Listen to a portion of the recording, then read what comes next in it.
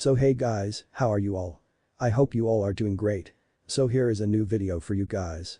So before starting the video, make sure that you have subscribed to the channel and also like the video. So in this video, what if Naruto were revealed as an elite ninja? So this is a movie and also complete 500 likes on this channel and also comment down, and so yeah, without wasting much more time, let's get into the video. Tsunade sighed. It was a beautiful day, the sun was shining, and the birds were singing peacefully.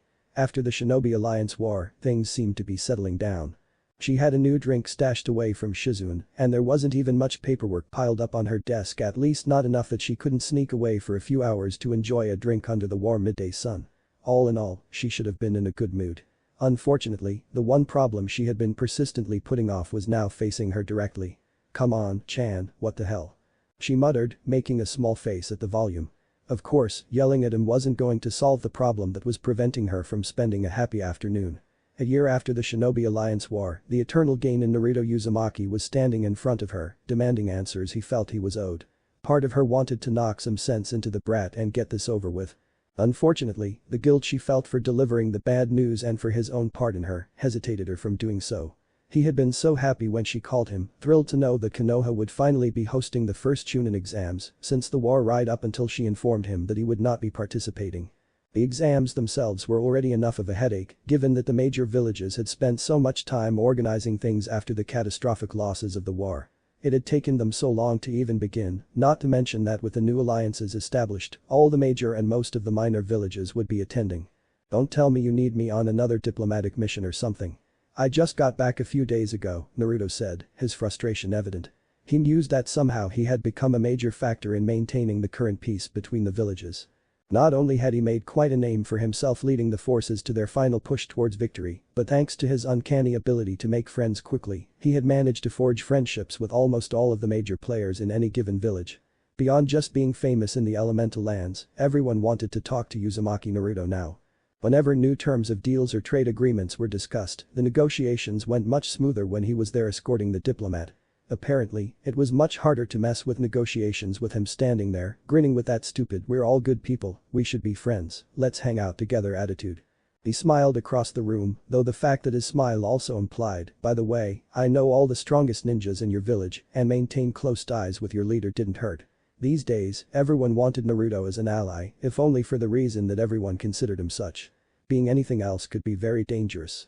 She sighed again, ignoring him as he continued to rant, leaving her unable to get a word in. She took another moment to examine the man before her. It was hard to believe the little brat had grown so much. He was no longer just Naruto, he was now Naruto Uzumaki, the hero of Konoha, the Orange Flash, the prophesied savior. If reports were to be believed, he had apparently told the Tsuchikage's advisors that they wanted to go easy on Suna because they were going through a rough time, but everyone would get along. This was despite over 80 years of grudge, ambushes, betrayals, and previous wars between the two villages. The fact that he managed to keep his head and report a successful mission 2 days ago fit his profile perfectly. It was amazing, she decided, the less she thought about it, the better. "It's time to stop stalling," Naruto interrupted. "It's none of that. You have free time during the next few weeks. I'm actually taking most of our important ninjas back to the village during the exams, including you. It doesn't hurt to stroke his ego," a little Tsunade thought with a smile, as he smugly took a few steps forward.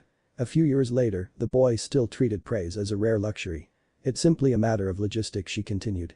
"You need full teams of 3 to compete, and there are no eligible teams with one man short. We have no spots for you. Let me do it alone. I can handle it," he argued with his usual confidence, though not without reason in the circumstance.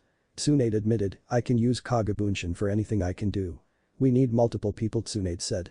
"I considered that too, but ultimately, a Chunin is the leader of a team of ninjas.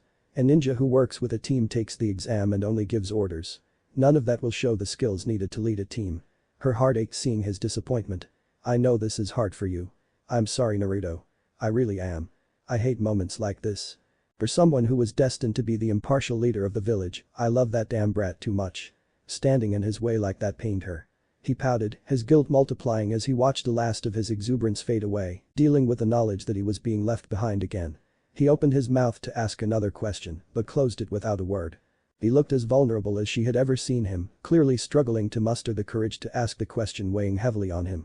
For a ninja who spent most of his life blurting out the first thing that came to mind and speaking from the heart more than from the head, it was a very strange look. Any other time, she would have found it funny. Right now, she could barely stand it. She tried again, her voice barely a whisper. I just don't understand why I'm still a Ganon. You know why everyone else got promoted after the war. She paused, not quite asking the question she had struggled with every time she had seen him for the past 6 months. She sighed. There it was at last. The elephant in the room, the reason why she had been making an effort to be gentle with him lately. The fact that she had had to watch everyone else ascend while he remained a Ganon was something he would never have expected from her. Frankly, it seemed ridiculous to her that Naruto, an S-class ninja and an unquestionable asset to the village, was still considered a Ganon, especially considering his enormous, though insubordinate, contribution in the last war. Without a doubt, his presence had far surpassed that of either of his parents. However, in the following months, she had promoted most of the ninjas in their year group to special or full Jonin, while he, the only Ganon on the front lines, had been ignored. It was foolish, he knew it, she knew it. The fact that it had taken him until now to question her about it surprised her. Honestly, Tsunade wondered if that was due to his trust in her, knowing she would never seek to ruin him, or if he was simply hurt at being ignored once again. Thinking for a moment, she decided it was probably best not to know. I understand your frustrations with this, Naruto. I do. To be honest, there are a few reasons why we haven't promoted you. His eyes drilled into her, and she could see the hope in them, a hope that there was an explanation.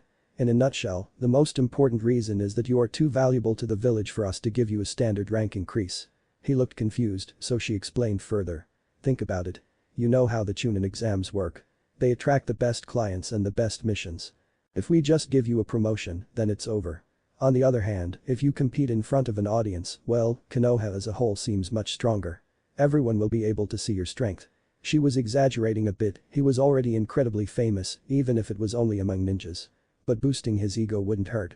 The fact that he was rubbing his head and trying not to smile instead of looking at her was a good sign. Most ninjas saw your strength in the last war already. Stories and legends are being made about you. However, to the civilian world, they can't really understand. They hear S-class and just think of very strong ninja. By doing this, we let them see that your strength is unmatched.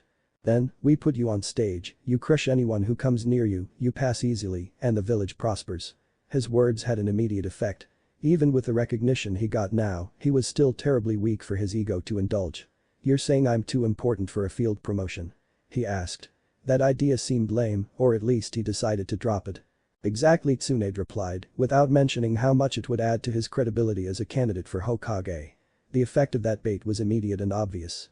Naruto smiled. This was going much better than he had dared to hope. He already felt less guilty. He gave himself a mental kick. They should have had this discussion months ago. He really thought so. Tsunade should have known that Naruto would take it pretty well. After all, it was Naruto she was dealing with. The brat was practically incapable of holding ill will towards anyone. If he did, well, maybe she could still get away and enjoy the sun before Shizune came to see her. I'm actually surprised you wanted a promotion in the field. I thought you would prefer it this way. You're not the type of person who wants things handed to you. I was hoping you'd want to grab this with your own hand, she said. She ignored the fact that a Chunin rank was now so far beneath him that he had earned it on the field and had grabbed it with his own hands many times by now. Anyways, it's not like we treat you like a Ganon. You haven't done a B rank mission in months. How many other Ganon do you see me giving S rank missions to? Hell, how many other Chunin do you see getting more S rank missions than most Jonin? She softened for a moment. No one doubts you, brat. A promotion would only give you more responsibility. I would have thought that training to be Hokage was enough for you. Want to start accepting Ganon or something? He was all smiles now. Well, you know, Bach, he was just curious. I didn't blame you or anything. He wasn't quite looking her in the eyes when he said that, and she realized sadly, I just thought, you know, maybe it was because of the Kyuubi and anyways. So I'm too important to be promoted outside of the exams. Okay, I'll just take them and kick all their asses. She made a face. So much for finishing this up and having a drink. Now we're back at square one. He's mostly appeased, but I don't want to repeat this whole song and dance again. Naruto got straight to the point. Exactly. Unfortunately, it's not these Chunin exams, but as soon as we get a team with a spot, we'll put you in it. Of course. And, hey, if something happens or I find a team, that would be fine, right? This time, it was her turn to look at him. Naruto, if a spot opens up or you can form a team, then that's fine. But I don't want to hear about you going around bothering teams to get someone to drop out so you can take a spot. He balked, and she decided that probably wasn't her style and gave in a bit. Well, neither Kakashi nor Yamato have any missions at the moment. So yeah, Naruto, if you can find 2 more Genin squad mates, either of them can be your Jonin sensei, and I'll be happy to have you compete. I think that would probably be fine, she thought. And hey, it's Naruto the brat who makes miracles happen. Maybe I'll see him at the exams after all. I'm pretty sure all the eligible Genin are accounted for, but I'll worry about that later. By now, she had finally had the conversation she feared. It deserved a celebration. Well then, get out of here. I have important matters to attend to before Shizune gets here. She was already opening her drawer. He didn't believe her for a second, but he left. She pretended not to hear him laugh at her or call her the old drunk. Unfortunately, when he was at the end of the hall, she couldn't pretend not to hear him yell out, "Hey, Shizune-chan." Tsunade froze, her hand already clenched around the neck of the bottle. Damn, so close. She felt like crying. It could have been such a perfect afternoon. Hey, I've been having some trouble with my arm since the mission. Could you come check on it for me? Smiling, hearing Shizune's confused response of what now? And Naruto-kun. As she was taken away, Tsunade remembered why she loved that damn brat. A few hours later, after being given a thorough exam by a confused Shizune, Naruto found himself aimlessly wandering around the village. He was still a little depressed about not being able to compete in the upcoming exams, and beyond that, he didn't really have anything to do. However, it was just afternoon, so the best course of action he decided on was to grab something to eat and then come up with a plan for the afternoon. Unfortunately, not even choosing lunch was as easy as he thought. I used to really feel like ramen, but Sakura-chan would get mad if she found out I had Ichiraku's 3 meals in a row after she made me promise to cut back. Maybe some donburi. Oh hey, that's hey, Hinata-chan. He yelled, running up to her. Hinata wasn't necessarily the best company for lunch since she didn't talk much and tended to spend most of the meal turning bright red. Still, she was a nice girl and he hadn't regretted making an effort to get to know her after the war, not for a moment. Besides, she was a good listener, perfect for venting frustrations about those damn exams. Hey, what are you doing? Are you free? I'm going to lunch, he asked. Instantly, she burst into the most unflattering blush and stiffened like a board. Hinata fought valiantly against the urge to hide behind the nearest telephone pole. And Naruto-kun. Making a slight grimace at her stutter, he clarified, I'm not doing anything important. I would love to have lunch with you. She had eaten about half an hour ago, and her father was probably expecting her back soon, but it was okay. She would just get a small lunch with Naruto. Her whole body heated up at the prospect. Hinata was actually very happy with her life recently. Things had calmed down after the war, which had given her and Naruto time to talk without daunting threats hanging over their heads. While she knew they weren't necessarily dating strictly speaking, they did spend a lot of time together when they were free. He wanted to get to know her better, and she was becoming much less shy around him. She barely even stuttered anymore. The only drawback she could think of was that, since he was so busy these days, always going away for weeks at a time on one diplomatic mission or another, the moments they spent together were few and far between. Still, even that wasn't so bad. People had finally realized what she had always known about him. Anyway, she knew the Chunin exams were coming up. They got closer, and things slowed down after that. Her body heated up again at that thought. Naruto must have left later, and she had been putting off their goodbyes. Hopefully, she could take hers at the same time, a few weeks or even a month, just to relax in the village with Naruto. No missions, no S-class threats, no war, just her and him. Hinata was very proud of herself for not blushing as her thoughts trailed off for a moment. She had really grown up, and just like she had promised herself. Hinata walked beside the man she loved, chatting as they ended up deciding on okonomiyaki. No way. Are you going to proctor exams for someone while shoving as much okonomi into your mouth as possible? Naruto was surprisingly coherent. He knew it probably wasn't the most polite way to eat. Sakura-chan would get mad at him, but Hinata-chan never complained and always seemed happy whenever she ate with him. So, he enjoyed getting his way. Well, I don't know if I'll actually get to. I'd like Anko-chan to enter. It will be her first time. I want to keep an eye on her. He whistled. Wow. Then Anko will be a Chunin. It's hard to believe she's so small. She doesn't like it when you call her that, Naruto-kun, Hinata said, snorting as she defended his sister. He just laughed and ate more food, with Hinata scolding him. Who would have thought? But yes, she's going to try. Well, she's a good girl anyway. I like her, and if she's as strong as you were at that age, she'll surely pass on the first try. His fingers and chopsticks were raised towards the ceiling to emphasize that last point. I'll have to watch their matches with you, he said, showing how much he had improved. Hinata spent less than 10 seconds blushing at the thought of sitting next to Naruto in the stands watching the matches. That would definitely, probably, most likely count as a date. However, that didn't stop him from noticing the slight flaw in his plan. But also, you won't be participating in those matches, Naruto-kun. Hinata thought it was completely silly that Naruto was still considered a genin, especially after the war. He would surely be competing this time to finally advance. When she saw his face darken instantly, she immediately regretted asking. Although it wasn't unusual to see Naruto sulking over something, seeing a smile fall from his face so quickly indicated it was obviously a very painful subject. Yes, it should be. It's stupid, he said, twirling his chopsticks as he searched for words. Apparently, there are no genin teams with an open spot and they won't let me in. He just stuck his chopsticks into the rest of the food and turned them around. I'm going to be a genin for a few more months at least, he said with a sigh of resignation. Bachan made good points, mainly about me being too awesome to get free titles, but it's still hard to accept. Now it was Hinata's turn to get depressed. She hated seeing him like that, especially because she knew he didn't deserve it. If she hadn't known how close Naruto and the Hokage were, or that they were grooming him as their successor, she would have been furious with the Hokage after the war. It was all terrible. When everyone got the notification of their promotions, she had rushed to congratulate him and happily told him about how she had become a special Jonin, only to hear that he was still a genin. He had taken it a lot better than most people. At the end of the day, Naruto honestly would always be happy for anyone's accomplishments. But still, she knew it would hurt him. She couldn't imagine how hard it would be for him to just sit and watch the exams. I'm sorry. That must be terrible, Hinata said, her voice tinged with sympathy. His previous good mood disappeared. Hinata was desperately searching for a new topic. Now was probably not the best time to mention how she had been looking forward to teaming up with him for the upcoming Chunin exams after he became Chunin, with Shino being named Jonin and their team having a free spot. Naruto, for his part, just put his head on the table and muttered, I can't believe it. All the implications were sinking in now. Even Minina will be Chunin before me. Damn, he thought. It was bad enough when everyone his age was Chunin and he was left behind, but now even worse, with all of them being Jonin while he was still a genin. He thought about the kids below him now surpassing him in rank. No, wait. I definitely don't want to think about that, he thought. He couldn't stand it right now, yet he felt bad lying and sulking in front of Hinata. Looking up for a moment, he could see she was clearly distressed. Ah, sorry, Hinata-chan, he said, forcing a smile. I only found out a few hours ago. I guess I'm still a little upset about it. Another sigh. He didn't want to just sit there moping.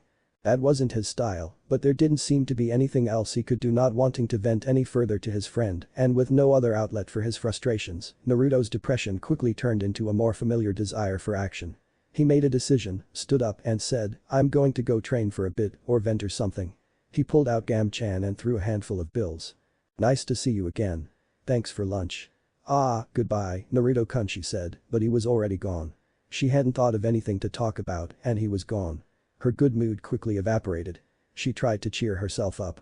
Naruto was not the type to get depressed over something like this, he'd recover soon. It was a shame his lunch hadn't gone as well as he'd hoped, but he'd had a great time right up until he asked that stupid question. She whispered to herself, lowering her head, another chance wasted. A few minutes later, after picking up the remains of her meal, she got up to leave. Suddenly, she saw how much money Naruto had left. Oh, he paid for my lunch too, she realized, and suddenly the warm feeling she had missed came back in full force. That means it's a date, right? A guy paying for a girl's meal, it's definitely a date. A date with Naruto-kun. Feeling a little dizzy and fully aware that all the blood had rushed to her head, Hinata walked out of the restaurant happily, in a daze. It really is the little things that count. It was an unusually subdued Naruto who headed to the training camp. Normally, he had no problem celebrating the achievements of others. He honestly got happy every time someone took a step closer to their dreams. He wanted to be the kind of Hokage who led a village where anyone could achieve their dream. He even liked Minina, she was a nice girl. She laughed at his jokes, was polite, and seemed to find him easier to talk to than Hinata. To be fair, a part of him noticed that Hinata was a lot better at talking to him nowadays. Still, thinking of her as a Chunin, he would be happy for her, of course, but damn it, this sucks. He wanted to scream. He couldn't get that thought out of his mind. Running his hands through his hair in frustration, he continued, hey, it's the boss. Caught up in his thoughts, he didn't even hear the shout. Yeah, training is definitely the right idea. I need to vent. I can try out that new Rasengan I've been thinking about, blow up some rocks. The thoughts of destruction eased his mind a bit and he finally noticed the shouting coming from behind him.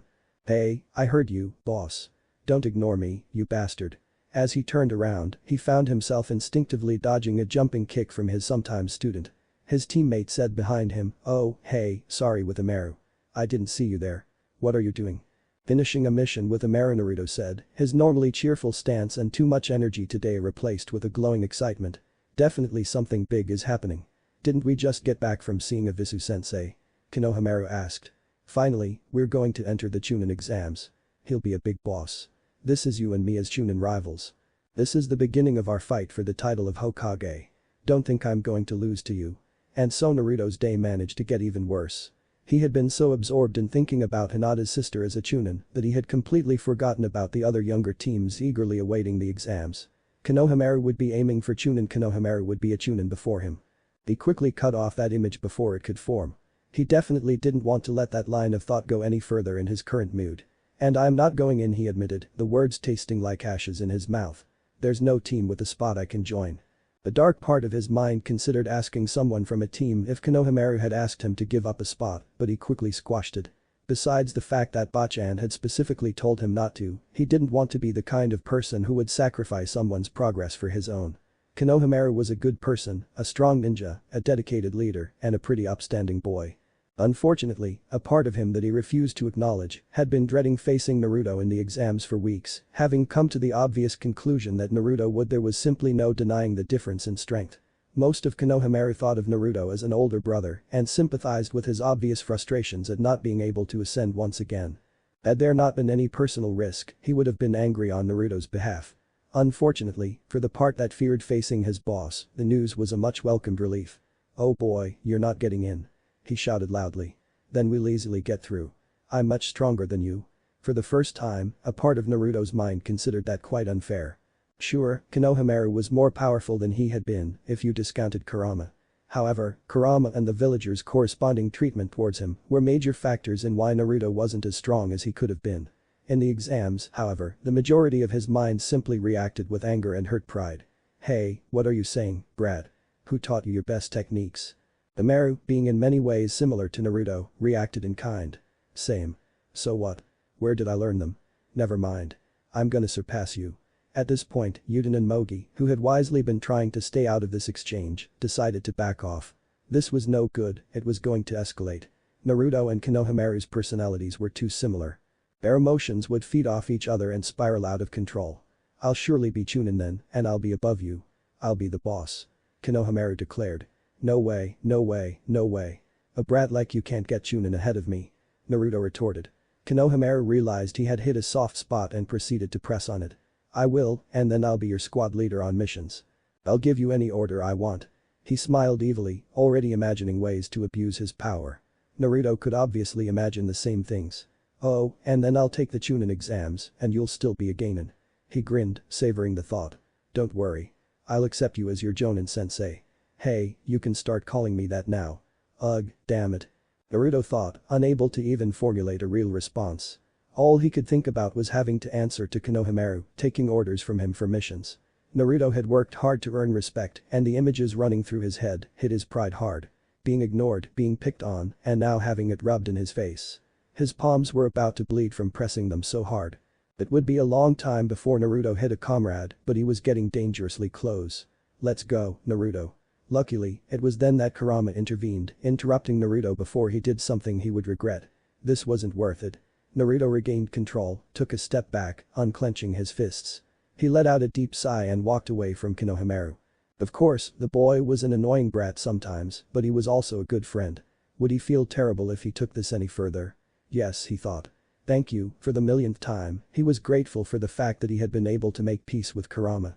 For someone who appreciated bonds as much as Naruto did, having a best friend integrated into his soul was very welcome. Plus, the fox bastard did a good job of keeping him under control in times like this. Yet, he was much more frustrated now that, after talking to Hinata, he knew the best plan was definitely to head to the training grounds as soon as possible. He needed to wear himself out destroying things until he felt better or at least was too tired to care. Avoiding looking at Konohamaru, he walked past him and began to walk away, managing to let go of his wounded pride enough to wish him, "Good luck with the exams, kids. I'll be cheering you on. So don't take it lightly." While he completely failed to keep the bitterness out of his tone, the sincerity in his words was clearly there. He disappeared over the nearest roof with a quick leap, leaving Konohamaru looking a little embarrassed, avoiding Mogi and Yuden's eyes as they looked at him. An hour later, Naruto was still training on a cliff at one of the far-off training grounds. Sweat was running down his face as he created new Rasengan forms on the fly. Unfortunately, he was failing completely, feeling himself falling apart as he charged. He quickly transitioned his remaining chakra into a standard Rasengan, rushing forward and slamming it into the rock, creating a huge crater. All he could think about was Hanabi and Amaru parading in front of him with their Chunin vests, while he stayed behind as the eternal Ganon. A rank S ninja caught in the initial range, what a joke. He growled, losing control of his emotions and instinctively creating a pair of shadow clones. He launched himself forward again, this time managing to crash a partially stabilized Rasengan into the wall, blowing the crater much deeper. It was barely a fraction of the damage he would have caused in Ninetales mode, but he wasn't trying to break down the cliff. I know I'd have no problems if I could enter the exams, but I don't know any other Ganon teams, he thought. Leaving the rocks alone for the moment, he jumped back, creating 4 new clones and stabilizing a Rasengan for almost 15 seconds. The resulting explosion, when he lost control, launched him backward and across the clearing. Ouch, ouch, ouch, he winced in pain as he scraped the ground. Yeah, maybe I'll have to leave that for Ninetales mode. It might work, though. With a Uzumaki Renden saved for future practice, his stamina finally ran out and at least some of his frustrations disappeared. Naruto was content to simply lie on the ground for a moment, feeling his wounds heal. His thoughts inevitably returned to the all-too-familiar topic. This would be easier if I knew more Ganon, but they've all already been promoted. There's no one left like me waiting. Inspiration struck him like lightning, making him sit upright instantly. His mind, usually so lost in books, was just as good at plans, tactics, or pranks.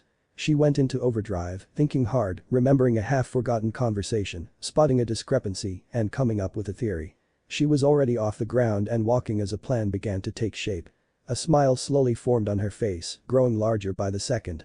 No way, no way. It might work. Oh man, Bachan would hate me, that thought made her smile incredibly wide. miles per hour, you certainly never stop thinking of something unexpected. Oh yes, I'm going to enter the Chunin exams. With that, all his worries and frustrations disappeared. The energy surged through him and his enthusiasm was unleashed. He had a plan, a bold plan, ridiculous and probably illogical, but Uzumaki Naruto had a plan. And as many great ninjas had discovered at their own peril, that was something very scary. Despite the excitement that burned within him, half an hour later Naruto was sitting quietly on the edge of the Konoha territory, staying completely still and concentrating on letting the natural energy flow through him. To anyone who knew him when he was young, it might have seemed strange that such a hyperactive ninja had managed to master sage techniques to a level even beyond Jiraiya, the famous Toad Sage. Whether it was a natural ability or part of his mother's lineage, he never bothered to ask. All he knew was that despite how excited he was, he still gained a great sense of peace and wonder by switching into sage mode. Feeling one with nature, sensing the chakra of all living beings around him, drawing the energy of the natural world to him, and feeling how it strengthened his own chakra, meditation always filled him with deep satisfaction. He spent half an hour simply meditating, gathering his thoughts and enjoying the peace he had gained, probably more than he needed. But he would need a lot of natural energy for the task ahead. Coming out of meditation, his standard personality took over once again. Well, let's do this. He yelled, opening up his largest reserve of chakra and shifting into his perfect 9-tailed chakra form. His eyes transformed into vertical slits resembling those of a fox through the horizontal bar of sage mode, and chakra erupted from him like a supernova. The entire village suddenly realized something was up. Anyone who was even remotely chakra sensitive was practically bathing in the warm positive energy released by Naruto's conversion of the malevolent chakra of the 9 tails. Pumping out as much chakra as possible, he quickly formed 3 shadow clones, each mimicking his form. The sage and 9 tails modes combined, the clones stood in a semicircle around him, each with wide grins and radiating enough chakra to level a mountain range. He briefly assessed his clones. Okay, that should be more than enough. Go ahead. He pointed into the distance as he finished. You got it, boss. The first clone leapt west at full speed, leaving little more than an orange flash. There you go, the voice of the second clone faded away as it quickly disappeared to the east. Let's get wild. The final clone was barely more than a blur heading north as the words left his mouth. On the contrary, the real Naruto withdrew his energy, released sage mode, and walked calmly back the way he came. Of course, it was against several regulations and rules to leave the village without a permit, and doing so risked becoming a missing nin. Luckily, he hadn't actually left the village, it was a shadow clone, after all, not him. Then he walked away with his hands behind his head and a big smile on his face, as if he were about to make the biggest joke of his life. After that, life went on as normal. If anyone was paying attention, the only clue that something might be up was that he never seemed to create any shadow clones. While it was normal for anyone else, it was an odd sign for someone like Naruto, who had practically made it his calling card. However, since he had no mission, it was no cause for concern. The only one who seemed to notice was the ever-vigilant Kakashi. The first real sign that something might be up occurred a week later at Ichiraku's. Naruto was happily eating his third plate while his pink-haired teammate blushed at his praise after excitedly telling her about his latest achievement at the hospital. "Wow, Sakura-chan, that's amazing. You totally saved that guy's life when he fell." Suddenly, it seemed as if a great force had hit him. All his energy was drained and for a moment he was almost deathly pale with glassy eyes. He fell back, coming to a few seconds later. He shook his head and tried to get his bearings, looking around and realizing he had fallen off the stool. Sakura was looking at him, clearly terrified by his sudden collapse. Desperately feeding diagnostic chakra into him, she asked, "Naruto. Naruto, are you okay? What happened? What can I do?" Feeling his strength slowly returning, he turned off the chakra and let her help him up, taking a second to give a sad look at the now spilled raiment. He scratched the back of his neck, not wanting to tell her the whole truth yet, but feeling guilty for worrying her like that. I'm fine, Sakura-chan. I just received a report on a small project I'm working on." Her worries faded slightly as he took his seat again and ordered a replacement raiment.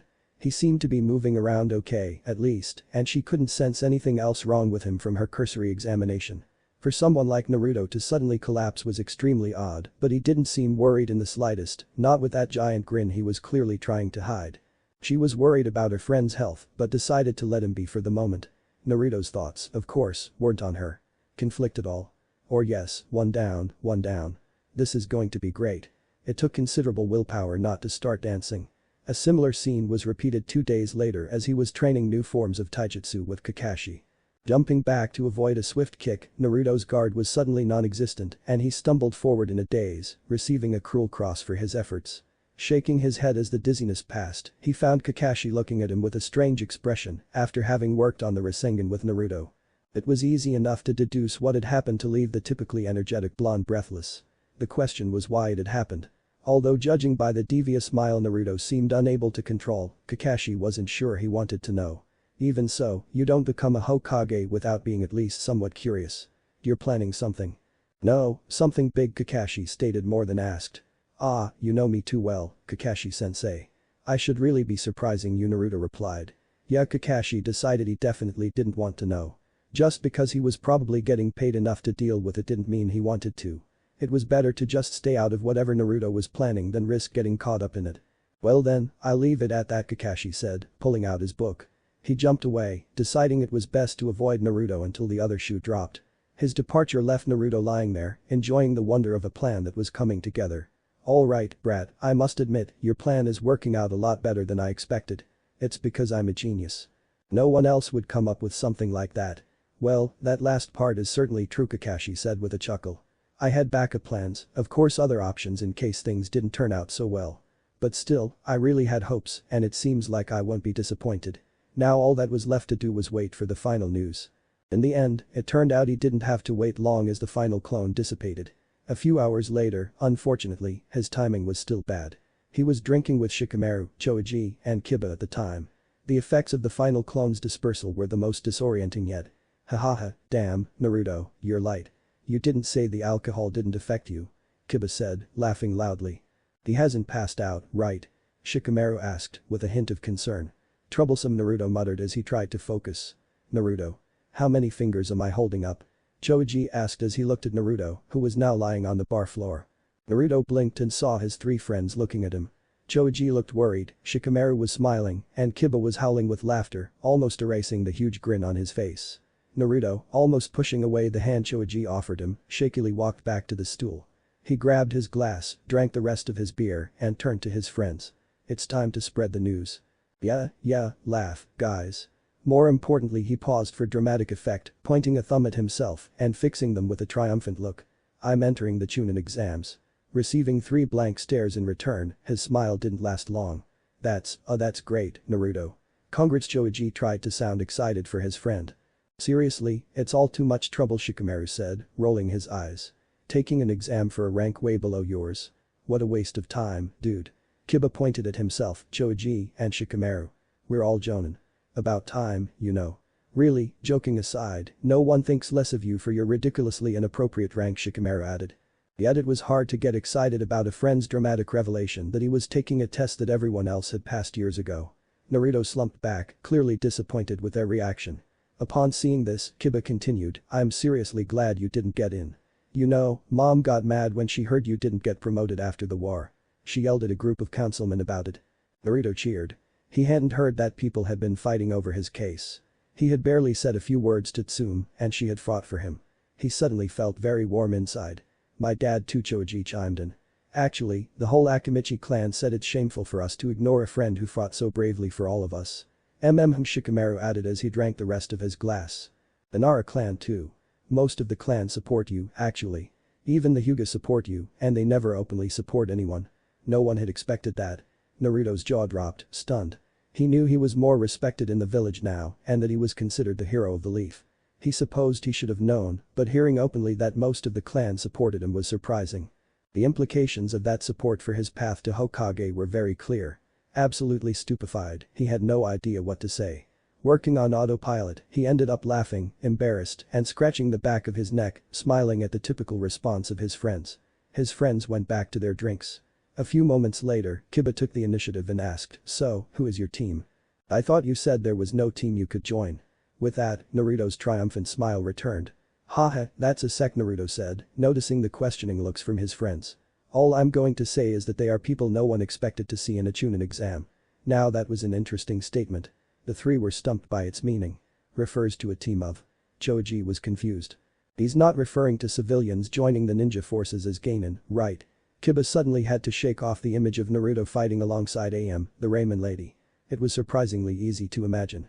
TCH, an annoying puzzle. Shikamaru decided he would solve it later. Seeing Naruto's smirk, which was positively evil, Shikamaru noticed the laugh of Kurama in the back of his mind seemed to agree. Oh, sure, there are fun times ahead. Weeks passed, and before anyone knew it, it was the day before the Chunin exams. An air of excitement was running through the village. Foreign contestants would be allowed into the village today, and for anyone interested, it was a good time to head to the main gate and observe the various contestants. Considering it was the first Chunin exam since the war and due to the global peace agreement, it was by far the largest event. The crowd at the gate, normally little more than a few punters hoping to see some good bets, had turned into quite an event in itself. Stalls had been set up and a significant portion of the town had turned out, if only to browse. The noise and chatter increased noticeably as the first group came into view. It seemed that the first group to be admitted would be the hidden cloud Genin. As they came into view, the gossip quickly turned from interest to surprise and shock. The head of the contingent leading the other Jonin was none other than the famous Lord Jinchuriki, Killer Bee, known for his status as the last remaining Jinchuriki and for his actions in the war, as well as his wild personality. Killer Bee was almost as famous as Naruto within the elemental nations these days. It was incredibly surprising to see someone like him at the start of the Chunin exams. Clearly, he was here representing the Raikage himself. While it would have been somewhat expected for him to appear in the finals, attending the first day of the event was unprecedented. Most decided that this further underscored how important this First Kingdom Chunin exam was. Soon, the Cloud Shinobi were through the gates and dispersed. The teams followed their Jonin sensei to their assigned hotels throughout the village. B himself seemed to hang back, taking in the sights and looking around. No one was sure what exactly he was looking for until a loud shout of "Yo, B!" was heard, breaking through the bustle of the crowd. Most turned to see the village's very own hero jumping off a nearby building, doing the O signs with a giant grin on his face. It was quite a sight in itself. It was hard to miss the loud blonde at the best of times, but with Naruto's current popularity within the village, everyone wanted to follow his actions. The stories about him were almost unbelievable, but people were easily able to confirm them, especially the strong friendship between the two Jinchuriki. Villagers close to them had to confess that they had no idea what they were doing. After what seemed like some sort of ceremonial fist bump, they began to dance around each other, making strange hand seals and speaking in rhymes. That was strange even for a ninja. The attention of the crowd was drawn back to the gate a short time later when the next group came into view. This time, there was palpable tension in the air. Seeing a contingent of rock shinobi approaching the village was uncomfortable for many people. For the older members, it brought back terrible memories of the previous war, where the idea of rock shinobi besieging the village was a constant fear. For the younger generation, it was simply fear and tension transmitted. Everyone knew of the animosity between Konoha and Rock, and it seemed like everyone except Naruto was on edge. As soon as he was allowed entry, the rock shinobi yelled, "Hey Kuretsuchi," waving to their leader. The bright smile on his face faded slightly as he had to dodge a rock thrown in response to the nickname. Now the rumors were going wild. Cloud had sent Killer Bee to the first stage of the exams, and now Rock had sent Kuritsuchi, the granddaughter of the Tsukikage, who was rumored to be next in line to succeed the title. Not to mention that Naruto apparently considered her a good friend, judging by the way he quickly introduced her to Killer Bee. They laughed amongst themselves, drawing him into their conversation. Clearly, the reputation of Naruto outside the village was not to be underestimated. Everyone had heard the stories, but still, one had to wonder how many highly influential top-level ninjas he was friends with. It was hard to believe this was the same nameless brat who had once been disdained by the village as nothing more than a nuisance and a potential danger. After things calmed down, Naruto and his friends were talking more quietly by themselves. Bee still seemed to be dancing, and judging by the strange seals his hands were still making, he was probably still rhyming. Kuritsuchi had bought some food from street vendors and seemed to be mostly eating, chiming in on the conversation every now and then. Another hour passed after the Rock entrance until the next group arrived. This time, the feeling of the crowd was mixed. Seeing Sand Shinobi enter the village brought back all too recent memories of their failed invasion. Luckily for most, those feelings were pretty much muted at this time. Times had finally moved on since the war. Both villages had sent teams to each other's Chunin exams many times, and the addition of the 5th Kazekage, who had proven to be an unconditional ally of the Leaf, was noteworthy. There were many stories circulating about joint missions with the arena, with lives and dues sacrificed. Having seen 2 of the large villages send their strongest representatives to check their equipment, the villages were less surprised to see the Kazekage at the head of the group. Still, it was an incredibly interesting development to see the Kazekage himself on the first day of exams. If it had been someone like the Unstoppable Sword or even Tamari with a wind side, it would have been understandable. But Gaara, the 5th Kazekage, leading his squad of Genin was unprecedented. No one was quite sure what to make of the rumors that the alliance was largely due to Naruto, who the Kazekage considered almost a brother. However, the rumors gained some credence when Naruto called out to Gaara, grinning madly and even shaking his hand when he arrived. Despite all his boasting, Naruto was famous for being terrible at any form of physical contact, most likely due to his upbringing. Some even claimed to have seen the decidedly stoic Kazekage smirking as he approached, though that rumor was quickly dismissed as exaggeration. After that, for the next few hours, there was a steady stream of minor applicants from the village. Representatives from Grass, Rain, Waterfall, and a handful of other smaller villages. Most of the interest in them came from people looking to set gambling odds. Aside from a momentarily sad look from Naruto at the Waterfall ninja and a pensive glance at the Rain ninja's entrance, nothing exciting happened. It wasn't until the early afternoon that the final large village made its entrance. By then, Naruto and his group were all seated around a rock table, courtesy of Kuritsuchi. By all accounts, they appeared to be happily exchanging stories as they saw the Mist Ninja enter the village. Rumors were rife again, with hopes to see perhaps one of the 7 swordsmen leading the group. The surprise at seeing the Mizukage walking calmly towards the village was palpable. Even more so when Naruto's screams rang out and Mei's name was heard. Once again, a Kage not only heard him but also approached. After being introduced, she sat down on a newly created seat and joined them. However, it was noted that she threatened to boil him alive for using that nickname.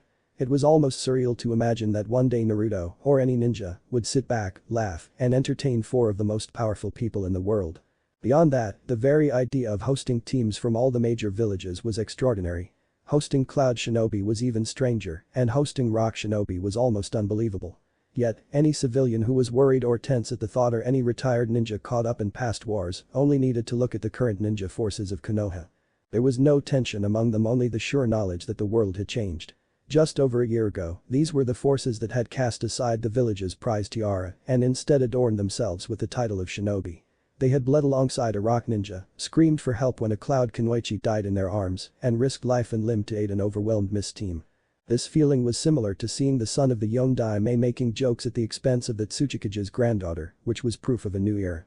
That night, Naruto found himself meditating in his apartment, having separated from his foreign friends to give them time to settle in and recover.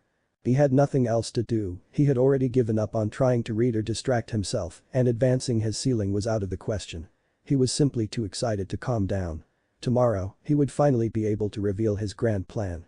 He would finally be taking the steps necessary to obtain the title that she should have gotten a long time ago. He had been tempted to head to the training grounds to exhaust himself a bit, but in the end, he decided that probably wasn't the best look on the eve of an exam. Luckily, sage meditation was a great cure for restlessness. He used it whenever he was overly stressed or needed to calm down. He was always amazed at the value of letting his body tune into nature, losing himself in the feeling of the energies that flowed through him, letting everything else wash away. Even with Sage Mode, it was quite difficult to distinguish specific chakra signals in a place as dense as Konoha. However, there were some signals he knew intimately, such as those of his closest friends. That's why he was baffled when he noticed in the back of his mind that several of them were grouping together. They are gathering. Something is happening, he thought. They are heading this way. In fact, after realizing that it was impossible to ignore, he saw a group of his friends clearly heading toward his house, seemingly picking up more as they went. He had no idea what they wanted, but that was okay, he always looked forward to spending time with friends, especially when he had no other plans. Keeping Sage Mode active, he stood up, not seeing them walk up the stairs to his apartment. He chuckled lightly to himself as he moved silently toward his door, sensing their presence approaching a benefit of Sage Mode. Waiting for the right moment, he suddenly opened the door with a loud, "Hey, guys." Just as Sakura was raising her hand to call out, their sudden appearance and loud greeting made her jump back with a yelp of surprise, straight into Kiba, sending them both back into the rest of the group, which then dragged everyone else down until they all finally landed in a large heap on the ground. Naruto, ever the discreet gentleman, stood over them, bent in half with laughter as his friends untangled themselves. He extended a hand to Sakura and helped her to her feet, making a small face when she grabbed his hand with more force than strictly necessary. He decided to break the ice. "So, what's up, guys? What are you all doing here?" "Well, what do you think we're doing here?" Sakura replied cheerfully. "We're here to celebrate that you finally entered the Chunin exam."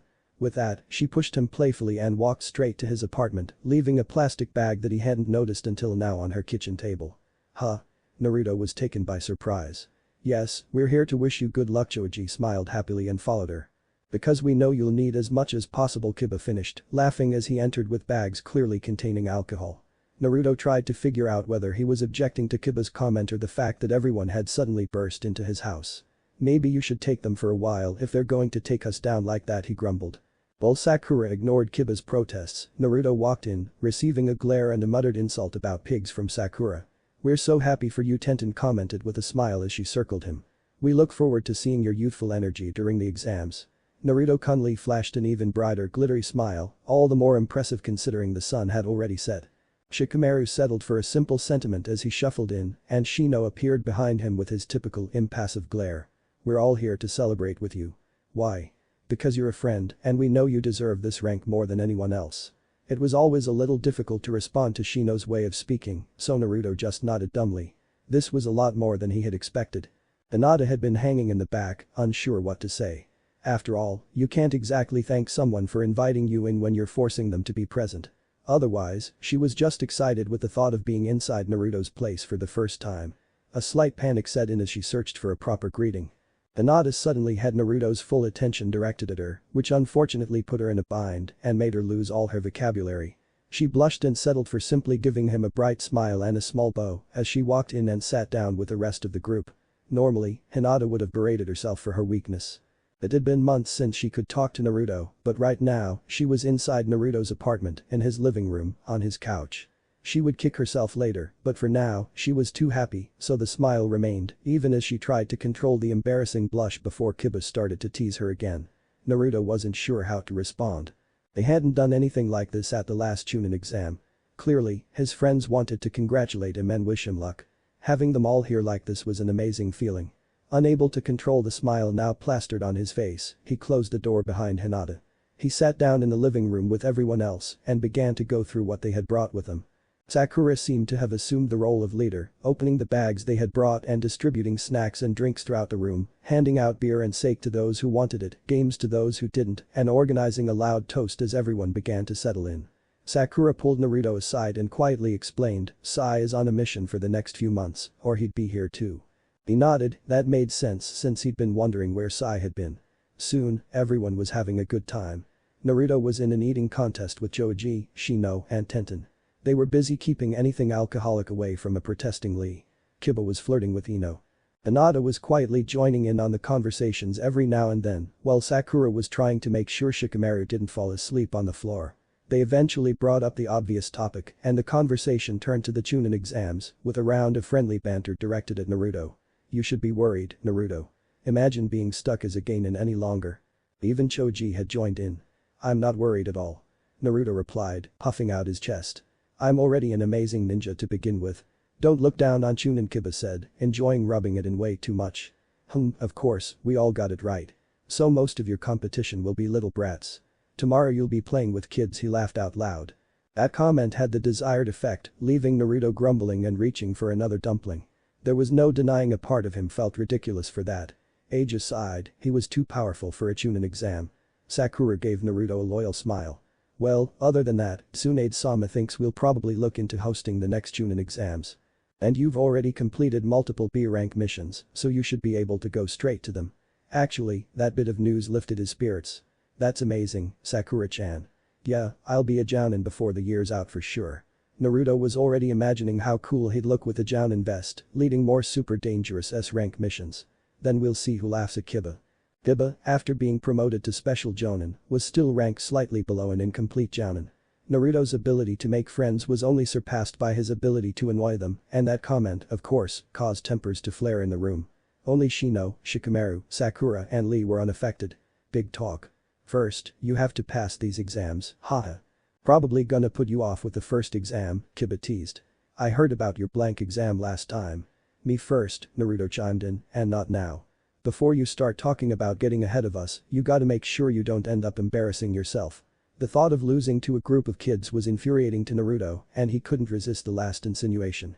Naruto was never good with a bruised ego, and things seemed about to escalate. Meanwhile, Hinata had been struggling to get a word in edgewise as conversations revolved around making fun of Naruto. He had improved a lot and could comfortably talk to him one-on-one. However, in a group, it was much harder. The embarrassment multiplied, and he ended up questioning himself until he couldn't utter a word. Tonight, however, with the help of some alcohol running through his system, he managed to gather his courage, clench his fists, close his eyes, and declare as loudly as he could, Naruto-kun will pass safely.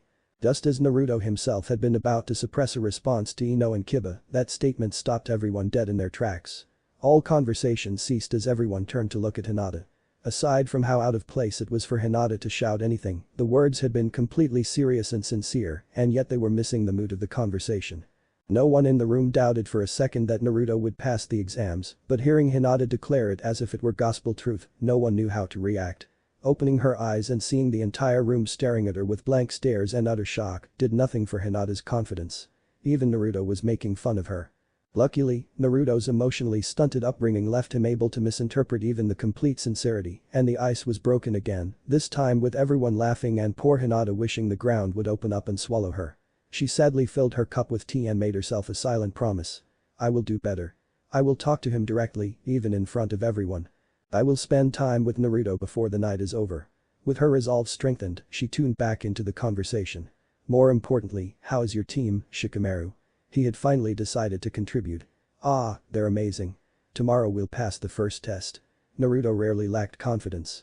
Only one member of the room had ever seen him doubt himself. For the next few minutes, he was forced to dodge questions about who the members of his team really were, to the growing annoyance of most of his friends. He either laughed at the questions or claimed it was a surprise. I guess I'll see for myself tomorrow. I'm stuck supervising the first test. It's troublesome. Shikamaru had a pretty decent position. Who Naruto had recruited for his team was still unknown. He decided to give it his all and see if he was right. Me too, Hinata chimed in before being interrupted. Oh sure. Yeah, you're there to take care of your little sister, right? Naruto gave her a wide smile. He had always wanted to have a family of his own. People who cared about him were at the top of his list of good people, especially in his messy clan. There's probably all sorts of things, Huga. Crazy things that I don't know if are happening too. That's right, Hinata nodded happily, bright red both from having his attention and from remembering a conversation from so long ago, especially one that ended badly. I'm very excited. I'm taking care of the second test, she said, interrupted by Choji with a smile, moving the conversation away from Hinata's sister and absent-mindedly wondering why he was getting a glare from Shino. I think most of us get involved in one way or another after we found out you were getting in. Yes, I am the examiner for the second test, announced Kiba, stopping as he looked at Choji for interrupting Naruto and Hinata. I signed up as soon as I heard you were getting in. Yosh. Tenten and I have been selected to help with the first test, Tenten confirmed. You are nothing but interesting to watch. I wanted front row seats. Shizune and I have been selected as head doctors for the final exams, Sakura said, slightly puffing out her chest. It was quite an honor, especially with a huge crowd. Somehow, I got selected as an examiner for the final exams, Ino finished, clearly very pleased with that selection. Well, after all, it's not like you can put your giant forehead in front of such an important crowd. With that, the two girls began their typical friendly discussion. Shikamaru sighed and leaned back. Shino quickly pulled out a shot glass he had stolen from her somehow, and the night continued with friendly banter and good humor. Honestly, Kiba scolded Hinata as she rolled the man in question onto his side, placing some pillows behind him and draping a blanket over him, challenging Choji to a drinking contest was never going to end well. And of course, she left her to watch over him when he passed out. "You're going to sleep here tonight," she scolded the unconscious young man. "There's no way I'm taking him home." Still trying to enjoy the remains of her light buzz, she made her way back to the main room. Unfortunately, it seemed the party was practically over. Ino and Sakura had left about an hour ago, Tenten had left shortly after, and Lee had offered to walk her home. While she had been busy with Kiba, it seemed either fatigue or alcohol had caught up with Shikamaru and Shino, with Shikamaru snoring on the floor and Shino leaning against the wall. Choji was nowhere to be seen, but the front door had been left open, so she figured he must have stumbled home. Kiba must have done better than he thought in sending Choji home, she realized as she locked up the apartment. It seems I'm the last one left. Just me and Naruto. Hinata suddenly realized who she had been with last. Where was Naruto? She wondered. No, she cut off that thought. He left before I could continue trying to keep my composure. Where is he, anyway? Oh no, he's passed out somewhere, right? Moving silently around the small apartment so as not to wake anyone unnecessarily, she finally spotted the elusive blonde sitting in a corner, holding a shot glass with his open bottle between his legs. Apparently, he was in the middle of a conversation with himself. He's talking to himself. It's strange, but oh, of course, she thought, talking to Kurama. She asked in a low voice as she sat as close to him as she dared. Sometimes it was strange to think that Naruto had all that other being inside him, yet she was glad that she had made friends with him. Only Naruto-kun could turn the dreaded Kikbi, the nightmare of a rabbit, into a trusted comrade, she thought, suppressing a giggle. Yes, he did. Naruto paused for a second, looking a little surprised. He said. You should call him Kurama, he seemed amused by this. That's his name, Hinata explained to his confused expression. Oh, I thought you said his name was important to him. He rarely says it to anyone. He wants me to call him Kurama. I'm glad. The alcohol coursing through his system was numbing his response. He was more in the mood to laugh than anything else. The nine-tailed demon fox wanted her to call him by his first name. Yeah, he was smiling at her now, clearly considering it a great honor. He says he likes you. The nine-tailed demon fox likes her? He replied intelligently. He paused again for a second, then frowned. Well, he says it's because you almost freed him. That brought her back to earth. She frowned, remembering that day. She had every intention of dying without regretting having done everything she could to save the man she loved. The Kikbi had nothing to do with it, she never intended to free him, nor had she even known then. Essing her thoughts, Naruto snapped her out of her daydream. Just ignore him. It's just him being a fool, he rolled his eyes. No, really, it's because it's you. He was looking straight at her now with a slight smile on his face, but otherwise an absolutely serious expression. It was making her a little dizzy. For the same reason he's my friend. Now you're like me. You work hard. You're strong. He respects that because of you. Hinata couldn't help but cheer up at that. The Sun Ninja, the one who had taken the boy who admired and followed with all his might, the one who had brought him out of the depths of despair during the last Sun Ninja War, suddenly felt incredibly warm and returned the smile. Okay then, she agreed. Naruto had already recognized her, and so had Kurama. What were you talking about with Kurama then? Your plans for tomorrow?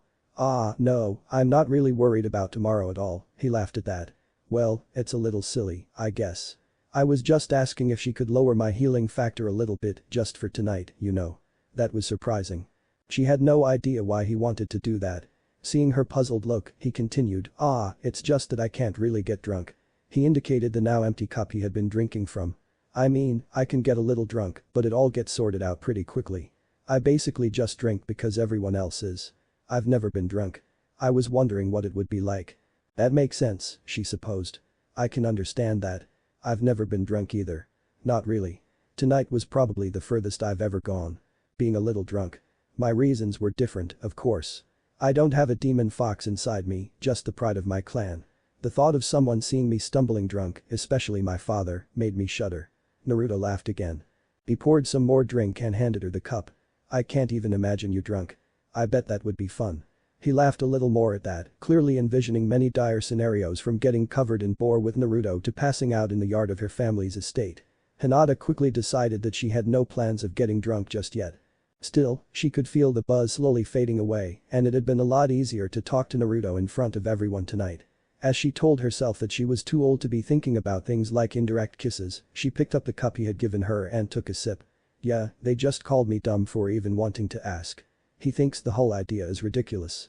So he doesn't want to talk about it. She snorted at that.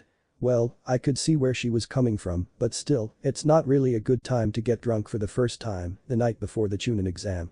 Yeah, I guess that's pretty true, he admitted, clearly without giving up on the idea. Then I'll do it after the exam to celebrate. He nodded, finishing the cup and turning it back to her. That seemed fair enough. Celebrations would be expected after exams. They stayed like that for the next few hours, exchanging stories or talking about trivial matters, slowly sipping the remaining drink. She kept a slight hum, and he just enjoyed the taste. It was a comfortable feeling. They moved closer together, shoulder to shoulder. Their conversations grew lower and quieter as drowsiness overtook them. Hinata was smirking all over his face, her body warm and fuzzy with joy. She finally gave out and fell asleep, collapsing on her side and passing out on Naruto's shoulder. Naruto did the same not long after. Of course, everyone moves in their sleep. Later the next day, after recovering from the shock, Hinata couldn't decide if waking up and finding her head in Naruto's lap had been the most mortifying experience of her life or the most surprising. Needless to say, she spent the rest of the morning very red in the face and struggling to speak. "Thank God I was the first to wake up," Sakura said, standing in the exam building. Watching the exam candidates begin to arrive was quite a boring experience. As a show of status, all the proctors had been asked to attend. Technically, she could avoid it since she was one of the head doctors and not a proctor, but she was curious to get a look at Naruto's team. To think Naruto was able to keep something like that a secret for so long. I hope he didn't do anything too stupid. Speaking of Naruto, he had just arrived, finally able to satisfy his curiosity. Sakura looked around expectantly. He's alone. He won't use Kagebunshin, right? Is that allowed? She laughed at that thought. Would it be just like Naruto to do something like that? I really hope he can finally become Chunin. Whatever he has planned, I hope it works. He at least didn't seem worried, so she contented herself with just looking around the room.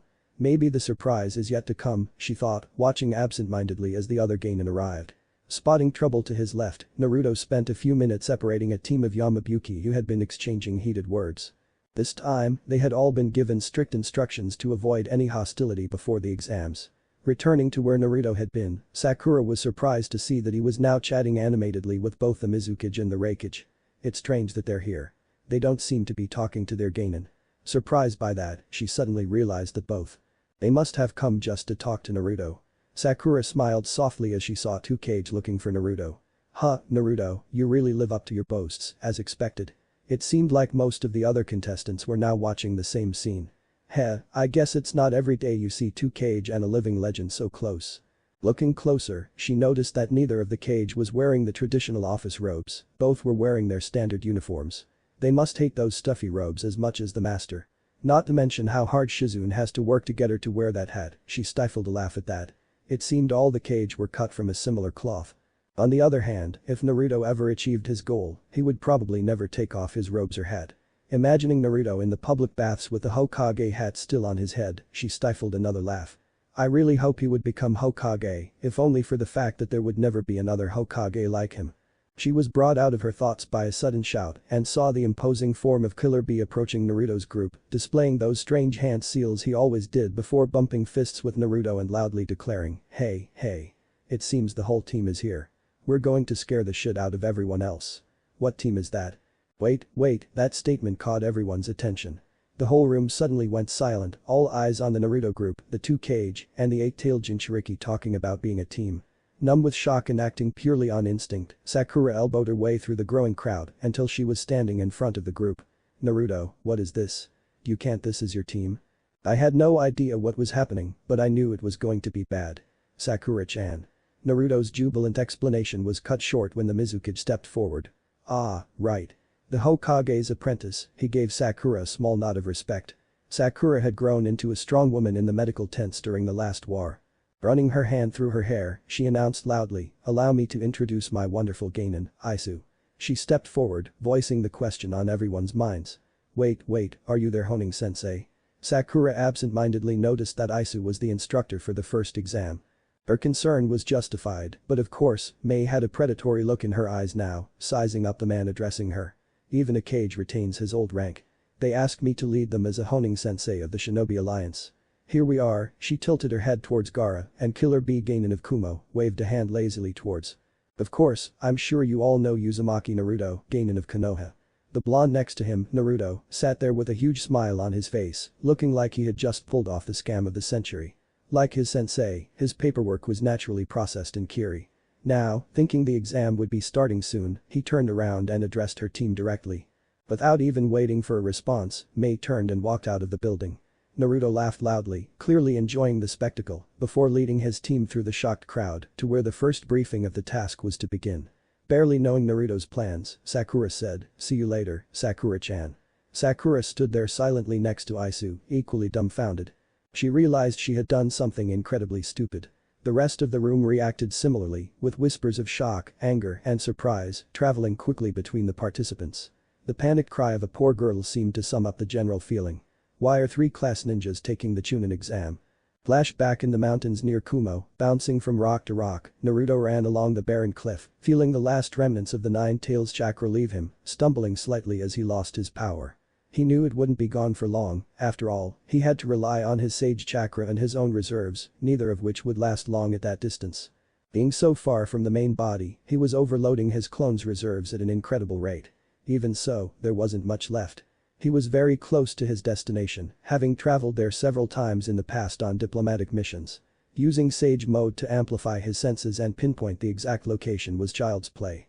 A little over an hour later, he jumped over the village walls, ran along the rooftops, and leaped through a window straight into the Raikage's throne room. "Hey Raj-Jichin," he shouted. "Herk," the Raikage replied, clearly startled. Running straight into a Kage's office without warning at high speed wasn't the smartest move. As soon as they detected his presence, he was surrounded by Anbu. Dodging a reflex attack from the Raikage himself, Naruto knew that taking any damage with his remaining reserves would be disastrous. He crouched down and tried to calm the situation. "Wait, it's me, Naruto." The words seemed to work. The Raikage stopped his attack and took a closer look at the supposed assassin. "Huh, Naruto. What are you doing here barging in like that, you fool?" "Haha, sorry," Naruto said, rubbing the back of his neck. "I'm in a hurry. That's all. I'm looking for B." The Raikage closed his eyes, considering the situation. Trusted ally or not, this is a family matter. "What are you doing here?" However, his interrogation was interrupted by the characteristic sound of a terrible blow. "Naruto, you sure know how to make an entrance, crazy fool. What can the great Jinchuriki-sama do for you?" Ignoring the Anbu who were still surrounding him with their weapons drawn, Naruto smiled and walked towards B, greeting him and bumping fists, clearly happy for the company. B put an arm over Naruto's shoulder and they began to move away. The Anbu were unsure of what to do. The Raikage simply snorted and turned around. Mabui seemed to be the only one who pointed out the problem. "Of course, Naruto, you can't just barge in here for no reason. I don't even have permission for you to be in the village right now. This is an act of aggression." "Ah, hey, don't be like that," B said. "Naruto's helped us a lot. If he's rushing, he's too important to stop." It was frustrating and hard to argue with B. Even Mabui, who had dealt with him thousands of times, struggled to process his ridiculous way of speaking. It took time to even formulate a response, which left her standing there, furious at the thought of a foreign ninja getting past her defenses. She just glared at the Raikage, cutting into his enjoyment of her frustration. Meanwhile, Naruto had continued to look into a room he assumed was an unused office. Being in the Raikage's tower, it was guaranteed that he would be at least relatively safe from those he was evading. He closed the door behind him and expanded his senses into Sage Mode to make sure there was no one hiding within earshot. He then turned to his fellow Jinchuriki. "So, B, what's going on?" "You ran all the way here to visit my hometown." B was clearly in a very good mood. Naruto supposed he was hoping to get a reason for another vacation. Luckily, that suited him perfectly. "Yeah, well, it's a bit of a long story. The Chunin exam is coming up in Konoha, but there's no team for me," he said with a slight grimace that still had a bitter taste. "But that's why I'm here." "Well, look," Naruto continued, "remember when we talked after the war and you told me not to worry about things like Chunin titles and stuff?" B nodded, recalling that shortly after the war, Naruto had joked about getting promoted to Jonin or even Hokage for his efforts. B had scoffed at the idea of worrying about titles and had tried to calm him down. Still, Naruto wasn't sure where he was going with this. "So, you ran to Kumo for philosophical advice. Well, I guess I wanted to ask you more about it. You said you never got any of the ranks." Naruto bit his lip in excitement. This was the moment of truth when he would find out if his entire trip had been a waste of time and energy. You two were overlooked. Be considered that. Huh. That's an old story, boy. It goes back to when I was just a kid. I played as a ninja, then got sent to war because of how good I was. They made me part of the fighting forces, and I kept proving myself. Things got tough, but I worked hard and beat everyone in sight. HQ always gave me more to do. Before I knew it, I was leading teams and training new guys. No time for exams. By then, I had already tested my mettle by acting as a honing throughout the war. No one cared to test if I was Chunin, and then I became the guardian. It didn't matter as long as I didn't let anyone in. B finished his story with a wide smile, obviously pleased with himself for stringing together so many rhyming verses on the fly. Naruto, although impressed, concentrated on understanding the story and raised his hand when he thought he had it.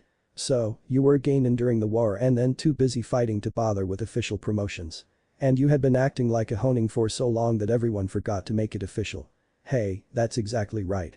My story, like my life, is tight. Naruto ignored that part.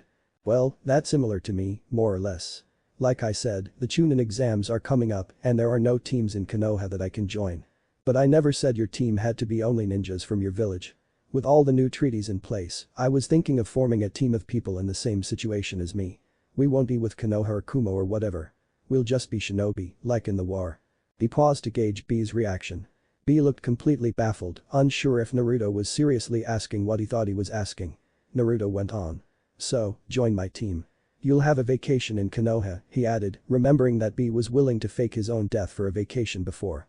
Surely that couldn't help but sweeten the deal. And we could finally become Chunin together. B just stood there, looking at Naruto. The suggestion was completely ridiculous. Anger with Konoha aside, he hadn't even thought about taking the Chunin exams in over a decade. He was so far behind that it was almost laughable.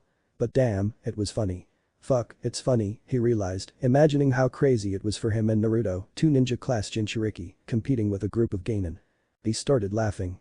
Even Yuki seemed to agree this was a once-in-a-lifetime opportunity. Hell yeah, little bro, let's show them the power of a Jinchuriki. After a few minutes of joy and a few more of rapping and planning with B, they finished their preparations, deciding to enjoy the time they had. He spent another hour hanging out with B until he started to run dangerously low on chakra. He released the jutsu to deliver the good news. End of flashback heading east along the Sea of Kiri, skimming as fast as possible over the water, Naruto regretted his hasty departure for the 1000th time. He had arrived in Port City in record time, but quickly found out that the next ship to Yuzukiri wouldn't arrive for a few more days. At that moment, the decision had seemed simple. I'm a ninja. I don't need a boat. I'll run all the way. Great plan, he thought bitterly. It hadn't been that bad getting to Yuzu, he had made it there in just over a day. Although he was looking forward to exploring the ruins of his mother's old home, he knew time was of the essence. Maintaining a Kage Bunshin for long periods across long distances was nearly impossible. For any other ninja, it would be impossible and only get harder from there. So, after taking a light nap, he jumped back into the waves and headed towards Kiri once more. Once again, the decision seemed simple. It would be quicker to head straight for Kiri, rather than heading southeast towards the mainland or surrounding islands. As a Bunshin's time was of the essence, the quickest option was clearly the best. Groaning to himself, he wished for the umpteenth time that he had thought through that decision more carefully. The problem was that while running along the sea was trivial for someone like him, sleeping in the sea was not. It was possible, probably, but he had no practice at it and it would take too much reserve to even attempt it. With no choice but to stay awake for the entire trip, he sailed through the water at full speed, making great time but feeling absolutely exhausted, with no idea how many days had passed since he last rested. Still, he consoled himself that he should be there soon, as long as he hadn't missed it completely. As he had been finding out over the last few days, it was very difficult to navigate without points of reference. He had been taught how to use the stars and the moon at the academy, but hadn't really paid attention. So, when several hours later he finally detected faint chakra signatures at the furthest reaches of his senses, he nearly burst into tears of joy. With a desperate effort, he propelled himself forward and somehow finally reached the continent of Kiri. As his feet touched the ground, he quickly lost his balance, went out of control, and fell in a heap outside of a fishing village, promptly passing out. He wasn't sure how many hours or days passed before he finally woke up, but the first thing he noticed was that it was early afternoon. The second was that he was surrounded by Kirionbu. They had undoubtedly detected the vast chakra he had been releasing while he slept. They increased their alertness as he began to sit up but made no aggressive moves. Still, they were aware that while he had come into their territory without warning or permission, it was incredibly dangerous and he was considered, until now, an ally. Standing up while grimacing at how quickly his reserves were being depleted so far from his real body, Naruto let the last vestiges of the Nine Tails chakra fade away and greeted the Anbu, whom he assumed was the leader. "Hey, I need to talk to Mei-chan. I'm in a hurry." Without giving them a chance to respond properly, he left, taking full advantage of Sage Mode to locate the exact location of the hidden village and the Mizukage, who was searching for the Anbu. Of course, they couldn't just let him run like that. Luckily, they were only fast enough to keep him in sight, unable to stop or slow him down as they chased him. Trying not to remember his old days being chased by Konoha ninjas, he flew past swampy terrain, over lakes, and around sinkholes. Finally, he was inside of Kiri's hidden village. Feeling the anguish and panic of the Anbu chasing him, he felt a little guilty, knowing they should be worried about a potential threat heading straight for their home, one that had made its intentions clear to speak to their leader. Yet, he couldn't afford to slow down. He didn't have time to waste with Anbu. Having only been sent to Kiri on a diplomatic mission once before, he was able to quickly identify the Mizukage's administrative building and plot a direct course for it. Breaking through the side of the building, he rolled out the window and jumped through the doors into the main hall. He quickly calmed himself down and sat down, feeling his reserves running low. He was desperately tempted to storm in and get down to business, but knowing Mei-chan as he did, that was a good way to get boiled alive. He felt it was probably best to handle this at least somewhat diplomatically. Any frustration he felt was eased by the shock and bewilderment radiating from the Anbu as they arrived and found their target patiently sitting with a bored expression on her face. It felt good. It was almost like a joke in itself, he thought, a part of him missing those carefree days. Of course, he couldn't resist messing with people, even now. "I heard you guys standing there. I said I need to talk to Mei-chan. Tell her I'm here." The captain of the Anbu, phrased in an unintelligible manner, clearly wasn't expecting this. Over a decade in the field hadn't prepared him for an S-class ninja to invade his territory, burst into his village, and then bark orders at him. Worse yet, he had to resist his instinctive reaction to follow those orders. The man sitting in front of him had a commanding and confident presence. Just listening to him give orders, he felt drawn back to a year ago, when he had been following the same ninja in the battle for the fate of the entire world. Shaking his thoughts clear, he looked at Naruto and desperately tried to think of what to do. Would he dare try to stop him? Would Uzumaki dare to leave and tell the Mizukage that Uzumaki was here? He had seen and felt how powerful Uzumaki was. He couldn't stop him, but he couldn't just leave him either. It was hard to know which option scared him more. Luckily, he was saved from the choice when a new, equally authoritative voice chimed in. "I'm already here." It took less than a moment for Mei to realize that Naruto was in her village. He wasn't making any effort to mask his presence. My, Naruto-kun. You came all the way here to see me?" she said with a charming smile. "Honestly, I like Naruto. He's a unique puzzle in my world, a ninja who announces his intentions to fight you before throwing the first kunai. The idea is ridiculous, but somehow he always manages to put up with my crazy nindo. Still, I'm no fool. I'm cautious, even with him." Mei-chan, Naruto said, walking past the Anbu and giving her a smile that was too sincere for a shinobi of his caliber. She tried not to grimace at the incredibly gentle and respectful way he greeted her. It helped that she had seen how he addressed the other Kages. At first, it had been so much fun. How fun listening to him was going to change Kage-jan's perspective right up until he met her and promptly refused to call her anything other than Mei-chan. "We really don't have anything scheduled," she continued, "but I wanted to see you. It's important.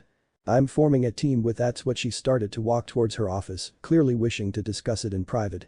Her eyebrow furrowed as she examined the situation. Mei was actually quite worried at this point, considering his words. If she needed the power of the Mizukage for whatever team she was recruiting, then it must be a catastrophic threat.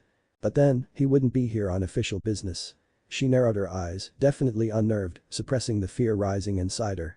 She wished with all her might that it wasn't another malaise for the Chunin exams. It was truly a testament to the amazing will and pride of the Mizukage that she managed to keep her head from slamming into her desk at that comment. "You came to me about a team for the Chunin exams?" She wasn't sure if she should feel insulted or intrigued. The calculating part of her considered this as good news anyway. Her intelligence hadn't been able to discern whether Naruto was participating or not. She had no plans to send her strongest teams to compete against him if he were. It would be better if they did missions. Deciding this time to start from the beginning, Naruto told her the details of the Chunin exams, his desire to participate, and his plan to form a team of ninjas from all over the world under a shinobi alliance. He didn't mention names, but she knew enough about Naruto to understand that they would be people with unquestionable power. She was well aware of the circles Naruto ran in these days. There was a reason the leaders of the elemental nations listened to this man. Ultimately, he was a man who could get away with anything, calling out to the Raikage as Raikage-jichin and the Hokage as Bachan. Still, it would definitely be interesting to see this team of his. She didn't see how this worried her, though.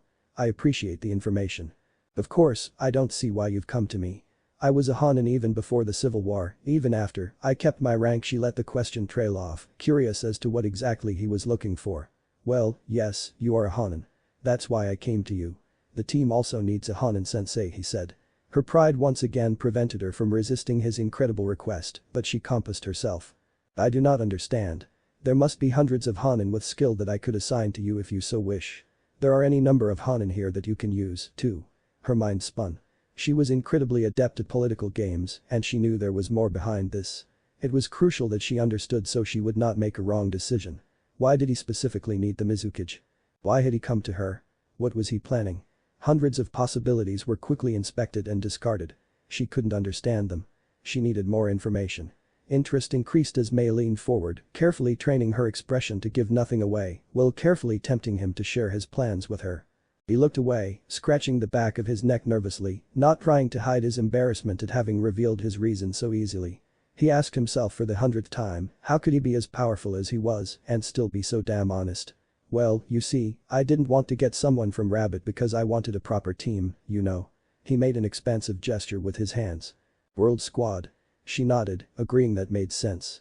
But it didn't answer his other question. And well, I don't really know anyone else in Kiri, he admitted. Even Mei's great pride and will couldn't handle that. Slapping his face with his hands, he groaned, yeah, that sounded well, I had no plan. There was no ulterior motive. I didn't specifically need the Mizukage.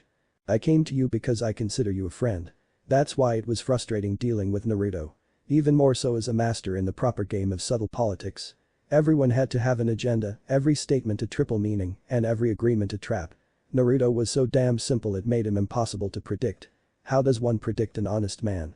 She had no idea the kind of man who would come to the leader of one of the most powerful nations in the world and ask her to join his Chunin exam team simply because he liked her. She moaned again, totally unpredictable. Yet she couldn't help but appreciate his honest affection for her. She always enjoyed being appreciated by a man, not to mention his prestige and the fact that he looked more like her father every year.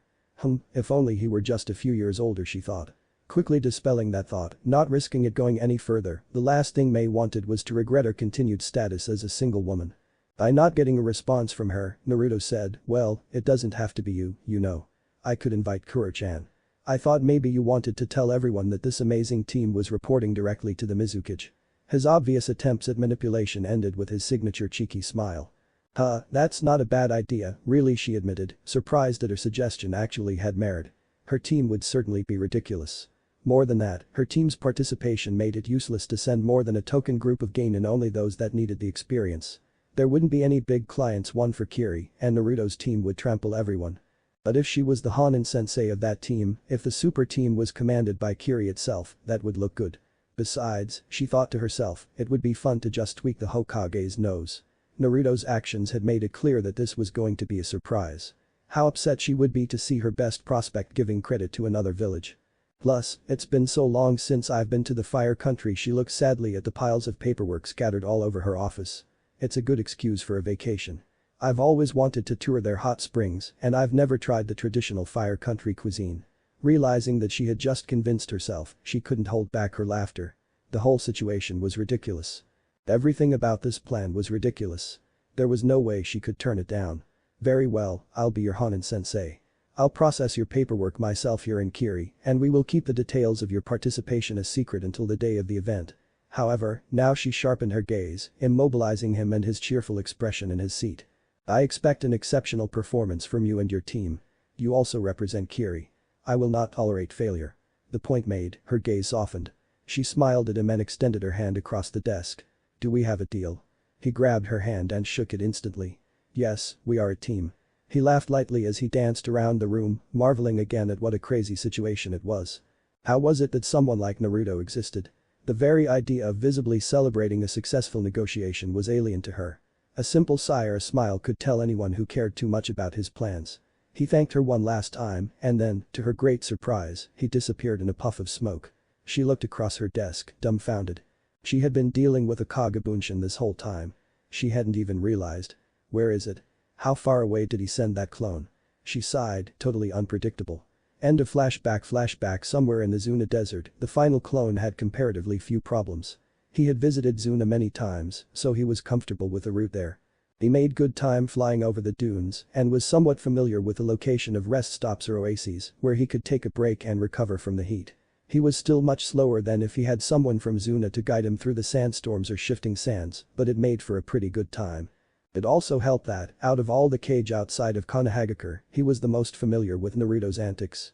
So, when Naruto, in full Nine Tails mode, sped past the gate guards, he scaled the side of the Kage's building and crashed through a window right in the middle of a meeting with one of his Chunin teams. Gaara just sighed after being sent away, scolded and irritated for his fear of diplomatic relations and for running into a foreigner without any authorization. Although everyone knew him, it was considered rude. He sat patiently for an hour and a half while Gaara cleared time in his schedule. Finally standing in front of his friend, Naruto launched into explaining the situation and why he had come. "I see," Gaara said, a man of few words. Naruto nodded. "Yes, and well, I asked around a bit and no one remembered you going to any Chunin exams after the invasion, you know, the one when we were kids." Gaara noticed his discomfort and felt a slight pang of guilt.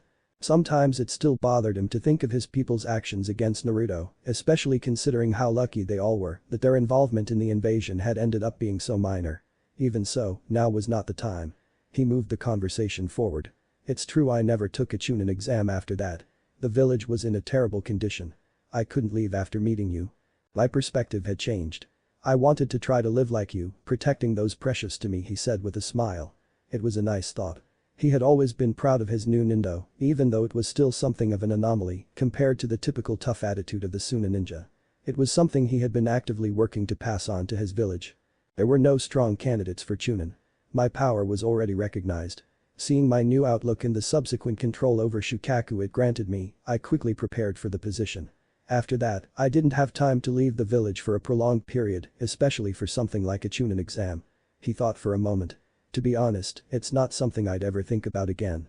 At that point, the situation was too dire to worry about. And after I was already Kazekage, I could always promote someone to Chunin or Jonin at any time. "Still, you wish for my help with this endeavor?" Naruto smiled. He didn't know for sure Gaara's official rank outside of Kazekage. He had bet that the former Jinchuriki, like him, had been too busy to bother with something like that. It was good to see his ridiculous luck in the game continue to pay off. "Yeah, well, I mean, I wish it would be fun and you could show everyone how powerful you are. It would be good for Suna's reputation." "No, Naruto," Gaara shook his head slowly with a slight smile. "No doubt about my power. I have served as a Kage for years, my exploits are widely known. Eventually, I became the overall commander of the Shinobi Alliance forces. Defeating some Genin in a tournament won't help my village at all." Naruto hadn't considered that while he mainly wanted to become a Chunin out of pride, it bothered him that he was being held back without a good reason. Gaara, on the other hand, would get nothing out of it. He felt a pang of guilt at that.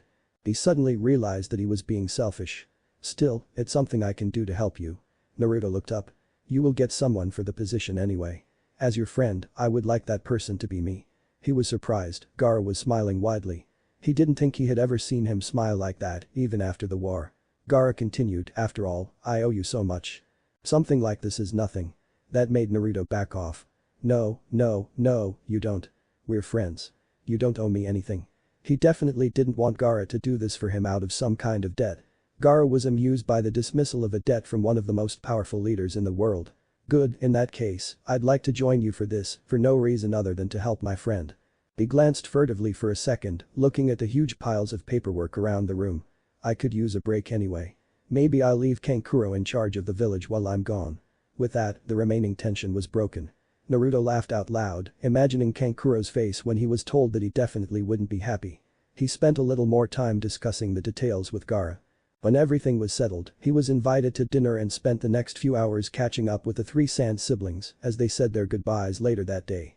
End of flashback. Finally making his way through the crowd, Naruto smiled at the surprised whispers around him. The gathered Genin struggled to deal with the fact that they would be competing with him, Gaara, and B. Finding the right room for the first exam briefing, they went through a set of double doors, walked down a short hallway, and ended up in a huge amphitheater. Judging by the number of teams already inside and those still speechless from shock outside, he supposed he shouldn't have been surprised by the size. Still, it really hit him how many teams would be participating. He let out an impressed whistle. Gaara made some quick estimates. There must be at least 200 teams participating this year. Maybe as many as 300. It seems like it will be quite an event. Surrounded by a sea of unfamiliar faces, Naruto managed to restrain his instinctive desire to show off and announce his presence. Everyone would know about him very soon without him having to do anything. Instead, they found an empty section and made small talk for the next few minutes, waiting for the rest of the Jonin to filter out and the announcement to begin. Noticing the lack of desks, pens, and paper, Naruto was privately very happy. Luckily, it didn't seem like they were dealing with an exam. Regardless of how strong he was now, he still had no hopes about his chances on a written test. After enjoying 10 minutes of attempting to teach Gaara how to slam the doors, a sudden slam of the room's door drew everyone's attention. A smoke bomb went off on the main stage, quickly catching everyone's attention. As the smoke dissipated, Aisu and a large number of Chunin or Jonin from around the village, presumably the supervisors, appeared. Without wasting any time, Aisu stepped forward and shouted for silence before beginning his presentation. "Hello, everyone. Welcome to the Chunin exams." His authoritative tone suggested that this wasn't the time to cheer. This will be a short announcement. First of all, in case there is anyone with team members still outside the room, you have failed. All members were required to be inside before the time limit. Following instructions is the simplest part of being a Chunin. There were some murmurs among the crowd at that, but it didn't seem to have affected anything Naruto could see, though he did chuckle a little at the thought of Kakashi failing for such a silly reason. Aisu continued, "Very well. Now, your first task will be an infiltration test and information gathering. Listen carefully because I will not repeat myself. First, we will assign you an information station and a time period. During the next few days, there will be several information stations throughout the town, and the assignments are random. So do not bother following anyone else.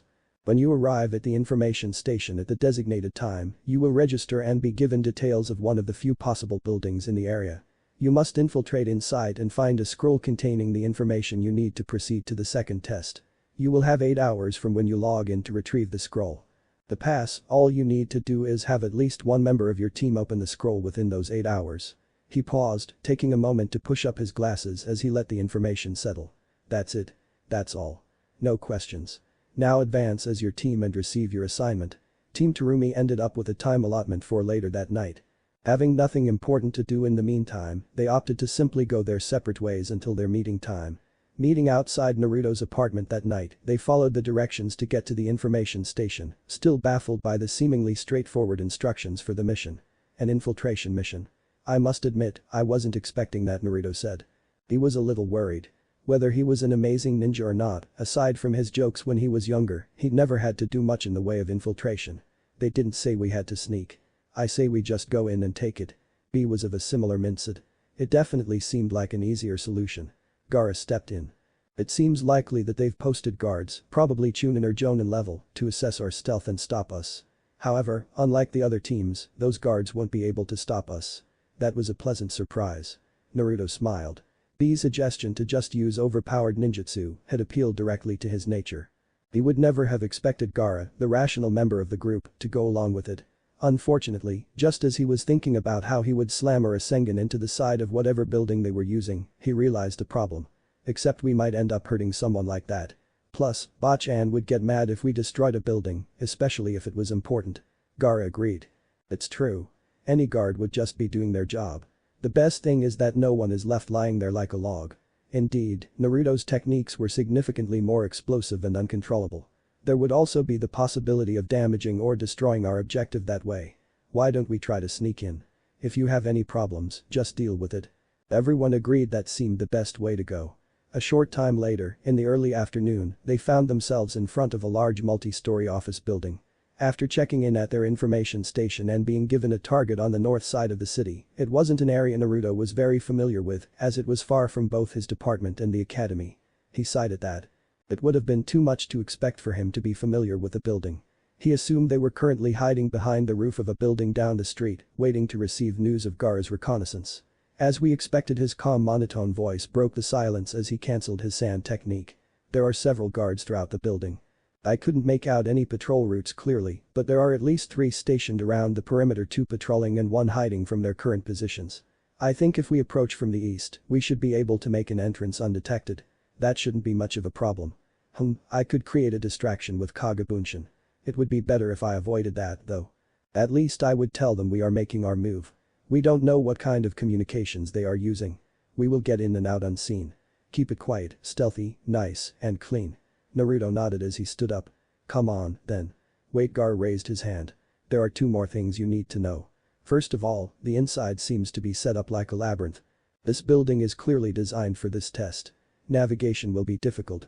They might want us to split up. Screw that, Naruto interrupted, not liking the idea of wandering through a maze alone. Who cares? If we have to, we'll find our own way. Splitting up makes it easier to get lost. I agree, Gaara said.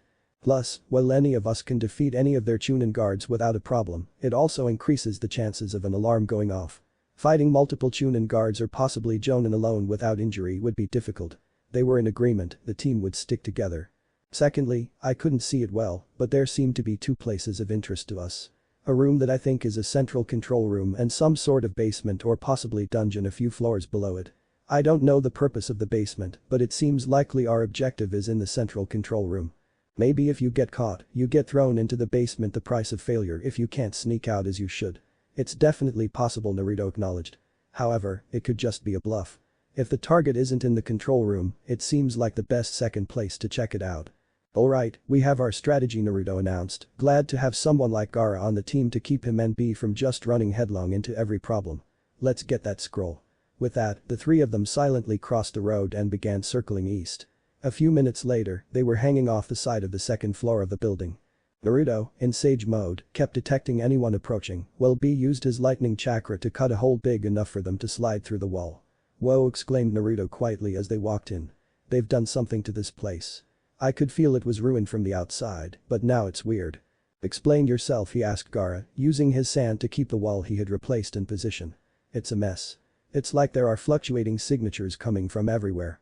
They've put seals on the walls or something. I don't know. Although it's very difficult to locate someone, I can't sense anything properly. Plus, I'm starting to get a headache. We have to prevent the censor guys from having it too easy. It doesn't matter, we'll still have a good time and it should be a breeze. B was cracking his knuckles and clearly wasn't too worried about losing his ability to track threats. Let's take it easy, Naruto whispered as he took point with the others behind him. God, Gaara, you weren't kidding.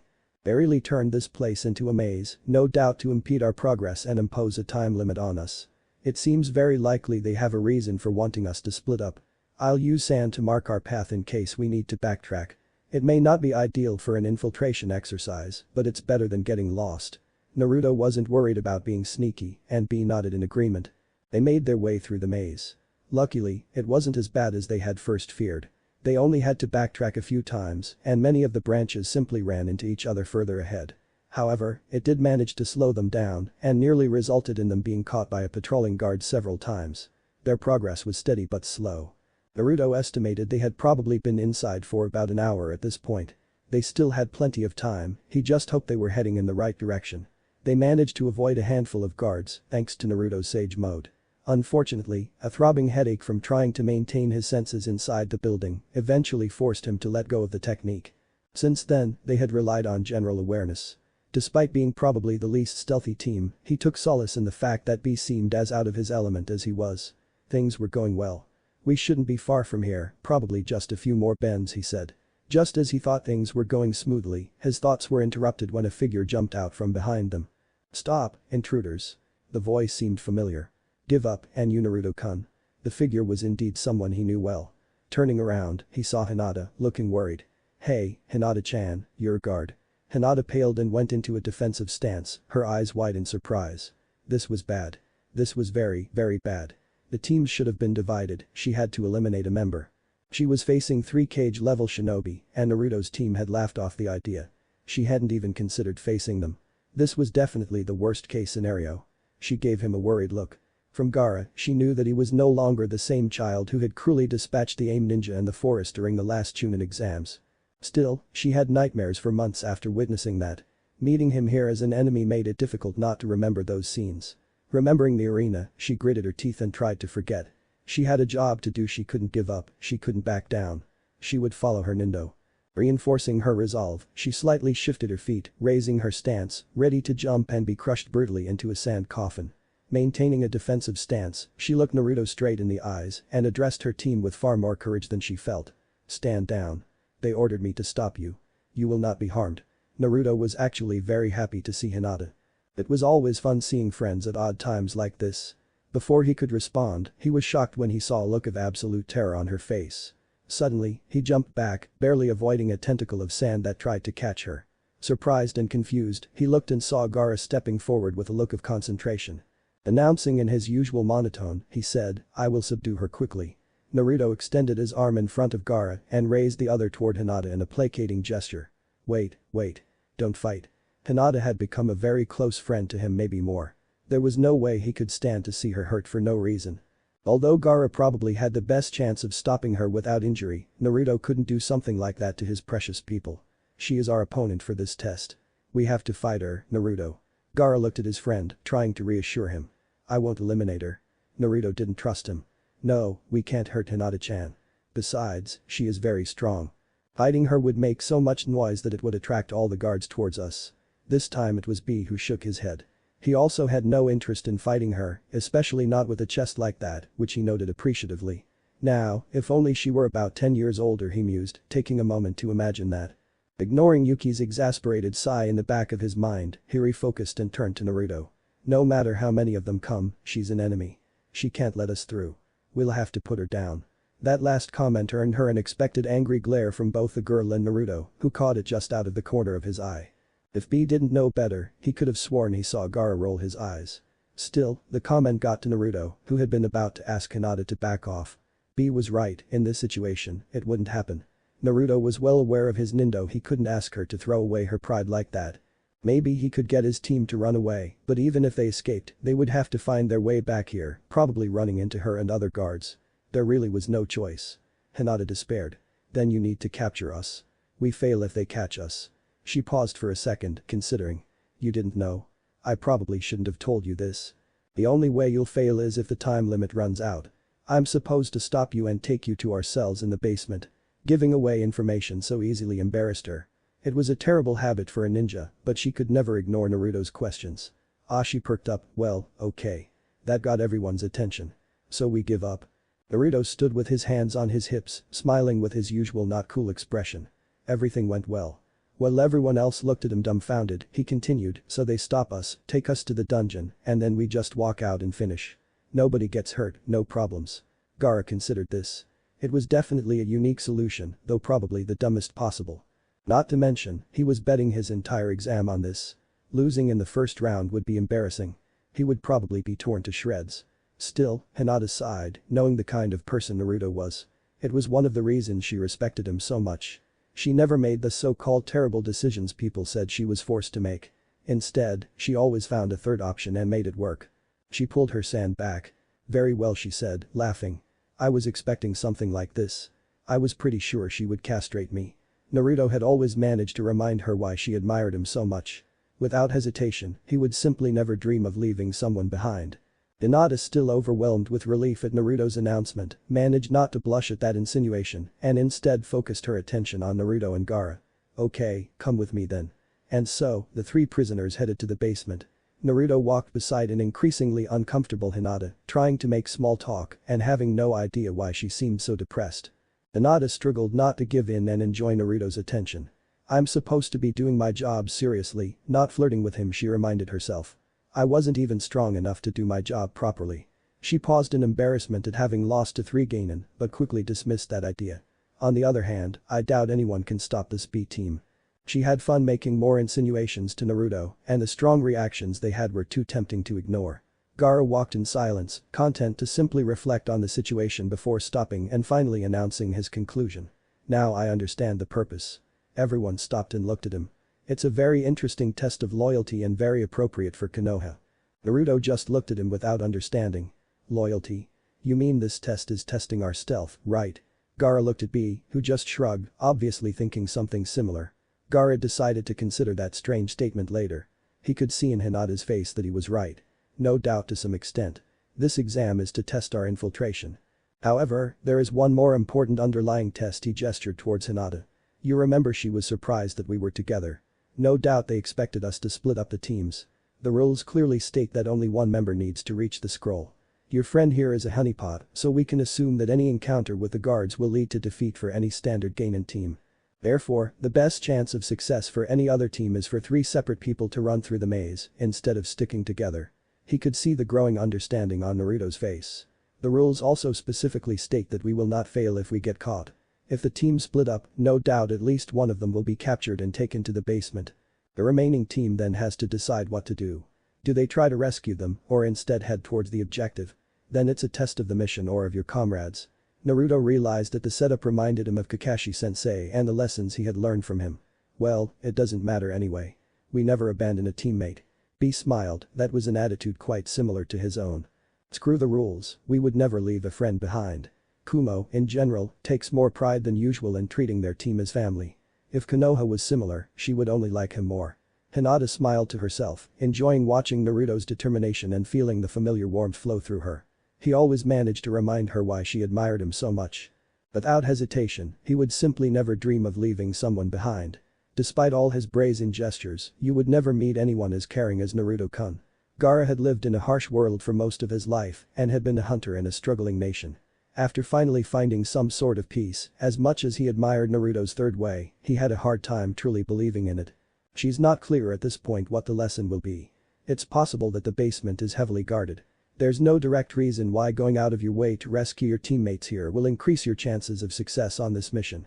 If anything, it dramatically increases your chances of failure.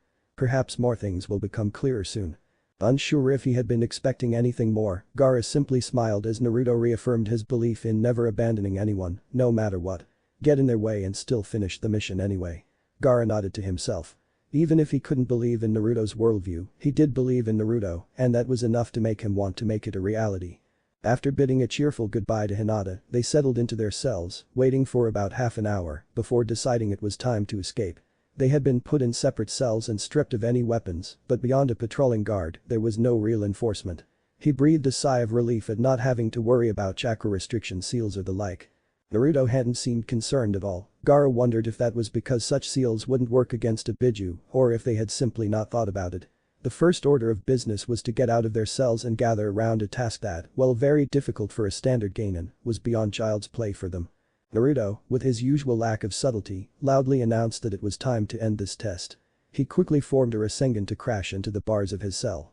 Flying steel crashed around the basement and probably caused enough noise to alert all the guards in the entire building. He laughed and used his lightning chakra to blast open his bars. Gaara grimaced and blasted his way through with his sand, not bothering to keep it quiet after Naruto's performance. The patrolling guard turned out to be a Mizunin and was summarily defeated. Within seconds, it was definitely a surprise, but from the sounds of more footsteps heading that way, there was no time to think about it. Raising his hand, Gaara blocked the entrance with a wall of sand, hoping that would delay anyone heading towards them. "Come on, let's go up," he said. Without giving them time to question him, he formed a sand platform under his feet and used it to raise them up to the roof. Naruto understood his intentions, quickly summoned some clones, and formed a Rasengan to make a hole, sealing the hole with another wave of sand as they passed through. He repeated the process, and before long, they had gone through 3 floors and were back where they were supposed to be. Covering the last hole, he stopped to get his bearings and catch his breath. He was still ready to continue, but that had required quite a bit of sand. Luckily, he could see some familiar landmarks. We should be close by now. We are back on the floor with the central control room. Most of the guards should still be trapped in the basement. It works perfectly. A clear run to the prize. And no one can deliver us too, Naruto said. Let's go before they get to us. Gaara raised his hand before Naruto could voice his obvious displeasure with that. At this point, he declared that stealth would be counterproductive. Naruto and B looked at each other and then smiled. Who didn't love the chance to go all out? Soon, the hallway was filled with Naruto clones forming Rasengan tentacles, waving in their tailed beast form. "Just show us the right direction," he said. After destroying everything in their path, a few minutes later, they were standing in a surprisingly empty control room, picking up what they assumed was the mission scroll. B's victory rap was drowned out by the sound of one of the walls behind them collapsing. The floor they were on was an absolute mess, entire walls, doors, and hallways were left as little more than dust and splinters. Those that were still standing had huge holes torn out. Naruto grinned widely. To him, the respectability of the action surrounding him was fun. His mood lightened slightly seeing Gaara blocking all access to the room with sand walls, assuring everyone that there was no need to take risks. "That seems a little unfair considering we're practically finished with the test now," he said. "Geez, hand over your team." Once again focusing on the matter at hand, he broke the seal on the scroll and opened it, then jumped back with a scream as it exploded out of his hands. With an instinctive outburst, his apparent Hon-sensei was standing in front of them in a cloud of smoke. "Mei-chan, what are you doing here?" asked Naruto, still recovering from the sudden shock. "Do you have the instructions for the upcoming exam?" Mei, the Mizukage, gave the more polite boy a warm smile and walked towards him, scanning the assembled team, the crumbling sand wall, and the ruined office. "Congratulations on passing the first test," she said. Gaara nodded, satisfied. Naruto and B shouted and bumped fists. It was a small milestone, but it was important to overcome it. Regaining control, Mei continued, "Your next challenge will be in 3 days at Training Camp 58. It will start at 8 AM sharp, so make sure you get there on time." Pausing for a second to let them take in what she had said, she added, "Other than that, the only other information I have for you is that it will be a test of hunting and survival, so I recommend you brush up on any relevant skills in those areas." Now she adopted a predatory grin. "You summoned me here just as I was about to eat dinner, so why don't you apologize, take me out, and we'll all celebrate your victory today." "Yeah." Naruto yelled. "Let's go get ramen." The other 2 members instantly interrupted before looking at each other in surprise. Interrupting Naruto's protest, B explained, "Whenever we've eaten with you so far, it's been ramen. I want to try a new cuisine, not the same old ramen." "There's no need to worry," Mei assured them gently. "During my time here, I discovered a lot about the village, including an amazing sushi restaurant you can all invite me to." With that, Gaara released his sand walls and made to leave the room. As he walked out the door, he stopped in shock. What? He couldn't believe what he saw. The place was ruined beyond words. Turning to look at Naruto, he had to ask, wasn't this supposed to be an infiltration mission? Naruto had the decency to look embarrassed as he avoided eye contact. "Well, you see, we were intending to sneak in. We were really stealthy for a while, and then realizing that while they had managed to avoid hurting anyone, they had ruined every other pre-mission plan they had made." Naruto looked back at the devastation he had caused and stumbled upon an important point. "Oh no, Bachan is going to eliminate me." He was deathly pale at the thought of her seeing this. Any possible response was cut off by the sound of one of the walls behind them completely giving way and a large section of the building collapsing in on itself with a thunderous crash. "Good morning, Jonin." Waking up abruptly at the loud voice, Naruto realized he had somehow fallen asleep while waiting for the second test to begin. "That's what I get for arriving too early," he thought, trying to remember when he had fallen asleep. Sleepily opening his eyes and looking up, he saw his team had at least found him barely. Shaking his head in exasperation, he looked around and was surprised to see how many teams had arrived. It was hard to count, but there seemed to be at least 100 participants in the second test. There was sure to be a big crowd. "Wait, is that?" Looking in the direction of the loud greeting, he saw a very familiar sight. A large brown-haired man riding a giant dog. "My name is Kiba Inuzuka. Welcome to the second exam." "No way, Kiba is the examiner here." "Huh, I think I remember he said something like that," Naruto thought. "Better the lady again," Kurama mused. He hadn't enjoyed the fear of an unstable Hone cutting into his host any more than Naruto did. That's definitely true, Naruto thought. He had worked with Anko many times. He knew how skilled she was and how dedicated she was to the village. Still, it didn't change the fact that she scared him with the various talks. Subsidizing, Kiba continued his introduction. "Now, before we begin, I want to talk about the true meaning behind the first test." That caught everyone's attention. Kiba did pause for a moment, clearly enjoying the spotlight. "Most of you here probably had at least one teammate captured, so you would have noticed that you had the choice between going after the mission objective and rescuing your teammate. Now, you are probably taught you should always prioritize the mission. That is an important lesson. You must complete the mission. However, there are consequences as well." Seeing realization and horror set in on some of the teams, he continued, "Of course, you should finish your mission, but you should never leave a comrade behind if you have the ability to save them. Those teams that left someone who was going to jail or death, now you have to deal with the consequences of doing that. You won't have that teammate for the rest of your mission." Interrupting any protests, Kiba laughed out loud at the shocked group in front of him. "They even made it easy for you if you had bothered to check that all the prison guards were just clone guys. Any Jonin team would have been able to overcome them, but some of you didn't even try." "Ah, I was wondering if it was something like that," Gaara seemed impressed. "So now we understand all the reasons behind the choice of saving or sacrificing your teammate. Very well, abandon a teammate and you'll have to deal with being a man down. No doubt most of you here thought of each test as a separate mission, not one big mission." He nodded in approval. It was a good lesson. Suna might have some of the harsher teachings of the hidden villages, but their economic problems meant that prioritizing and valuing assets was considered vital. For any team to carelessly abandon a trained ninja was a waste of a great asset. To do so without proper reasoning was ridiculous. Then, shouted Kiba, making himself heard over the gasps of surprise from the audience, anyone who was still in the cells when time ran out during stage 1 might as well leave already. We know who you are and you won't be getting one of these. With that, he brandished 2 headbands, one red and one black. For those leaving, remember who abandoned you. For those staying, remember the consequences of abandoning a teammate mid-mission. He gave them a second to think. Now, let's begin today's test. With those words, a group of Jonin gathered together, which Naruto hadn't paid attention to previously, began moving between the groups, handing out the standard death waiver. As he looked around while waiting to receive his own form, he was shocked at how many people had been eliminated from the first test. At least half of the teams had lost at least one member, some had even fewer, and only one person was left to complete the exam. He smiled at that. Aside from the fact that it benefited him, it was nice to see a test that essentially backed up his personal philosophy.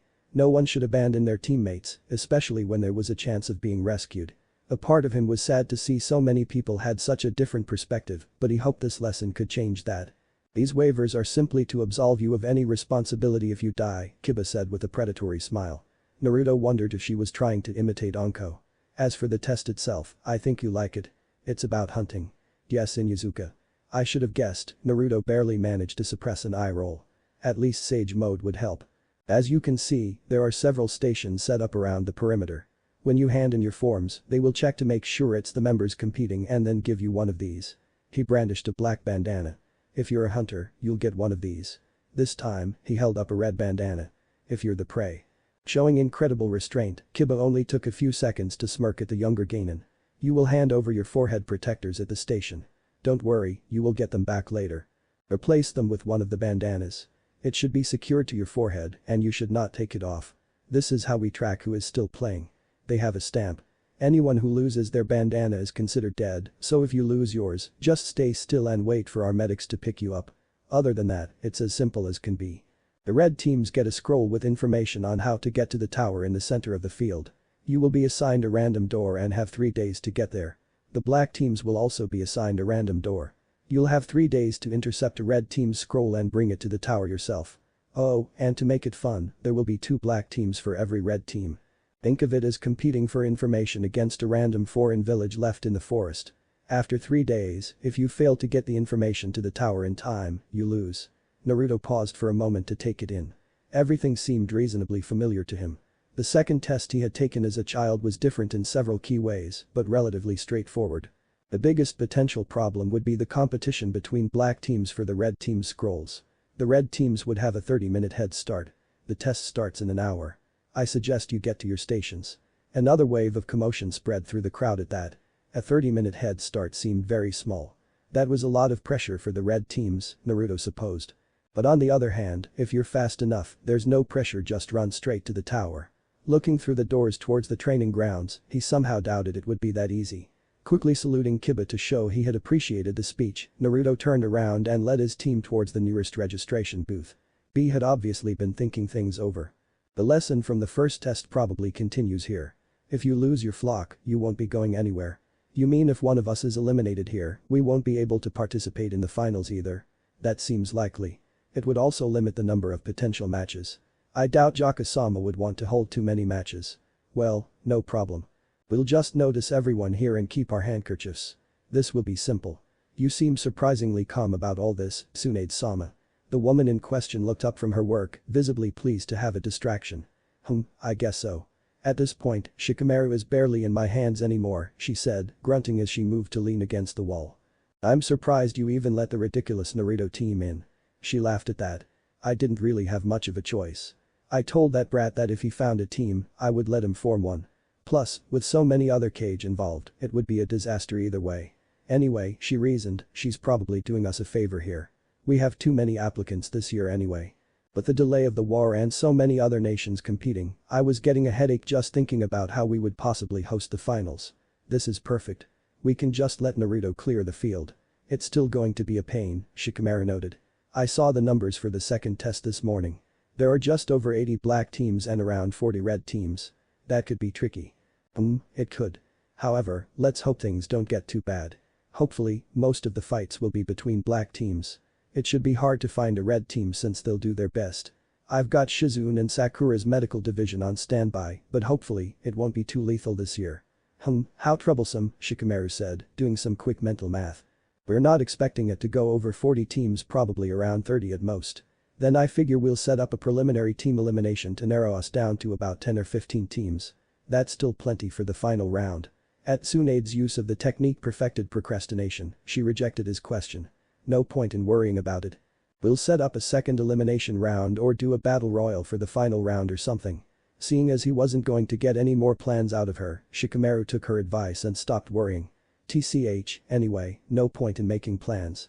Knowing Naruto, they'll be ruined anyway. Bleh, we're black. Naruto complained, with a black bandana secured to his head where his forehead protector normally would be. He had expected to be red. A few minutes into training camp 58, he took a moment to survey his surroundings. It was definitely not what he had expected. He had been thinking of the forest of death, but this was much different: hills, cliffs, valleys, and rivers. There were plenty of trees and foliage around. After all, it was still leafy, but it was very difficult terrain to navigate. That's probably the point, he admitted. Probably an ambu training camp or something. The tower in the center rose in the distance, seemingly at the bottom of a vast valley. I guess it will probably take a standard Genin team almost the full 3 days to catch up to us. Even then, we're not a standard Genin team, so there's no reason to act like one. Stopping on a tree branch, he held up his hand to stop his teammates. Okay, wait a minute, guys. Let's make a plan. We've got a lot of ground to cover, and none of us are particularly skilled hunters. Gaara calmly pointed out his concern as he walked over to Naruto. Well, Kurama can probably help me with the tracking. You need to trust my power for your Chunin tests. Kurama's mocking laugh changed Naruto's mind on that. Well then, I'll use Sage Mode, he replied, sitting up and starting to meditate and draw natural energy towards himself. It seemed like he had his own plan. We shouldn't limit ourselves to just the red teams. The more we get here, the easier we can complete the third test. He hadn't thought about that. Gaara considered it. He was thinking of just tracking down a red team and trying to get through as soon as possible. Yes, you're right. We should instead aim to eliminate as many teams as possible from this test. However, he looked around and saw a problem. With such a large area to cover, we'll have to split up. More than one of us against any Genin team is unnecessary anyway. You want to get out. Naruto stood up and took a second to savor the feeling of natural chakra strengthening his body, expanding his senses to reach out and feel all the chakra signatures around him. It's a contest. Whoever gets the most points for the tower wins. Tomorrow is the best. The great Jinchuriki-sama Killer Bee will take care of anyone in the west. Then I'll head east. Provided Gaara's okay with it, I'll head north, straight to the tower. Naruto frowned at that. It didn't seem likely that he had run into Mana by the way. There's a lot of ground to cover in the northwest and northeast. I'm sure you'll find plenty of teams. And with that, Gaara quickly jumped east. This is gonna be fun. Watch out for the prey. Here we go. B made a quick wave and headed west. Northeast. Oh, west. Well, why not both? The Kage Bunshin really were the answer to everything. A second later, an excited-looking clone was heading northeast, and Naruto himself was running along a crag to the northwest, kicking ass and creating rhymes. This exam is full of good times. B was running through a valley, talking to himself as he stuffed a handful of tissues into his bag and crashed into the ground. He took a moment to marvel at his luck in managing to hunt down so many teams in just a few hours after the exam. It made him feel a little guilty for defeating teams much weaker than him, but those were the rules of the game, and he was playing to win. He didn't have any specific tracking skills, nothing beyond what he had learned when he was young for war. That was fine. He had used those skills countless times in the field. It was a lot better than any standard Genin. The red teams were too focused on running, and the black teams were too focused on chasing. He guessed he had only been there for a little over 3 hours and had already chased down 2 red teams and 6 black teams. Slowing down, he focused on something that had suddenly caught his attention. Hastily covered rock, broken twigs, and, most damning of all, a fresh sandalwood imprint. He looked down a small ravine and towards the tower. He took a second to consider whether it was the tracks of a group moving too hastily to cover their tracks or someone leaving an impressive false trail. Well, there's only one way to find out. And so, with a shout, he leapt over the rocks, chasing his latest prey. A short time later, his tracking bore fruit. Moving silently, he saw the team he had been tracking collapsed between some trees in a small clearing up ahead. Not seeing the need to be stealthy with Genin, he simply jumped right into the middle of their group. With a loud shout, he announced his presence, absently noticing through the scarves that it was another red team. They were clearly exhausted, breathing heavily and bleeding in multiple places. It looked like he had caught them in the middle of dressing their wounds, most likely they had barely escaped from another fight. Earlier that day, the hurried footprints had flashed a predatory grin on his face. He gave the team a quick glance, they were all just kids, even younger than Naruto. Pausing for a second, he noticed they were all dark-skinned. Two of them were holding swords, and he was pleased to see that they all seemed to recognize him, judging by the horrified looks on their faces. He pointed out, "You're all from Kumo too. Hey, well, wounded comrades never feel well. Why don't you just give up? There's no need to fight." He emphasized that last line by drawing a kunai and channeling a visible amount of lightning chakra through it. "There's no need to fight, but if you try, it will all be over quickly." The children, if possible, looked even more terrified at that. No doubt everyone was familiar with the stories of their hero, the great Jinchuriki-sama. B took a moment to preen himself a little, he always enjoyed being recognized like that. It was one of the few perks of being the guardian of Kumo. Just as he was about to repeat his offer of surrender, one of them stepped forward. He had short red hair and wore a brown coat. His legs were clearly shaking, but his eyes remained hard, clearly gathering his courage. He swallowed saliva, opening and closing his mouth a couple of times before finally speaking. "We are all shocked to see the man with an octopus in his soul, the power of a raging demon. But Killer B is in control." B was shocked, he hadn't expected this. He had already run into two teams from Kumo, who either tried to run away or gave up immediately. This was different. Really, this was great. He laughed out loud, the sound echoing throughout the clearing. "Your flow sucks, boy. You better calm down. You rap for a while, you can learn from the master Killer B by getting some style." A few hours later, after seeing off his 3 new Raptor students, he headed to the tower. B resumed his quest to clean up the competition. Naruto jumped from tree to tree in a rough northeasterly direction. The terrain here wasn't too difficult to navigate, so he was making good progress. Searching for the nearest signature he could sense, he realized it was almost the end of the first day. He doubted he could keep up Sage Mode until nightfall, and wished he had taken a little more time to collect nature chakra at the start of the day. Even tracking teams had become more difficult, his senses were much less acute with such a limited amount of nature chakra remaining. Still, he had been quite successful and praised himself. It had really been a busy day, he had already defeated 6 different red teams and over 24 black teams. Sage Mode had made it almost too easy. He could track anyone who was remotely close to him with perfect accuracy. Being much faster than anyone, catching up to them and chasing them was no problem. Even groups with sensors of one kind or another didn't stand a chance. He had tried to make it as impersonal as possible, just taking out the teams before they had a chance to react. He didn't want to hurt anyone, and at least it saved his chakra. As he got closer, he could sense a series of signatures coming from up ahead, though one in particular stood out to him. It looked vaguely familiar, but he couldn't place it. Pushing it out of his mind, he focused again and noticed that there were several groups fighting up ahead. "Well, this will be the last one for now. I'll kick these guys out and then take some time to get more chakra. Sage, I still have plenty of energy left. It's just a matter of keeping Sage Mode." His plan formed, and he pushed himself forward even faster, spinning in the air with a surprising burst of speed. Konohamaru, in many ways, was like Naruto. He was a brave boy with too much energy and a deep desire to prove himself. He didn't take criticism well, but was willing to work hard to achieve his goals. Inspired by Naruto, he had an Indo similar to his and ultimately had the same final goal. To be the Hokage, to protect the village and his loved ones, just like Naruto. His goal had originally been a selfish desire for recognition. Like Naruto, he had overcome it and gained recognition through his actions.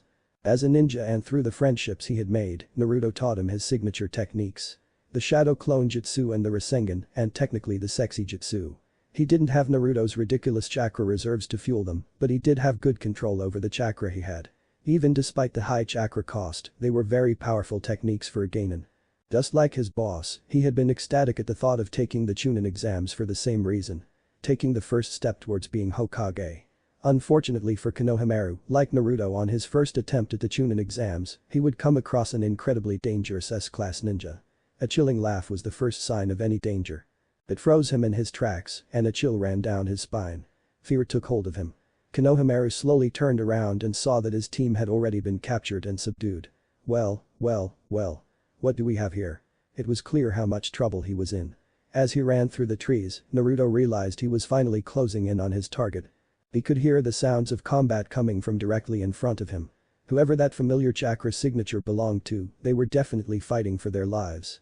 With that thought in mind, he gave one last burst of speed, running from tree to tree at almost top pace, barely more than an orange blur to anyone watching. Focusing his senses outward through sage mode, he judged his proximity to the targets in front of him. He leaned towards the one behind him, gave a last jump, and shouted, "You're out." He crashed into the poor sage. "Wow, that's quite an entrance," he yelled, crouching down over the stunned pile beneath him. It was always nice to make an impact. Judging by the movements of the guy lying beneath him, he had indeed made quite an impression. Getting up, he took a moment to look around the clearing. It was already a complete mess. Kunai and shuriken littered the landscape, with large gouges dug into the ground or rocks where heavier weapons hadn't hit their target. Judging by the way the teams were positioned, it looked like two black teams had grouped up to hunt down a red team. The red team seemed to be putting up a valiant effort but was losing badly. One of their members had lost his bandana and was lying unconscious on the ground. The remaining two were desperately defending themselves from their attackers. No one had noticed Naruto. He pouted at his impressive entrance. Wait. He suddenly understood the chakra signature that had seemed so familiar to him. "Hey, I'm Kurenai. Wow, you made it to the second test." That caught the attention of all the other genin.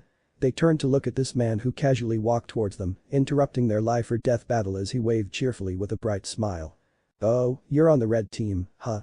It seems you're going through a rough time, huh?" Hanabi let out a slight sigh of relief. She didn't know Naruto very well, but she did know that her sister thought about him a lot. At least her appearance and greeting had caught the attention of the three opponents she had been desperately defending her scroll against, giving her a momentary respite. She was never quite sure what to make of Naruto. He really was everything the Huga weren't. In a way, she liked that about him. He was open, caring, and made her laugh with his crazy stories. Of course, in other ways, he also infuriated her. At least she wished he would stop calling her a pussycat. She was almost as tall as Hinata-chan these days. Resisting the urge to stomp at that thought, she decided to hope he was there as a potential savior instead of a scavenger. Despite the color of his headband, Naruto-sama or whatever else she had wanted to say was cut off when she desperately leaned her head back to avoid a fierce cut to the jugular. "Quick, grab the scroll and let's get out of here," barked the one who had just tried to rip her head off. They approached her even more aggressively than before, clearly worried about Naruto's interference and wanting to finish before he could react. Defending herself desperately, she forced herself to ignore the wounds she had already received, concentrating on avoiding their weapons and looking for an opening. Naruto was taken aback by their sudden assault on Hanabi. As the exam was little more than a game to him, it was easy to forget that for everyone else, this test was still a matter of life or death. His rational mind told him that everyone in this clearing was an opponent and he must defeat them all, or at least let them fight first. Luckily, Naruto had a lot of experience filtering out the rational part of his mind. "You bastards wanna fight?" he shouted. He liked Kurenai. He didn't really know her that well, but she was Hinata's precious sister, and that was more than enough reason for Naruto to act. He would never sit idly by while someone precious to him was hurt. Hanabi didn't even have a moment to look at Naruto after his declaration. With three people attacking her in desperate defense, unable to even counterattack, she rolled backwards to dodge a sword slash. She did a forward pirouette to avoid a volley of kunai, twisted her body to get away from another volley of swords. Her form was perfect and her stance was strong.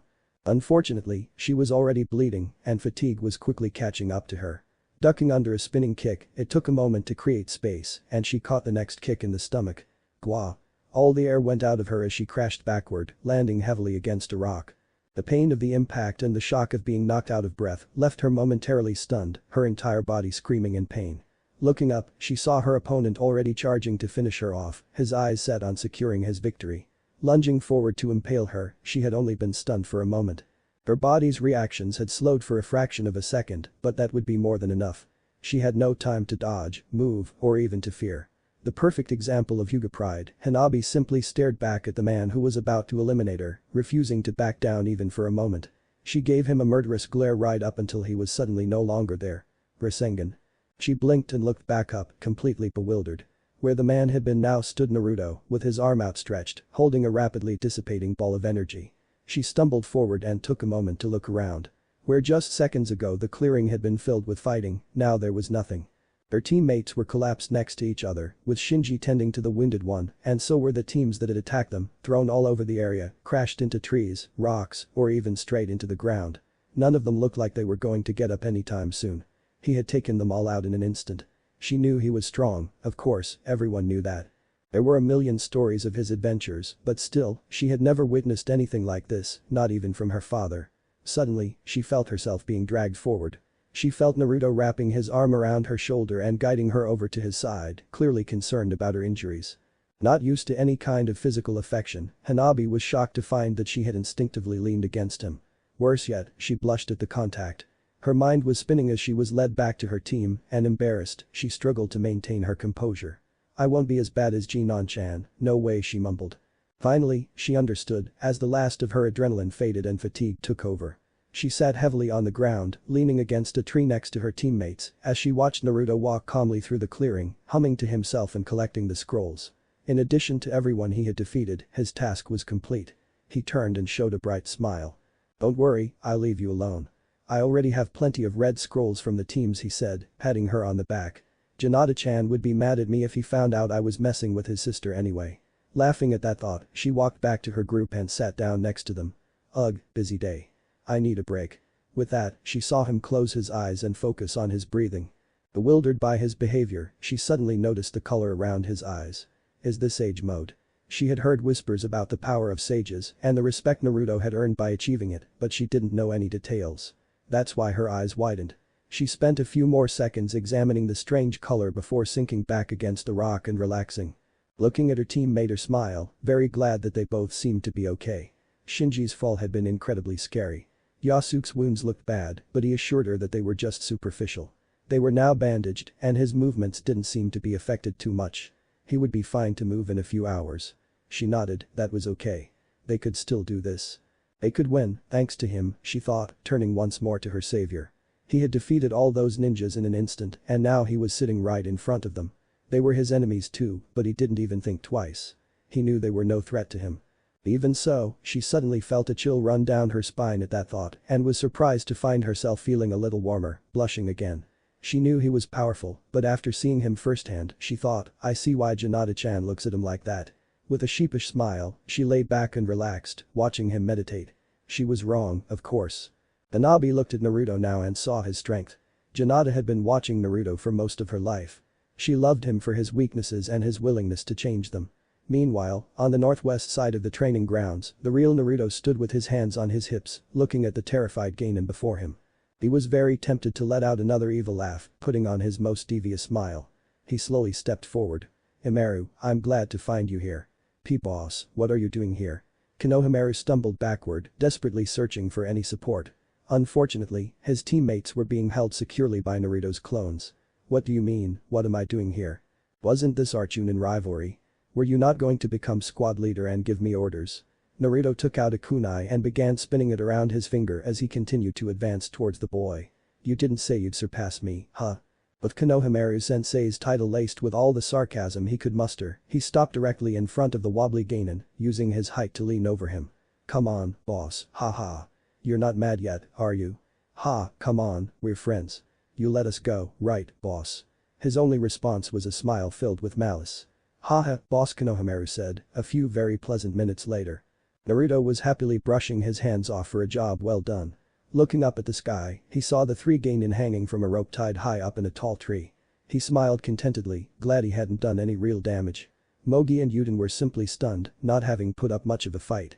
Though to be fair, Mogi had tried to rub up against the clone that had been holding her, trying to make him fall in love.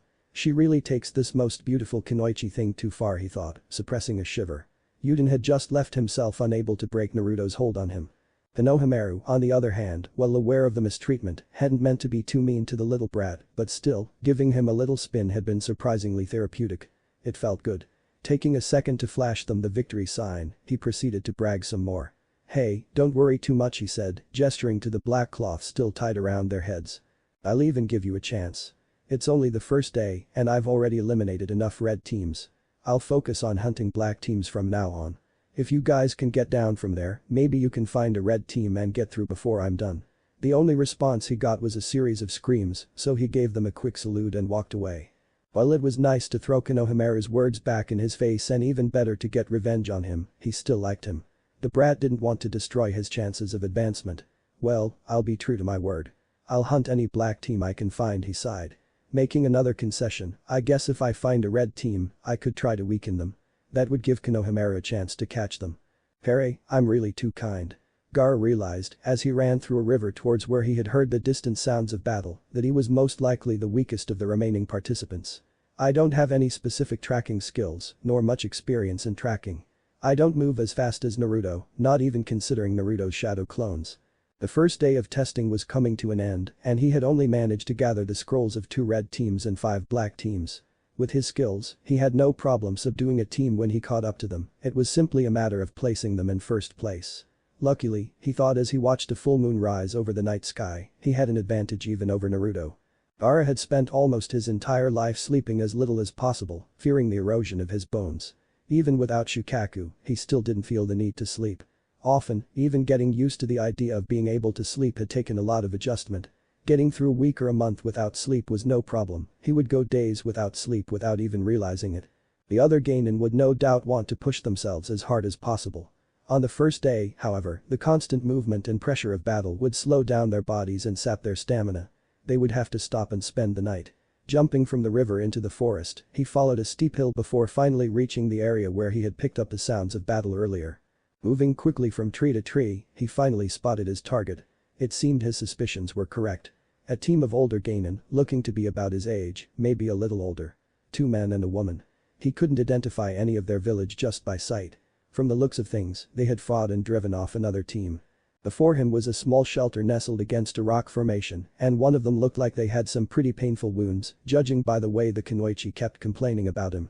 Every time he moved, he instinctively gathered, stopping and increasing his chakra for a moment to break any possible illusion. He checked the side in front of him. They seemed to be putting away their food and discussing a sleeping rotation. Well, they don't have to worry about that, he smiled as he let his sands silently surround his position. They were the first of many participants that night to discover the advantages of a conditioned man not needing to sleep. The bright sun was just beyond the horizon on the second day of exams when Gaara arrived at the tower. He expected to get there first, since both Naruto and Bino would have reasons to work all night. Even so, it had taken him longer than he expected to get there. Although there didn't seem to be any truly dangerous beasts in this terrain, like there were in the so-called Forest of Death, the terrain was incredibly difficult to navigate. Even an experienced shinobi like him was slowed down considerably as he navigated the cliffs, canyons, rivers, and various forests. He guessed it was around 9 a.m. And, with nothing better to do, he sat down in front of the entrance to wait for his team. The rest of the team took a few more hours to arrive. Naruto's clone arrived second, followed by B, and the real Naruto arrived last, shortly before noon. "Sorry guys, I got lost somehow," he explained sheepishly as he finally arrived. Naruto continued, clearly trying to change the subject. "How did we all do?" "I think I did pretty well." He pulled out 6 red scrolls and threw them in a large stack of scarves. "Not bad," Gaara commented, removing his collection and adding 5 more scrolls and several scarves to the pile. "Haha, I got you both beat." Naruto's clone spoke cheerfully, counting out 10 scrolls and a huge bunch of scarves. "It seems where I was standing was a good spot." He was quickly called away before he could gloat any further. Naruto stood, faltering slightly at the response of a clone active for an entire day. Not bad," he commented, throwing another 6 scrolls onto the pile and adding his collection of handkerchiefs to complete the small mound. "We have almost everyone. Maybe we're the only team to pass as a team or individually." "We beat the hell out of them," Naruto agreed. "Let's hand this in." "I'm already collecting both piles." A few minutes later, they went through the entrance halls and arrived at what appeared to be the main hall of the tower. A large room with a cold gray floor decorated with symbols of various ninja hand signs. They quickly saw that they were not alone. At the other end of the room was a large contingent of ninjas talking, playing cards, meditating, or killing time. What's going on?" Gaara was the first to notice. "I think those are the Honin sensei waiting for their teams." "There she is," Naruto said, pointing to the stunning brunette slowly approaching them. Naruto, who had never attended the ceremony, felt a surge of excitement as he saw his old friends and rivaled competitors. She called out to her instantly and ran, drawing the attention of the entire assembly. "Why did it take you 3 so long? I was hoping to be out of here by lunch yesterday. I certainly wasn't expecting to have to stay the night." Mei was furious. She'd enjoyed conducting diplomatic exchanges with various Leaf and Zaka villages, but having to wander around in a cold tower waiting for her team to finally pass was not her idea of a good vacation. "We decided to go the extra mile," replied Gaara simply. Before Naruto had a chance to get mad at her, he yelled, "Yeah, look at this." Opening his arms, he threw the stacks of handkerchiefs and scrolls to the floor, sending them noisily across the room. Looking around, now with the full attention of the various Honin sensei, he saw looks of surprise and irritation among them. It was clear to everyone involved that most of their equipment wouldn't be making it. He studied the stack curiously before letting out a short laugh. Well, he certainly didn't expect that. I imagine that will make things easier when it comes time for the finals. In that case, I say well done. Now let's get out of here. Maybe we can locate Jock-sama. That thought made him smile. His so-called team had done well. It was a nice sunny day and he had an excuse to celebrate. Perfect. He smiled and struck up a conversation with the impatient Mizuki as she walked away, trying to get her to chat with him. Gaara simply nodded and followed him. Naruto made victory signs to the rest of the Honin sensei and yelled, "Yes." Stage 2 cleared. Before clenching his fists and continuing to join the conversation. Only 2 more teams arrived at the tower before nightfall on the second day. Additionally, they had a group of Class A ninjas making the test more difficult for them. The distance was indeed a long way for a standard genin to travel in such a short time. However, a little before midnight, the doors swung open for the last time and 3 straggling genin entered, covered in bruises and torn clothes, obviously at the end of their reserves. Only 2 had managed to keep their headbands. "We made it." Sensei shouted to Hanabi, seeing that the man was quickly approaching them. Having no energy to continue talking, he opted to simply take out the scroll and nod through the proud congratulations of his sensei. The team's task complete and absolutely exhausted, Hanabi was considering simply lying down on the ground and going to sleep when a soft voice caught his attention. "Congratulations, Na-chan. You did it." Surprised, she turned to see Janada smiling proudly at her before being picked up. In his arms, she instinctively snuggled into the warm embrace. "Come on, let's get you out of here." The third day came and went with only a small handful of teams passing by. The attitude among the remaining Honin sensei fell precariously. The thought that their teams had probably been eliminated by a group of ninja who had no place to even take the test was not a happy one for many of them. With only a little over an hour left to go. At the end of the exam, Isu, who had almost given up hope, was beside himself with joy as he saw the doors open for the last time and his team stumble in. Mogi seemed to be drifting in and out of consciousness, barely avoiding sleep. Yuden had stopped so low his hands almost dragged along the floor and Amaru seemed to be trying to gather the energy to speak. Everyone was covered in small cuts and bruises, but miraculously, it seemed all 3 had kept their headbands. "We didn't sleep for 3 days," he explained to Amaru as he searched through his pockets, finally pulling out a scroll. "But we finally found someone. We did it." And so, once the task was completed, he fell face first and was unconscious before hitting the ground. Ibisu picked him up and supported Moji and Yuden to prevent the same thing from happening to them. They had passed. They had passed. They may have barely made it, but they had passed. He practically beamed with pride as he carried them out. Naruto stumbled out of the medical bay. He slumped against the nearest wall and quickly began to slide to the ground. The medical team had been on standby for the second test. They had expected some combat, but they hadn't expected almost every team to be chased down and thrown around. Most of them hadn't needed that much medical attention. Naruto and his team had been nice enough to them, but still, their requirement had been to track any genin whenever the trackers showed their headband had been removed. The last 3 days had been spent hunting through the forest, locating and retrieving genin to drag back to the med bay for treatment. She had treated over 200 cases and had barely gotten a moment's rest. "Naruto, I'll kill you," she said, not even finishing the thought. "It seems the logistics of the third test won't be so difficult after all," she said cheerfully. Shizune felt a little guilty about leaving her workload to Sakura after she was pulled from the med team to help with the planning of the final test. Still, no one she had seen had been in serious danger and running through the forest at all hours of the night for the rebel genin was not a dream job. Tsunade growled in acknowledgement. "Now the biggest problem is how to deal with Naruto and that team of his." "I'm sure Naruto will be careful not to overdo it," Shizune replied loyally, trying to convince herself as much as anyone else. "Well, we can chat with him and tell him to be careful." Shikamaru stood up from where he was leaning against the wall. "Tch. He probably won't use the Nine Tails chakra, so why don't we just ban Sage Mode?" Tsunade seemed strange. Especially from one of her friends. "The brat annoys me, but that's too much. Naruto worked hard to get that power. Can't we just ban it?" Shizune couldn't even fathom that idea. "It will keep things under control," Shikamaru explained in his typical monotone. "Can we just say it's a matter of keeping things fair for all the competitors?" Tsunade scoffed. "It's a ninja battle. Why should it be fair? If you're stronger, you're stronger." She slammed her hand on the table to emphasize that point, luckily keeping enough presence of mind not to screw everything up. "Anyway, it would seem ridiculous to the other nations," Tsunade rationalized. "Everyone would wonder if we would ban bloodline limits or summons next. It's hard to say Sage Mode is more unfair than the Sharingan." Everyone nodded at that, especially regarding the Sharingan. That thing seemed to develop new powers whenever the user needed them.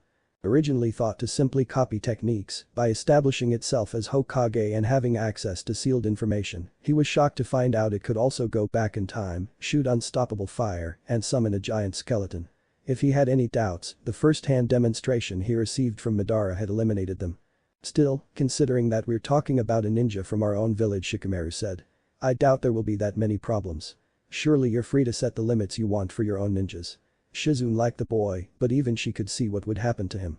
He's impulsive. Even if she forbade it, he'd probably use it accidentally, just on instinct.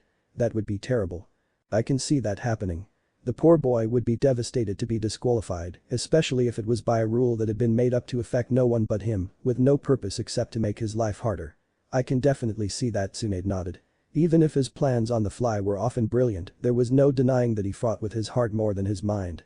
Being disqualified in such a ridiculously unfair way, well, knowing him, he probably wouldn't hold a grudge or anything like that. Yet then Shikamaru counterattacked again, a little annoyed at having to argue 2 against 1. Where was I going with this? If Naruto gets disqualified, that'll make it easier. No, don't worry about him overdoing it. Seeing the shocked expression on their faces, he realized he'd have to explain this completely. It's cold, sure, but I mean, it's not like he needs to win the tournament or even do anything in the tournament, really. I don't think there's anyone who thinks Naruto shouldn't be a Chunin at least, but it's not like that's decided by winning the tournament. Tsunade mused. That's true. Even if he gets disqualified, the selection committee will still turn him into a Chunin. She laughed a little. It's not like they sat there and said, oh well, he's an experienced ninja, a sage, and probably the most powerful person in the world, but he was disqualified, so we better not let it go. The fact that, as Hokage, she would be part of that decision-making process, and anyone who thought such a comment would drastically cut their life short, was not lost on her. There was just no way that would happen. It made sense. The idea that even if Naruto was disqualified somehow in an incredibly biased manner, he would still pass the test, and ultimately everyone would be happy. It's not a bad plan, Shikamaru, but no, I don't feel comfortable doing that to him. Making up a rule just to punish one person seems ridiculous. Plus, we want it to be shown in the exam that it demonstrates the strength of the Konoha ninja. That was true, even if that damn Mizukage was trying to take all the credit for the team. She grumbled a little internally at that. Naruto certainly had audacity. Let's just make plans on sealing and earth techniques to reinforce the structure and the sand itself, Tsunade said. Okay, that's settled. Thinking about the Mizukage reminded me. Now I just remembered that I have another diplomatic commitment with him tonight, so I'll leave the planning to you two. Saying this, she grabbed her hat and jumped out the window towards the izakaya. He had mentioned to me that he would be taking his team tonight. Wait, Tsunade-sama. Without even a day to rest. The winning teams received instructions to meet for the details of the final test the day after the second exam ended. And so, in the same auditorium where they had received their initial instructions, Naruto waited patiently with his team. The Hokage was supposed to be here soon to explain the final exam. Geez, what's holding Bachan back? He complained, giving his competition a bored look. He was happy to see that with Hamaru, he had somehow managed to get ahead. The boy looked pretty beat up. He was pretty sure that hadn't all been caused by him, but it had happened. He was proud of him. Seeing Minnie stand next to her remaining teammate was also a nice sight. He had been happy to receive the memories of his clone helping her. Seeing that his help had gotten her to the final round gave him a nice feeling. He was a little sad to see that there were no other rabbit teams around. They were the only two who made it, with the bandanas replacing the standard forehead protectors. It had been hard to tell who was from what village, but he still regretted not letting some get away with the forehead protectors. Plus, he didn't recognize any of the other participants, but it seemed that Kumo, Kiri, and Yuna had at least one team in the finals. It seemed like they had done an even better job than they expected in the second test. Out of over 100 participants, there were only 10 teams left in the room. Some of them weren't even full teams as they had lost members in the first or second test. He didn't bother counting, but he assumed there were about 25 people waiting for the third test. Still, that was a lot for a final round. But no one said anything about preliminaries. Who cares? He decided. It didn't make a big difference to him if they had to do preliminaries. He would end his fast and head to the finals. If they didn't, he would worry about it later. It's funny like that, he realized with a slightly guilty smile. He would never have considered taking such a laid-back approach to exams last time, wondering if this was what it was all about. Being a honing, going from doing A-class quests to leading a group of Genin through the ranks. He turned to the stage, still waiting for Bachan or anyone really to make an announcement. Looking at the stage, he had to smile. Most of his friends were up there, all waiting with much more patience than him. As supervisors, they were not required to attend, but evidently, most had chosen to do so to support him. Another good feeling. He alternated between looking proudly at his little sister and giving him a bright smile, sometimes accompanied by a slight blush. She had caught him before he came in to personally congratulate him on his passing. As if he was ever in doubt, he still appreciated the gesture, so he smiled back, catching her gaze and enjoying the sight of her blush deepening a bit. He warmed up a bit at it. He really enjoyed teasing the poor girl. There really didn't seem to be anyone as honest and shy as Janata. She was exactly the kind of girl that he never thought he'd be attracted to, and yet the more time he spent with her, the more she grew on him. As he remembered meeting her, he recalled how it had been a little awkward at first, knowing how she felt about him and not knowing her well enough to reciprocate his feelings. A part of him still struggled with the idea that someone could love him. He hadn't realized how much his upbringing had affected him until he had to deal with that feeling. First Janata, then his mother. She quickly cut off that line of thought. She knew that one day she would have to sort out her feelings and find a way to overcome the emotional void that her childhood had given her. But now was not the time for that. When she turned her gaze, she saw Inu preening herself, trying to subtly check her makeup in a hand mirror. She knew firsthand that she was a highly capable ninja, and there was no denying how attractive she was. She was probably the best choice as a supervisor to put in front of the crowd, but still, he couldn't help but feel like she took this one a little too far. He then saw Sakura sticking her tongue out at him shamelessly. She had complimented him before, but apparently, he had made her work a lot harder than she expected during the second test, so she was trying hard to be a little mean to him. He felt a little guilty about it, but only a little. Choji and Lee seemed to be the most awkward. For Choji, it was because he could barely start eating in the middle of the stage. Lee, as always, seemed to be full of energy, as if he was fighting the urge to do 501 armed push-ups, which is probably what he was doing, Naruto admitted. He couldn't really see from where he was, but judging by the hand signs flashing between Kiba and Tenten, it looked like Kiba was using this as an excuse to try and flirt with the Kunoichi. Naruto was actually pretty impressed by that, especially considering the signals were designed for little more than basic field communication. Just as he was trying to figure out what Shino was thinking, the doors to the stage finally swung open and Tsunade walked in, dressed in her full formal attire. I can't remember the last time I saw her wear the hat, he thought. I'm sure I'll be wearing it every day. Congratulations to everyone for making it this far. Tsunade got straight to the point. We're here today to discuss the details of the final test. It seemed she wasn't going to say anything about making it almost 30 minutes late. Naruto pointed out the bags under her eyes, and judged by the fact that she hadn't seen Maichin last night, he could hazard a guess why she was late. He sent a silent prayer to Shizune-chan, hoping she had gotten at least some sleep last night, probably having had to drag the Hokage and Mizukage out of bar after bar. Due to the number of teams that have passed, we won't need to hold any preliminary matches. Everyone who made it this far will get to fight in front of the audience. So, again, congratulations. She gave everyone a big smile. Now, the final exam will be a series of single elimination team matches. You will be judged on your performances both individually and with your team. Winning your matches won't necessarily guarantee a promotion to Chunin, but it will give you more opportunities to show your skills. Due to the number of teams and the shape of the brackets, one team will be given a bye in the second round and another team in the third round. No team will receive a bye twice. The team that gets it will be decided based on your performance in the previous tests. The better you did, the more likely you are to get a bye. Naruto tried to understand that. It seemed a little complicated, but he figured it would be more obvious when he saw the actual brackets. I guess with 10 teams you can't just split them in half for the second round evenly, huh? He had no desire to do any more calculations than that at the moment. Tsunade walked over to Ino, who stepped forward and explained with pride. The rules for fights are very simple. There are no rules. The fight continues until your opponent surrender or die. I ask everyone here to try to avoid unnecessary casualties. But if you don't want to die, then surrender. If I decide a fight is over, whether it's for an individual or a team, then it's over, with no questions or arguments. She paused for a moment to glare hard at the room, letting out enough killing intent to show, first of all, that she was a Hokage with experience in both battle and war. Do not force me or anyone else to intervene. That is all. Tsunade took the lead again.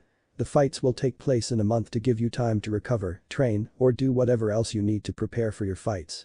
Anyone who wishes to withdraw may do so now. She paused for a second to see if there was anyone interested. No one seemed interested. Good. In that case, come closer and select a number. She pulled out a box with a hole in the top that would determine the order of the matches. With only 10 people to make the selections, it didn't take long. A few minutes later, Naruto checked and saw that he was facing a team from Kiri. They seemed surprisingly excited to face his team, so he took a quick look at them, not sensing any strong chakra presence from them. He shrugged and moved on. If he cared enough to listen, he would have heard phrases like "we've been waiting for this moment and now, the whole world will see our true strength," along with things like "after all, we are not a common Ganon team. We know something about them." Questioned Gaara as they left the building. Naruto shrugged. "They are from Kiri, I guess. We can ask Maichin." V intervened at that. "That will have to wait a week. She is leaving today on a tour of the resorts around the Land of Fire. In fact, I am going," she announced with a smile. "The spa, the baths, and women never mind me, I'll get tired." Gaara snorted and suddenly left. Naruto remembered something very personal he had said in the middle of the battlefield so long ago. But that memory in mind, he turned to give V a wide smile and bumped fists with the man. "Good luck," he encouraged his friend, matching B's smile with his own. "This is completely different from the last exam," Naruto thought, laughing that afternoon after celebrating the announcement of the finals at Ichiraku's house and having made both AM and Tucci promise that they wouldn't tell Sakura that she had eaten there for her 7th meal in a row. "Last time, we were all training desperately well, Sasuke and I at least. Sakura didn't really have much to do that month. I wasn't sure what she had done. Kakashi was training Sasuke, Hirosenin was throwing me off a cliff." The thought of Jiraiya stopped him for a moment. He still missed his teacher terribly. Though thinking about it reminded him of how he first met Jiraiya and that he originally didn't know it was Jiraiya who was going to train him. In fact, Kakashi didn't even know that Jiraiya trained him. "It's not really that surprising," he thought with a little bitterness. "He didn't even bother to come watch my match." No, Kakashi had gotten a different teacher. The pig in the closet, thinking about him, suddenly reminded him of Konohamaru. He should go see what he was up to, he decided. After all, he had to make sure he was prepared for the exams. Konohamaru looked pretty beat up this morning. It turned out surprisingly easy to find Team Evisu. He knew where they met for team meetings, and it looked like Evisu had just seen them off. He yelled, running to catch up to them as they started walking away. He grimaced at the surprisingly cold glare he received from Moe and Yuden. Apparently, they hadn't appreciated the setback he had dealt them in the second test. Konohamaru looked even more worried about it. Jumping forward, he yelled, "You know how hard we had to work after you showed up? It was a nightmare." Naruto interrupted softly, taking the boy's hand from his chest. "You passed," he said, smiling. He turned the accusing finger into a handshake, surprising everyone. "You did very well. I'm really impressed." That seemed to break the ice. Mogi blushed at his praise, Yuden smiled, and with Konohamaru in a gesture very similar to Naruto's, looked away while scratching the back of his neck. "Yeah, well, we are amazing, you know that." Naruto laughed. "So, what is your plan for the finals? You can't take it easy, you know." The new minutes passed, guiding Naruto through Evisu's surprisingly detailed training regimen. The man seemed like a big fan of keeping things organized and orderly, as he had planned out exactly where and when he would train. Mostly, it was team building or coordination exercises, some missions, and a few days of rest. While it was a relatively intense schedule, it wasn't even as tough as what Naruto or Sasuke would have used. "I guess they can't risk getting injured before the tournament," he thought. Naruto had a tailed beast to help him out, and Sasuke, who was too proud to even consider such things, would only start their training in a few days. Evisu was giving them the rest of the week off to recover from the fatigue and injuries from the second test, with no further details until then. The conversation turned to lighter topics. Naruto spent some time with them, showing off some of his best techniques and listening to their stories about the C-rank missions they had been on. Finally, the sun began to set and the group set off back to the main section of the village, splitting up as everyone went their separate ways. Only Naruto accompanied Konohamaru back to the Sarutobi estate. The two chatted amicably, repairing the damage their egos had done to their friendship during their last two encounters. It wasn't until they were just outside the gates of the estate that Konohamaru again mentioned the upcoming final stage, turning to Naruto and finally asking him what he had been thinking.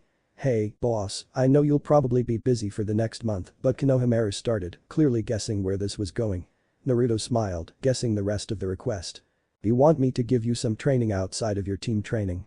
"Yeah," Konohamaru said, suddenly full of energy. "You have to make up for it after almost making me fail the last test," he laughed. Honestly, it was a nice feeling, almost nostalgic in a way that brought back memories, forgetting about the argument he'd had with Shikamaru after losing Hirosenin. "Of course, I should be around most of the time. I'll teach you a few things," Naruto said.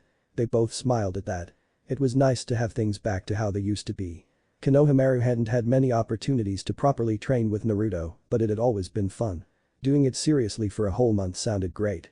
Even though he was exhausted, he felt sorely tempted to demand to start right away. Luckily, pragmatism won out when his mother saw him outside and called him to dinner. So, he simply gave Naruto a copy of the schedule that Ibisu-sensei had given him and waved goodbye. Naruto put the schedule in his pocket and walked away happily. Yeah, definitely nothing like the last exams. I guess this time it's my turn to be a hero, he thought. After a moment, he added, maybe not. I had no desire to spend the month spying and writing. Besides, Sage or not, I had no permission to allow other people to sign the contract. Still, it would be good practice if he ever wanted to be a Hokage sensei too. This time, he wasn't facing an elite of the clan with an extra year of experience. Although he never slacked off on his personal training, it was a completely different experience knowing that there was no one in the exam who would give him even a moment's pause. The next few days fell into a comfortable rhythm for Naruto. He didn't have any missions or much to do during the day, so he spent most of his free time hanging out with his friends or training with Gaara. Whenever Konohamaru had energy left after team training or was given a day off, Naruto made an effort to train with him. Naruto quickly discovered that he had no idea how to teach except through practical lessons, so they spent most of their time training. His mission was to help Konohamaru come up with plans or tactics on the fly in the same way that had made Naruto famous for being unpredictable. It came naturally to him, and he wasn't sure if Konohamaru could learn it, but at least it would help him understand instinctive strategies. Whenever they took a break from that or when Naruto was too beat up from team training for sparring to be a good idea, they worked on the Adama Rasengan. Konohamaru's control was so much better than Naruto's at the same age that it was almost as good as Naruto's now. Unfortunately, he just didn't have the same level of raw chakra reserves. For a normal person, a Rasengan alone was an expensive technique. Practicing the steps toward an Adama Rasengan turned out to be great training to increase his chakra reserves, even if he was unlikely to master it in time for the exams. They had figured out early on that at that point, anything more was out of their reach. While his control was good enough, anything more advanced would need more Kage Bunshin, and the drain was simply too much. An attempt at a double Rasengan had quickly proven that the resulting chakra depletion scare had caused an extremely angry Sakura to drag him into Tsunade's office so they could both yell at him for being so irresponsible. The memory still made Naruto shudder. Sakura-chan can be very scary at times, he thought. It had been just over a week since the second test. Having grown quite comfortable with his new routine, Naruto was surprised when a knock on his door disturbed him while he was working on a seal. Seal masters were so rare that they were almost mythical, and sealing was something he had no real formal training in. He had taken it up as a hobby and found that it came quite naturally to him, but unfortunately, it was still an incredibly complicated and complex art. Something that caused him endless frustration when his improvised seals, or in his words, the Naruto Uzumaki method, tended to have wildly varying effects. Taking a moment to draw out any chakra from his failed creation, he stood up and walked toward the entrance, wondering who would visit him. Konohamaru was training today, and he didn't remember having any plans with anyone else. "Oh, hello Hinata-chan, come in," he said, surprised to see her arrive alone at his apartment, but glad to have a reason to leave the frustrating seal work. "Good morning, Naruto-kun." "Thank you," Hinata said, giving him a warm smile. Then she surprised him again with a deep bow before walking past him and entering his house. This was definitely strange.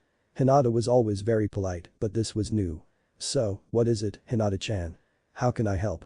Hinata, for her part, was forcing herself to keep her composure, fighting not to let her mind run wild with the idea of being alone with Naruto in his house. Remembering the last time she had been alone here with him, she had to make a terrible effort not to turn bright red with delirious joy. No, this is too important," she scolded herself and forced herself to control her blush. "Actually, I came to thank you, Naruto-kun," she continued quickly before he could say anything, to avoid risking losing her composure. "For what you did for Hanabi-chan," she said. Naruto had not expected that. In reality, he had not even thought much about his encounter with Minina since then. Still, it was kind of Hinata-chan to come here to thank him. He suddenly felt incredibly warm, not knowing how to respond. He just laughed, embarrassed. "I didn't realize. I didn't even know what had happened, or I would have come sooner. Father was out of the village until yesterday, and Hanabi-chan no, I don't want to tell anyone any details until he gets back," Hinata said. Then last night he told us the whole story, how he was desperately avoiding various pursuit teams, how his team escaped several times, and what happened when two teams ended up working together against him. How did she get trapped?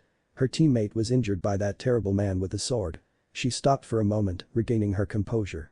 "You saved my sister's life, Naruto-kun," she said, gathering her courage. At that moment, she looked at him with a mix of happiness for everything being okay and despair for what could have been. She took his hand and squeezed it gently. "You saved her like you always do. I can never thank you enough." "Thanks," Naruto said softly, walking over and patting her shoulder gently. "Don't worry about it. Of course, I would protect anyone precious to you. Hinata seemed to perk up at that and turned to look at him. Once he started, Hanabi couldn't stop talking about you. I was so grateful. She really likes you. She wants to thank you properly. Father too, she said with a smile. He was surprised and grateful. She asked me to invite you as a guest of honor for a formal dinner to thank you, Hinata said. Ah, yes, but I said we should wait until after the finals so we could celebrate your victory too, she added, blushing. Naruto, suddenly shy, replied, yeah, huh. Sounds pretty clear to you. Yeah, it sounds fun, she said, laughing a little at the image. It was hard to imagine a place where he would fit in less than a formal dinner with a notoriously stoic Huga family. Yet, Hinata-chan and Minina would be there. I knew that if the situation were reversed, I would want to properly thank someone who had protected one of my precious villagers. But it won't just be celebrating my victory. Oh no, it will also be Minina's victory. That's your job until the exams make sure she becomes a Chunin, Hinata said with a smile. It was true. Hinata had been training hard with Hanabi for the past week. Now that her father had returned, he would take over the Jiken instruction, but she would help with everything else. Her precious little sister would not be seen again in such a situation if she could avoid it. Having said that, they spent the rest of the morning chatting about happy topics until Hinata insisted on taking Naruto to lunch. Leaving the house, she promised Naruto for the 10th time that she would definitely not let Sakura find out that they went to Ichiraku's house. Hinata was surprised once again by how happy she was with her life at that moment. Since she found out he lived alone, she had had hundreds of different fantasies about being alone with Naruto in his apartment. She had imagined everything from making him dinner to lazing around with him to even more intimate fantasies. I've never been one for those fantasies, she thought, and yet, as I walked alongside the man I love on what was probably definitely most likely a date, I couldn't imagine being happier. Naruto, touched by the whole experience, just enjoyed the feeling of warmth that Hinata often seemed to send through him. The feeling of being loved, of being wanted. He thought for a second, savoring the idea. It wasn't until the following week that May finally returned to the village.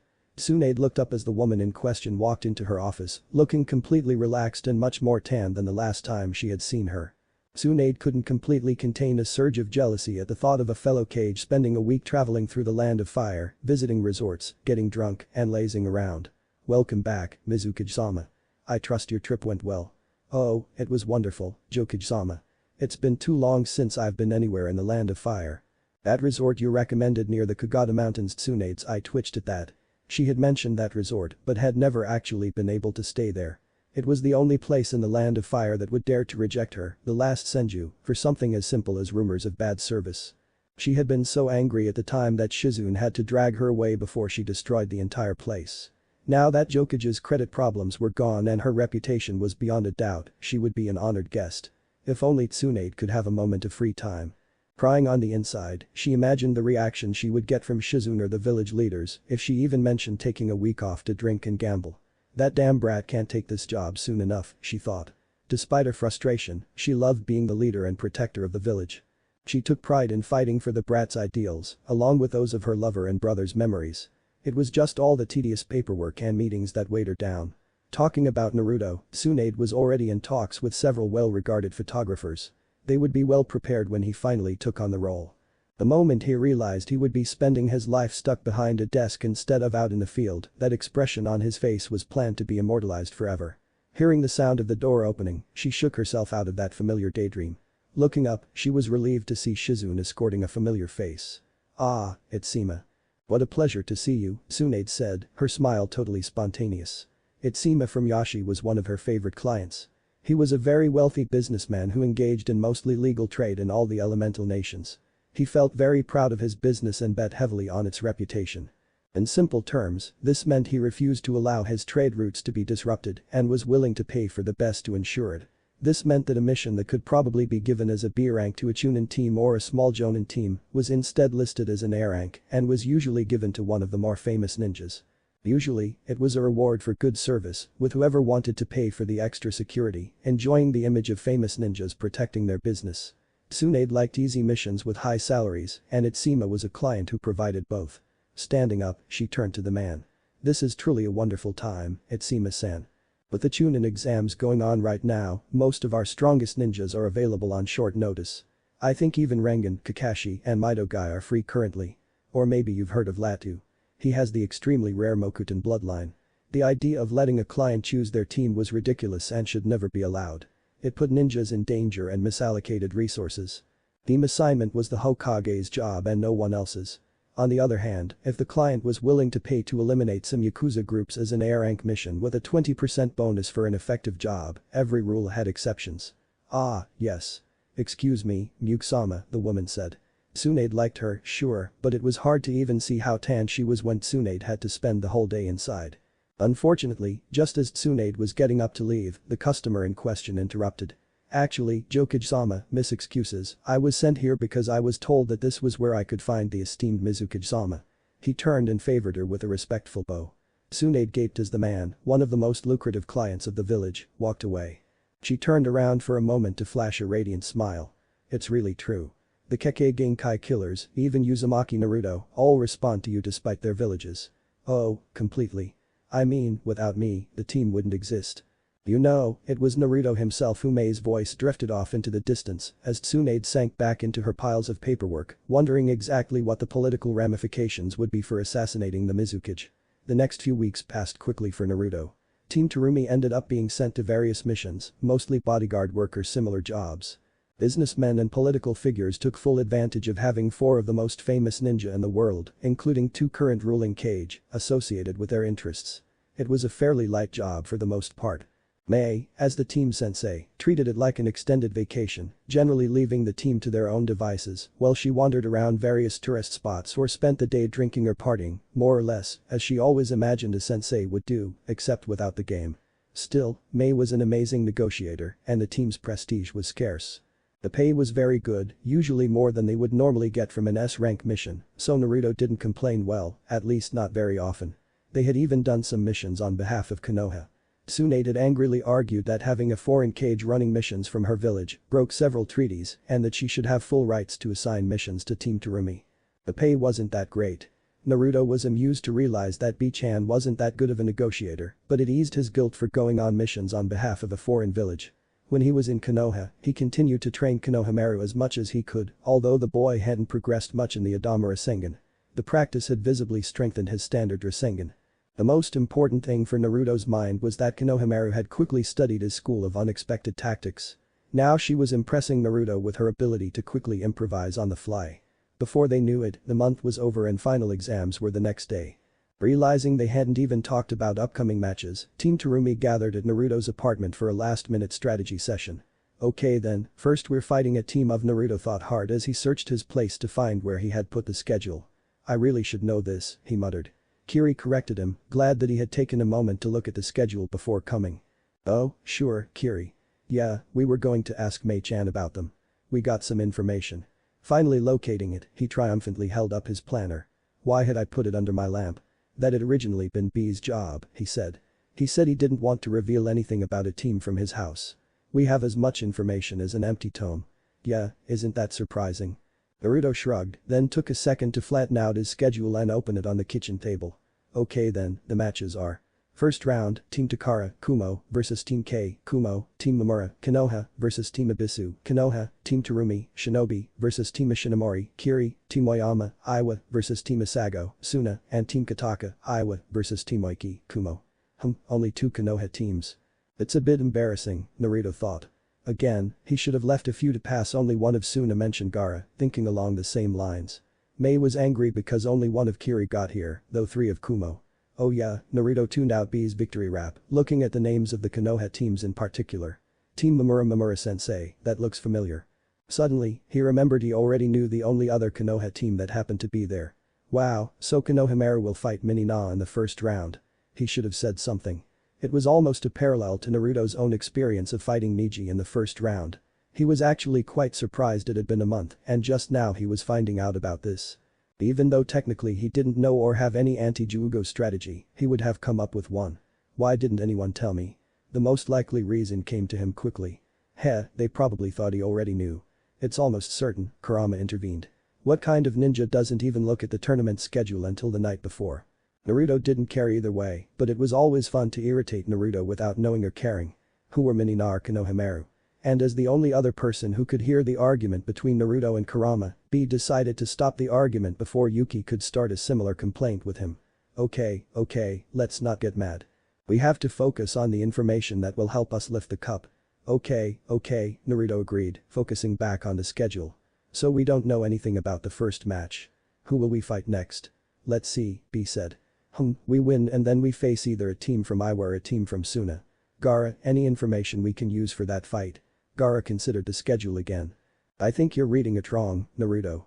Assuming there are no ties, there will be 5 teams in the second round.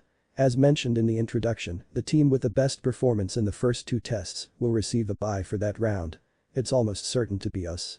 Naruto nodded, remembering the explanation he had found too complex. Yes, that makes sense.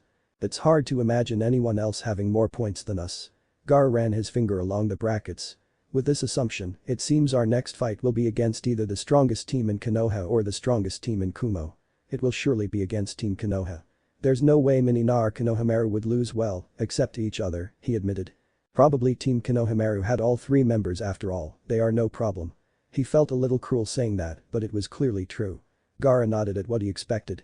And if not, then this team, Takara or Team K. Do you know anything about any of them? B laughed, looking a little guilty. I don't know any of the teams in the tournament. They're all rookies. Why worry? It's not like we need to be leftovers. Then Naruto looked around. We have no information, Gaara finished. Man, and it's the night before the tournament. We're really not prepared. Naruto's thoughts echoed between the 3 of them. They had really taken this all too lightly. Whatever. Who cares? Luckily, what we don't have in preparation, we make up for with enthusiasm. Investigating a group of rookies would have been a waste of time anyway. We'll defeat them all easily. More importantly, he paused, leaning in for dramatic effect, we need to talk about what we're going to do to make sure we get promoted. This was new. Gaara looked puzzled. He asked the obvious, well, we're here to discuss strategy, right? And this is the most important strategy, Naruto said. You know how the test works. It's not just about winning but about acting as a squad leader. That's true, Gaara admitted, wondering where Naruto was going with this. This should be easy for you, Gaara. You have practice being the Kazekage.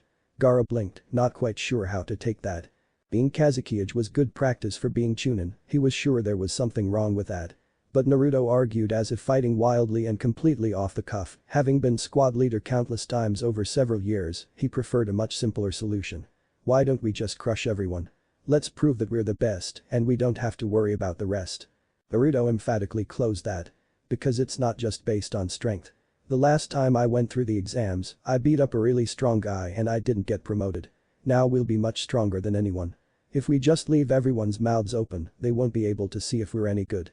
You know, being squad leaders, he continued, I mean, you want to go through all this trouble and then be told that they didn't see what they needed in a leader because every fight was over in 2 seconds. No way. B might not care about being a Chunin, but that's because he already considers himself way above the rank. He definitely doesn't want to be told he wasn't good enough to be a Chunin. Then you're worried that we're too strong for our opponents and won't be able to properly display our skills, so we act really weak. We act like we're fighting a team of Jonin. Naruto asked. Gaara dismissed that idea immediately. Acting weak doesn't make us look stronger when we win. If anything, it just makes our opponents look better and we look worse. Everyone knows us. If we fight like that, it will look ridiculous. Gaara thought for a moment. Just messing with them or prolonging the fights would have the same result. But still, there's a good chance that any opponent that faces us would just give up without giving us a chance to show any skill. He seemed worried about it, unsure of how to overcome such a strange obstacle he had never considered. Exactly, they both turned to Naruto at that. He had a very cunning smile on his. Once again dressed in her full Kage robes, Mei was sitting next to him. She seemed to find the whole spectacle amusing, laughing at the idea of her brother competing in the exams.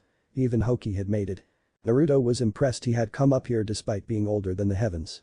Standing here, looking at the crowd, it was hard not to think of the beloved Sundai Mei. Still, now was not the time for that, so he looked over to where Mei-chan was sitting, trying to figure out who she was talking to. Wait, is that? Sure enough, next to the Mizukage, staring at them and clearly uncomfortable in the robes of office, was the acting Kage, Kankuro. So Gaara really laid it all on him. Oh man, it was a huge struggle not to laugh out loud at that. Telling himself that decorum was an important part of being a squad leader, Naruto persevered with excitement building just as he was getting anxious to get this whole thing started. Ino finally stepped forward to address the crowd. She had certainly done her best to play her part in this, ditching her standard training uniform and instead wearing a deep purple dress tight enough to accentuate her generous assets, but long enough to avoid being absolutely outrageous, a fact slightly undermined by the large slit on the sides that showed off her long toned legs.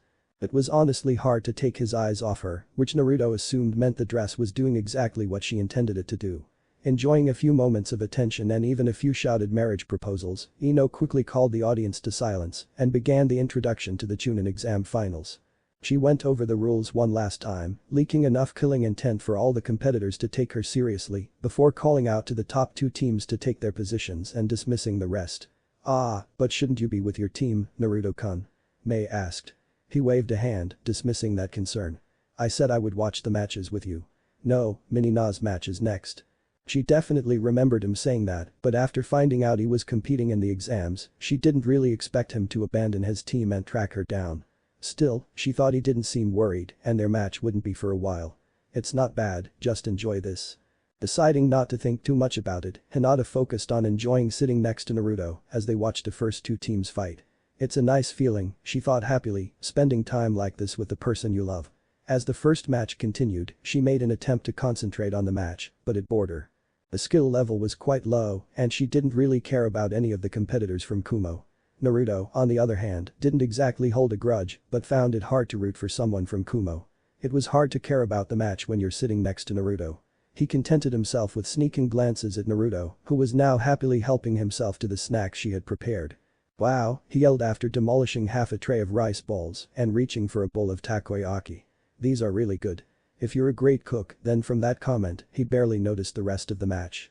With all the blood in his body having rushed to his face, he spent the rest of the time in a happy daze, offering him the rest of the food he had prepared.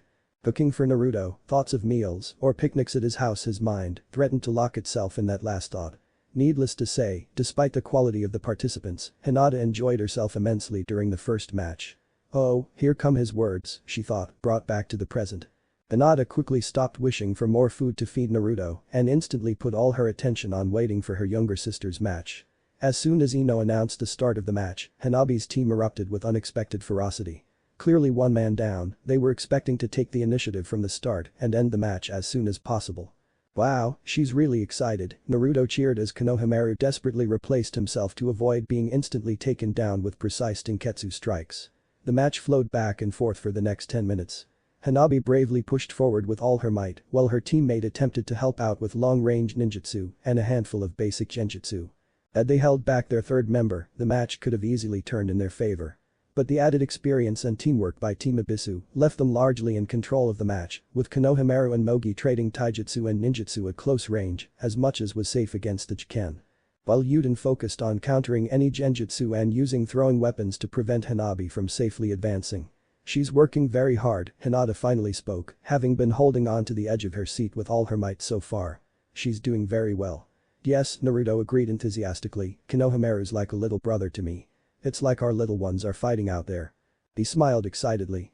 "Come on, we have to cheer them on." Saying this, he stood up and walked to the edge of the balcony, grabbing the railing and leaning over it, shouting with all his might. "Let's go, Konohamaru. Let's go, Hinata." She looked at him guiltily. She had never considered doing such a thing, she simply wasn't a member of the main house. Leaning over the railing and yelling at the fighters like some kind of bully would have given her father a heart attack. Yet the desire to do exactly that, to join Naruto in cheering her brother on, was so strong that she was biting her lip to control herself. And then, suddenly, she was back years ago, facing the cruel words of her beloved cousin. On the verge of giving up, she knew exactly how the fight would play out. It would be a shameful and incredibly painful loss. She felt the strength, the power, the pure belief flowing through her thanks to Naruto's unwavering encouragement, even when she didn't believe in herself, even when she was just a bloody mess on the ground. His support gave her the strength to stay standing, even as her body threatened to shut down. Before she knew it, she was beside Naruto, leaning over the railing, holding on with all her might and yelling at her precious little sister to fight, to hold on, to win. Hanabi had been fighting a desperate losing battle for almost 15 minutes. She was exhausted. Even through the adrenaline, she could feel her body slowing down. Her training for the past month had focused solely on compensating for the missing teammate, emphasizing rapid charges, closing the gap in the blink of an eye, and shutting down her opponents instantly. Her sensei and father had emphasized time and time again that her best chance would be to defeat at least one opponent by the time the match started. Her goal was to take down the opposing team's leader from the gate, and now she wondered if that was a critical mistake. Her research had set him up as the linchpin of the team and the best fighter, cutting his Tenketsu would have crippled them if only he wasn't so slippery. Even with Yasuke supporting her, she couldn't land a single solid hit on the boy. The frontal charge would end with her in a cloud of ash, drawing him in, attacking that annoying Kunoichi of her team, and she would find herself fending off a B-rank ninja before having to dodge a barrage of throwing weapons to even try to reach him. The boy at the end of his training had been useless. His range techniques and the support of his team easily cut off her advances. She was a frontline fighter experienced in the strongest taijutsu in Konoha. None of her team had landed a single solid hit on her, which was to be expected. Anything less would embarrass her. But being led back and forth like this, she knew she was about to lose. "Hanabi-chan, fight. You can do it." The words took her completely by surprise. She was so close to the edge of exhaustion that she could barely register what her sister was saying. All she knew, all she cared about, was that her silly, shy, loving sister was calling out to her, screaming over the rest of the crowd. Hanabi felt her tiredness ease slightly, her strength returning just a small amount. With this renewed energy, she experienced the opening she had desired for so long. Yasuke had just managed to trap that Kunoichi in his genjutsu. She recognized the strongest, she knew she would be out for the rest of the match, as long as no one took her out. Her leader, Konohamaru, thought he was about to defeat Yasuke. There was nothing she could do for him, he was too far away and completely exposed. However, in doing so, Konohamaru had overextended himself. He had taken 3 more steps forward. That was the opening she had fought for so long. With the strength her sister had given her, she charged forward. No thoughts were needed, Hanabi acted purely on instinct. As her teammate fell, she kicked Konohamaru in the side, sending him away and leaving him unable to do anything but watch. She finally reached her last teammate just as he was about to break the genjutsu on the Kunoichi. They had thought her exhausted and lacking strength, and they did not expect such sudden speed. The second wind her sister had given her helped her defeat the last member, the boy with glasses, who was surprised and fell in an instant. 6 precise tenketsu blows to his chest and neck ensured he wouldn't interfere further. In less than a moment, the match had come full circle, from 3 versus 3 to 1 versus 1, with 2 of Konoha's most famous clans facing off. The crowd roared in approval. Hinata screamed even louder, turning around and letting out a deep sigh, forcing her legs not to shake from exhaustion. Hanabi faced her last opponent. She was standing between him and the Kunoichi, who couldn't reach her to break the genjutsu without going through Hanabi. He saw that she looked exhausted.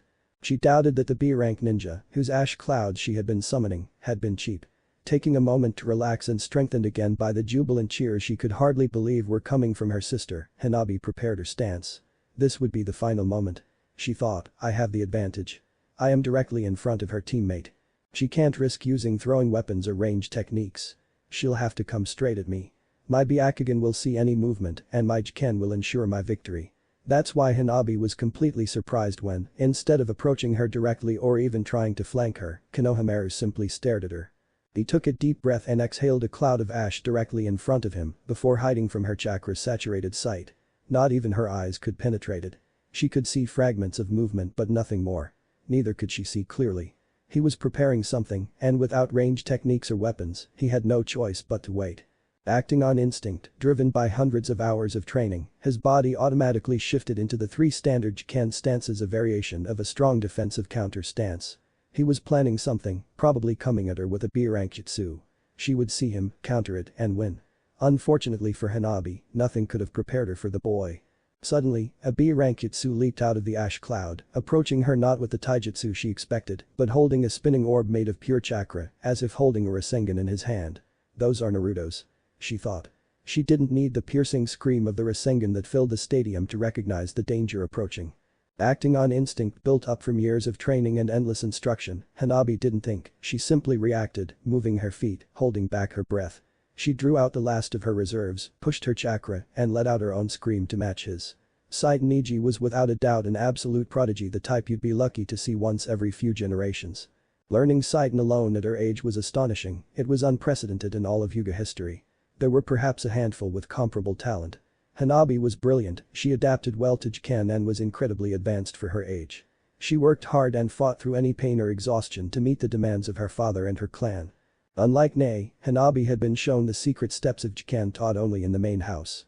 She had been trained in the early stages of the 64 palms and had learned the basics of Saiton. For Niji to complete Saiton at age 14 was unprecedented. Even with training to make him younger, it was amazing. Sadly, Niji was a prodigy, while Hanabi was simply brilliant. Niji's Saiton was complete, a perfect Saiton. Hanabi's was not. What he achieved was undoubtedly an impressive feat, getting as close as possible to a perfect Saiton at his age and experience. It was incredible.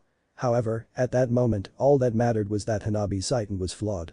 The chakra distribution was not uniform, the rotation was not fast enough, the movement of his hands was deviated a few degrees, and his feet were separated an inch too much. When hitting Saitan, the Rasengan slowed down, dissipated, and was partially misdirected. Despite her incredible performance, Hanabi finished her first Chunin exam, flying across the arena, unconscious the moment her head crashed into the ground. Naruto was beyond impressed, cheering wildly as he watched Konohamaru tiredly wave his victory to the crowd. The boy had improved beyond words. It had been incredible to watch that fight, the plans he used, the disorientation, and the final act of bringing out his trump card to win the match. Naruto smiled, feeling like he was seeing himself out there. Wow, Minina. He turned to talk to Hinata-chan and was surprised to see that she was talking to the air and some falling leaves. Oh, he smiled, of course. Turning back to the arena floor, he saw Hinata coming out of the stadium, gently cradling her sister's head as she yelled for the medics to hurry. It was hard to tell from this distance, but at least it seemed Minina would be okay. Hinata seemed worried but not distressed. Minina already seemed to be waking up, so he doubted she had more than a few bruises and a sore body.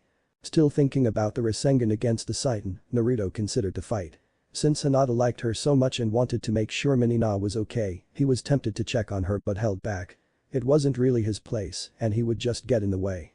He would leave her with her sister and the doctors, especially since he was just cheering against her. He thought with a hint of guilt, I'll go check on her later. For now, he smiled and prepared for his match. Jumping over the railing onto the arena floor, Naruto smiled at the sudden roar of the crowd. It seems we are the most anticipated team this time. Stopping for a moment to congratulate Konohamaru and his team before Bisu, visibly sobbing, led them back to the waiting room. Naruto didn't think he'd ever seen the man beam so proudly. He moved to join Gaara and Baki near the center of the arena. He saw that the opposing team was already in position, looking at him with anxious eyes. As he quickly assessed them, he saw that they were three normal-looking genin of his age. The one he assumed was their leader was a tall man with messy black hair, wearing a simple mesh shirt. The two at his side were a young man with sandy hair and an open jacket, and a brown-haired kunoichi wearing a simple short blue kimono tied with a dark purple ribbon. Apart from the shuriken bearers, he couldn't see any specific weapons on them. Not even expanding his senses could he sense anything special about them. Nothing explained why they seemed so happy to be fighting 3S-class ninjas. I guess there's no point in dwelling on it, Naruto thought. He decided he wasn't the censor type. If they were hiding something important, they would find out. If not, they would be defeated quickly, and it wouldn't matter anyway. He had more important things to deal with right now. It's time to put my plan into action, he thought, nodding his head in agreement. Gaara positioned himself in front of them, forming a rough semicircle, ignoring the confused and increasingly angry looks that Ino was sending his way, wanting to get the match started. Instead, he stared at his teammates. 3, he declared, and the crowd went silent, sensing something significant was about to happen. Everyone shifted to the edge of their seats, looking for the first sign of what was going on. The other team backed away until they were ready, not knowing how to react since the match had not officially started. Ino tensed up. She had been around Naruto long enough to know when something was going on.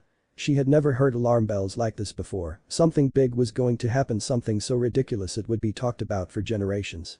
The entire team Terumi raised their fists, then threw them forward. Naruto and Gaara picked rock paper scissors. The silence was deafening, and everyone present stood dumbfounded, trying to process what had just happened. The audience watched in silence, celebrating. Gaara nodded, and Naruto groaned as he searched his pockets.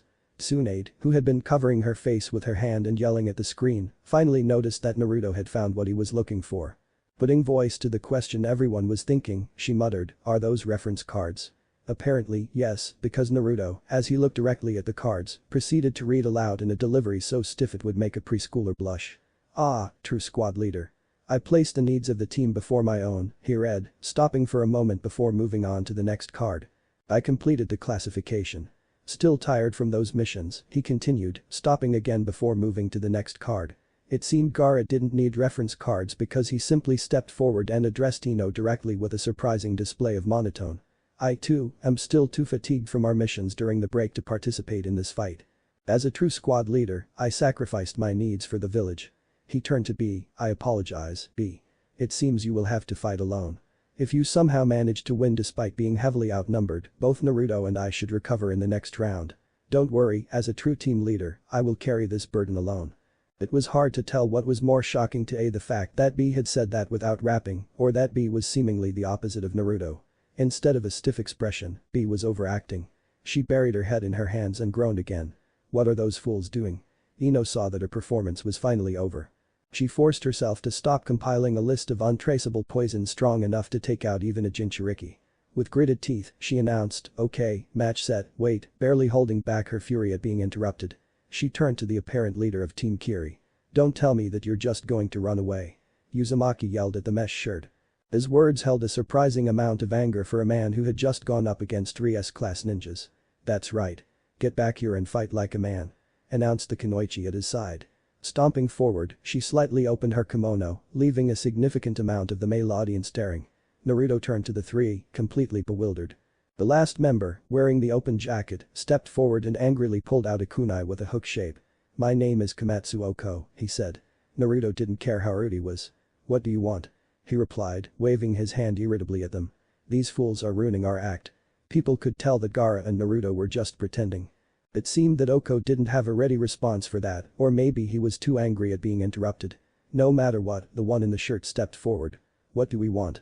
"We want to eliminate you," he finished with an evil look that Naruto assumed would probably be scary to someone who hadn't spent half their life fighting S-class criminals. "Huh?" Naruto asked again, searching his memory and drawing a blank. He really had no idea who they were. Unfortunately, Messer seemed to have taken that as an excuse to monologue. "So you see, we are not an ordinary team," he began dramatically, with both the kimono and jacket members nodding in agreement. Naruto decided to take him at his word. "We have hidden our abilities even from our own village," he continued. The honing instructor laughed at that, clearly impressed that we had fooled everyone into thinking we were weak. "But we were just hiding our fangs, pretending to be weak and useless Ganon to take advantage of this opportunity." Naruto knew he should have known better than to expect a Chunin exam without at least a complicated story. So he didn't say anything as the kimono member stepped forward and continued, "The opportunity where you would finally enter the Chunin exams when we can eliminate you in front of your entire village." He tried to find his own evil look. The mesh shirt member, seeing that the kimono member had Naruto's attention captivated or close enough, finished off, "We've studied all your abilities. We know all your attacks and all your weaknesses, Uzumaki." He paused for dramatic effect one last time. "Or should I say," he laughed again, "Namikaze. It's true, we know everything about you." Suddenly, seeing the shocked look she had been expecting was just blank confusion, she finished lamely, Your heritage." Naruto felt completely out of his depth, rubbing the back of his neck, embarrassed. Even his irritation towards these people for ruining his and Gaara's performances was gone now. He just felt like he was missing out on something. "I mean, Dad fought by my side against Madara. He called me his son in front of the whole ninja army. It's not like it's a secret or anything." Seeing the three of them look back in surprise, he continued rambling, "I mean, didn't you guys say you were really powerful? Weren't there?" As he seemed to recover first, Maya's shirt cut him off before he could go any further. "Never mind your father," the Yondaime said with as much anger as he could muster, clearly trying to get back into the dramatic mood. "They eliminated our parents." Naruto felt a little bad about that. He knew what it was like to grow up without parents. Yeah, all of our parents were brutally murdered by your bastard father in the Battle of the Valley of Nagumo." Naruto, being a fan of the Yondaime since childhood, vaguely remembered that battle. Wasn't that the time the Yondaime saved a friendly village that was under siege by Kiri reserve troops? Wait a second, that wasn't even in the last war. That was a border skirmish a few years before I was born. It made sense, he supposed, they were too young to have been born during the war. Regardless of that, their sympathies waned. If you were attacking villages in the Land of Fire, you had to expect that kind of thing. And now, the chainmail shirt was clearly on a roll. "After years of training to hide our abilities, we can finally get our revenge." Naruto blinked. "Revenge? Oh, sure, about taking out the good guys. Not that I'm going to let you kill me." He felt bad for them, but not that bad. Kimono tried his luck again with an evil laugh. "You won't need to let us have the mic. We're all geniuses, owners of incredibly powerful and extremely rare bloodlines," she said, pointing to herself. "Shut your mouth." Everyone backed away as the arena suddenly drowned in angry killing intent from Kunoichi Ino. Ino had finally run out of patience. Naruto didn't think he'd ever heard Ino curse before. Judging by the death stare she was giving him, he didn't think he'd ever want to hear it again. Stalking towards the teams, making sure he had everyone's full attention, he raised his hand and then slid it down. "The match begins now." Naruto felt torn. He didn't want to risk Ino's wrath, and they obviously wanted to fight him. But still, fair was fair. "Well, I mean, you're fighting B," he said, walking away. "This would be a lot easier if I was better at Kenjutsu." "Looks like we're going to have to take out his comrades first," Jeet said, lifting his kunai menacingly. Don't worry, Kimono reminded them of their strategy, my skills will make quick work of this. Maya's shirt decided to just glare menacingly. He had expected a 3-on-3 battle. This would be easier than he ever dreamed. 15 seconds later, B walked up to Naruto and Gaara, shrugged. Well, that was anticlimactic, Naruto sighed, looking at the unconscious Kiri team. It seems to be a self-fulfilling prophecy, Gaara said, feeling philosophical. They seemed weak and thus were not given difficult missions or training. In the end, they became weak. Naruto didn't think much of that opportunity, however. Next round will be amazing, he said. Gaara agreed, next round will be fun. I'm sure I'll finally be able to give the full tour. B regained some of her enthusiasm. You did very well, Minina, she said. With some time before her next match, Naruto approached the medical team. The way you dropped Yuden in a second was amazing. Hanabi simply smiled and thanked him quietly, her emotions in a whirl. At that moment, she was still quite dizzy. She had recently regained consciousness and was just realizing that she had been eliminated, that she had been knocked out in the first round. She wondered what her father would think of her. Naruto's presence just made things even more complicated. It was kind of hard to even talk to him. She wasn't sure what to say. She still hadn't properly thanked him for saving her life in the forest. She intended to do that after the exams at the formal dinner her father was hosting for him. She wanted to thank him and celebrate becoming Chunin along with him. That thought was what really caught her attention. She had lost. She only had one fight in the finals and hadn't achieved anything spectacular. As a rookie, it would be very unlikely that all her dreams of becoming Chunin would come true. The honor it would have brought her, so young, the pride, it all came crashing down at once. Turning to her sister, Hanabi was shocked to find herself crying. I failed, she whispered. No, Janada said softly, taking her in his arms. Not at all, Na-chan. You were amazing. A Saiyan. I didn't even know you had learned the beginning steps yet. Especially considering it was 2 against 3, Naruto added, reaching over to ruffle her hair. Konohamaru has been a genin for a lot longer than you, too. He's a pretty tough kid these days, and you almost won at a disadvantage. Perking up a bit, Hanabi wondered out loud, shouldn't I be your partner now, Naruto-san? She smiled for a second. You already won. I missed it, she said, feeling a little warmer and surprised. She realized she wanted to see Naruto's strength from an outside perspective, since she'd barely seen anything. Maybe you missed it, Naruto said. Yeah, it was quite a performance. Janada struggled to find the words. Naruto seemed a little embarrassed by it. Apparently, Janada-chan had seen through his performance. He should have taken Gaara's advice to memorize his cards. Deciding it was best not to explain exactly what happened during their match, he spent the next few minutes chatting with the 2 Hyuga ladies, making an effort to help Janada cheer up. Hanabi, pretty soon, received clearance from the doctors to leave. Hanabi insisted on watching the rest of the matches, so Janada took her to the stands, while Naruto headed off to find Konohamaru and congratulate him properly. I guess I should probably watch these next few matches too, since we'll be fighting whoever wins, Naruto thought. Briefly watching, it looked like the match between Team Iwa and Suna was coming to an end. Suna was about to win that, which let Iwa and Kumo's match end the first round. Hey, you saw me, right? I did very well, Konohamaru said, still enjoying his moment of glory. Mo and Yuden were also happier than he could remember, so obviously, Ebisu had been praising him. Hell yeah, you brats did really well. It was some impressive teamwork, Ebisu said. He meant it too. Watching Konohamaru's team cover each other throughout the match had been impressive. It was a textbook example of why ninjas operated in small cells. It partly made him feel nostalgic for his days on Team 7. His team had split up before reaching the level of intimate team knowledge that Team Ebisu displayed today. There were brief flashes of that on occasion between him and Sasuke, but never 3 people all working in perfect harmony. I must thank you, Naruto, Ebisu's words brought him out of his thoughts. It seems your work with Konohamaru paid off after all. Yeah, Naruto replied, still terrible at accepting praise. Well, yeah, I'm definitely a great teacher. The last match had just ended. Apparently, Yuden had been the only one paying attention. Everyone walked to the edge of the balcony to watch as Ino declared Kumo's team the winners. Oh, you guys will fight first. No, any response was interrupted by Ino loudly directing the crowd's attention to the main screen high above the arena, which was currently switching from showing the first round matches to the second round quarterfinals. Team K Kumo vs Team Ebisu, Team Terumi Shinobi vs Team Isago Suna, Team Waiki Kumo. We will take a short break to clean the arena floor. The next round will start in 10 minutes, Ino finished her announcement and walked away. Well, it seems you have a few minutes, Naruto offered. Ebisu suddenly became serious. How are your injuries? Have you rested enough? I'm fine, Yuden said softly. He hadn't been touched beyond the Tenketsu points that had incapacitated him. Luckily, its effects had already completely worn off. I took a few hits, but I'm fine, Hwa said cheerfully. The only thing that had really affected her was the genjutsu, which wouldn't leave any lasting effects. I'm fine. I'm excited. Look at me, boss. The next fight will be even more exciting. Konohamaru seemed to be bursting with excitement and Naruto couldn't help but be excited for him. You better win. You'll be facing my team if you win. That caught everyone's attention. They hadn't looked that far into the fights. Mo and Yud suddenly looked worried. Even Ivisu sighed as he pushed up his glasses. It was a shame, but it would be a wall that would stop his students. There was nothing he could do. 3 Jonin against 2 Jinchuriki and a Kage. The very idea of that fight was ridiculous. It made no sense. The more you thought about it, the more stunned you became. If the opponent was someone other than Naruto, he would order his team to surrender immediately to save their lives. All you could hope for was that Naruto would give them the chance to give a performance good enough for his ranking. However, Konohamaru was very similar to Naruto. Perfect. This is our revenge for the second stage. Digging his fingers into Naruto's chest once again, he declared, we are much stronger than last time. Don't think we will lose to you.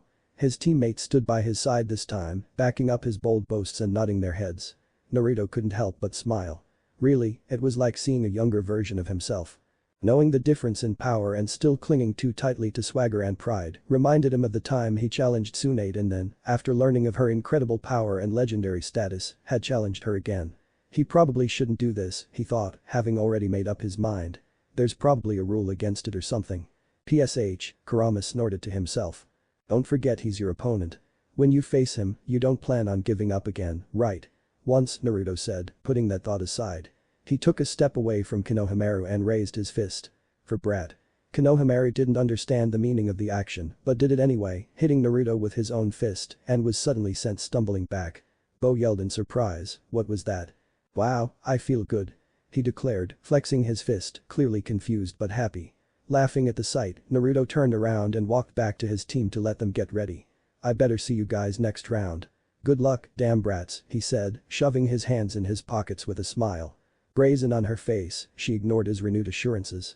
They had really gotten lucky in the first round. Although Minina's team had been skilled and hadn't caused any real injuries, Yuden and Mogi were completely fine. They had just been handicapped.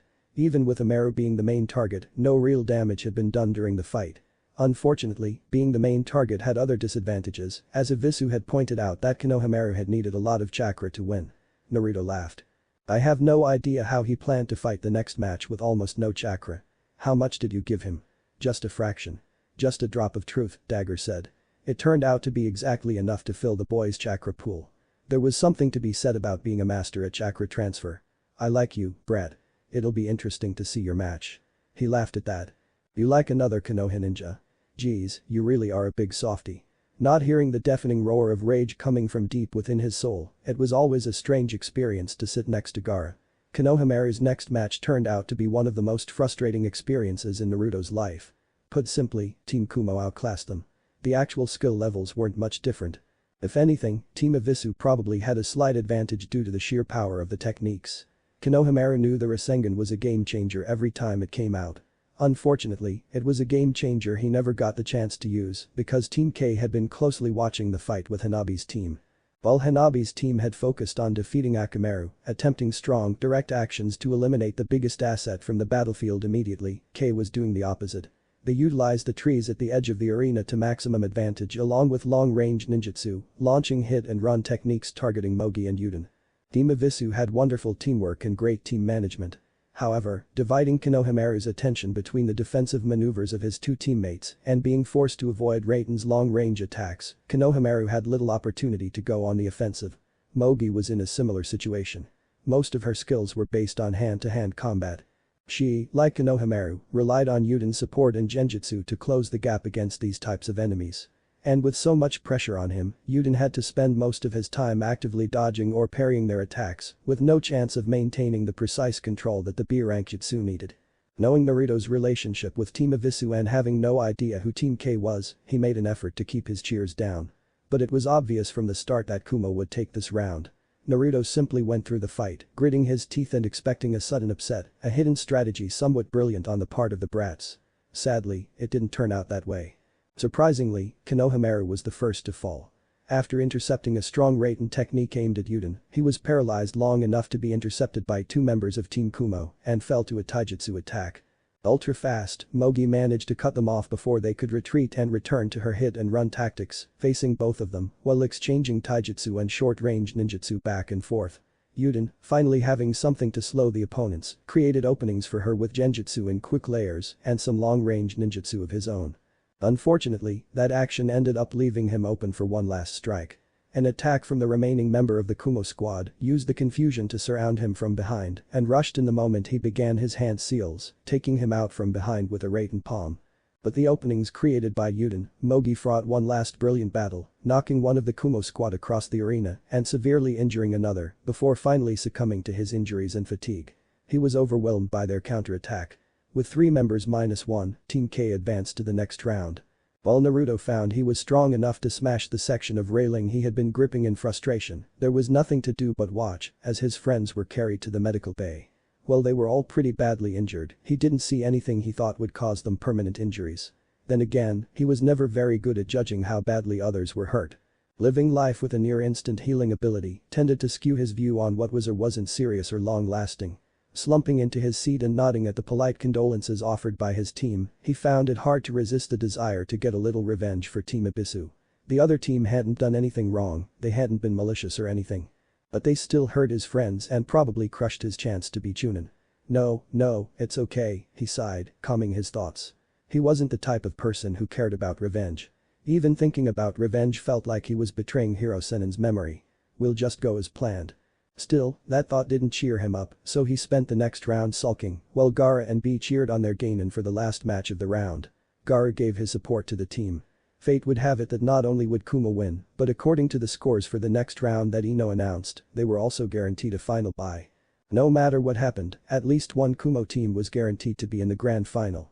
You could easily hear the appreciation from the Kumo stands. Gaara was a little upset about that. Having only one Suna team in the final always made it unlikely, but he wanted Suna to put in a good showing. The semi-final matchups were Team K Kumo vs Team Terumi Shinobi and Team Oiki Kumo. Goodbye. Any hope she might have had that Naruto's next match wouldn't be so ridiculous quickly evaporated when she saw Team Terumi once again standing in a semi-circle, staring at each other. I guess it's easier to just have one member of Team Naruto fight each time, she admitted. Even if it was ridiculous, that meant there was a chance Naruto wouldn't be able to fight in this entire tournament. She wondered if he had a plan for that. Wow, Naruto and Gaara really, they suck, Hanan pointed out. Naruto wasn't supposed to be great at playing. Apparently, his luck didn't go that far since he and Gaara had thrown scissors and Vale hit him again with a rock. Everyone leaned forward in their seats, expecting another performance, waiting for Naruto and Gaara to retire again. They were surprised when, aside from some grumbling from Naruto about losing again, the entire team lined up, ready for the match to begin. Ino, with a familiar dread forming in the pit of her stomach, knew that something incredibly stupid was about to happen. She had no choice but to start the match.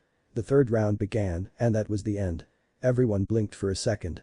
The match had started, and the next moment Naruto was standing over the body of one of his opponents, with the other 2 lying behind him.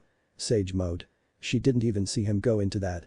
She realized he must have been gathering nature chakra while they waited for her to start the fight. Even as a high-level ninja, she had barely managed to follow what had happened. She doubted the civilians would have been able to see a thing. And since when could he use an orange flash in Sage mode? She noticed her enhancement and didn't see any Nine Tails chakra. Suddenly taken out of her thoughts, she realized she had a job to do. Very well, winner, she said with annoyance, and wasn't interrupted again. Wait, oh no, my body, I can't control it. He was once again overacting. I must be caught by one of his jutsu. Finishing the act, he began to perform incredibly telegraphed attacks toward Gaara. Ino couldn't resist the temptation to bury her face in her hands. A glance at his opponents clearly showed that they were unconscious. Most of the crowd seemed to have come to a similar conclusion based on their shocked expressions. Oh no, Gaara, B has been caught in a mind control technique. Naruto was once again looking straight at the reference cards in his hands. He paused for a second and moved on to the next card. Well, our friend, unfortunately, he began. Gaara once again, in a monotone voice, raised his hand to begin. Luckily, Tsunade's angry voice interrupted the terrible performance. It seems they have no control of their Biju powers. She was clearly not impressed. Her furious glare from under her hat was visible even from the arena floor.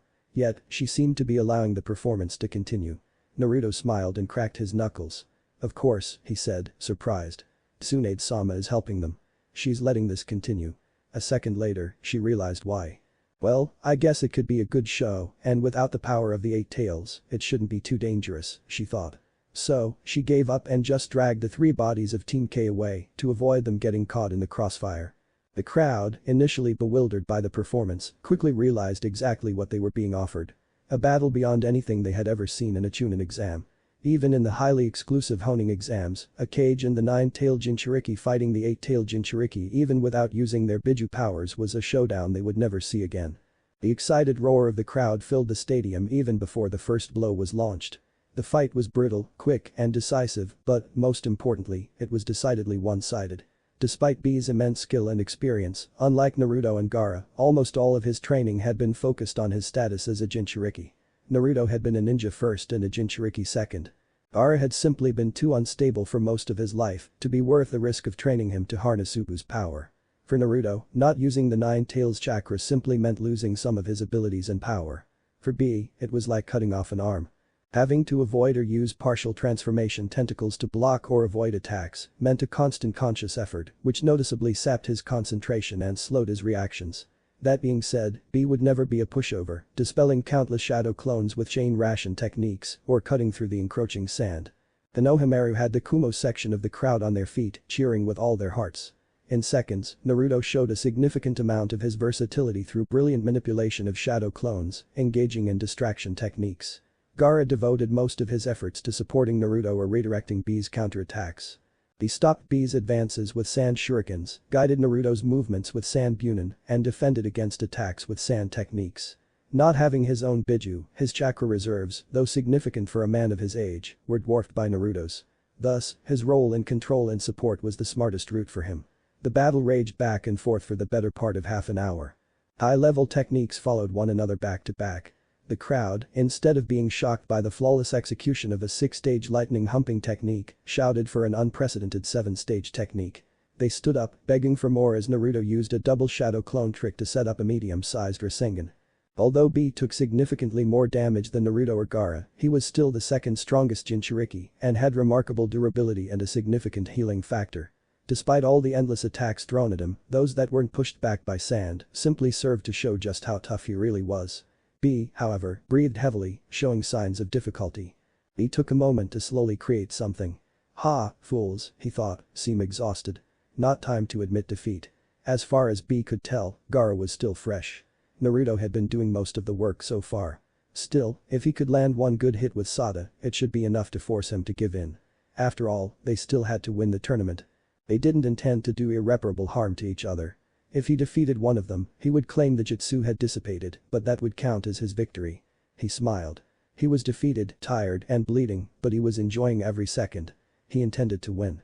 I think you're the one who should give up, Gaara offered diplomatically, knowing Naruto would refuse. Why not save yourself the pain and stop here? Naruto didn't even wait for an answer. It's not necessary. I will beat you in one more move. Gaara, come here. I have a plan.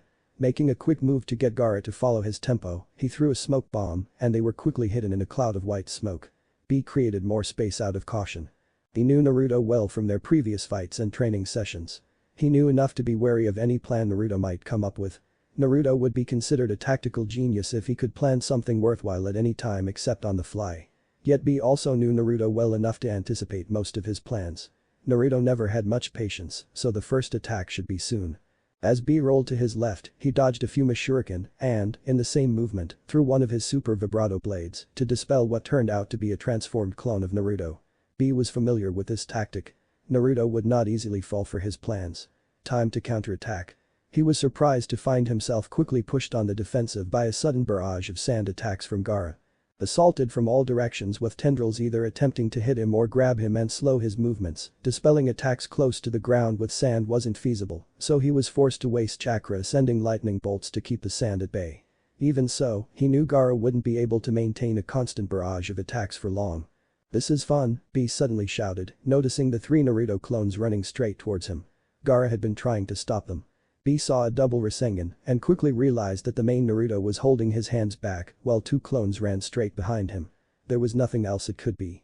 B could instantly see that Naruto had made a mistake or maybe Gaara hadn't been good enough. Naruto was one step too far from him. He barely had enough time to counterattack and interrupt the attack. He would be close, only for a fraction of a second, but that moment was the limit between victory and defeat. B quickly raised his sword and smirked as he charged at Naruto. "Boy, I know all your tricks. You need more than that," he said.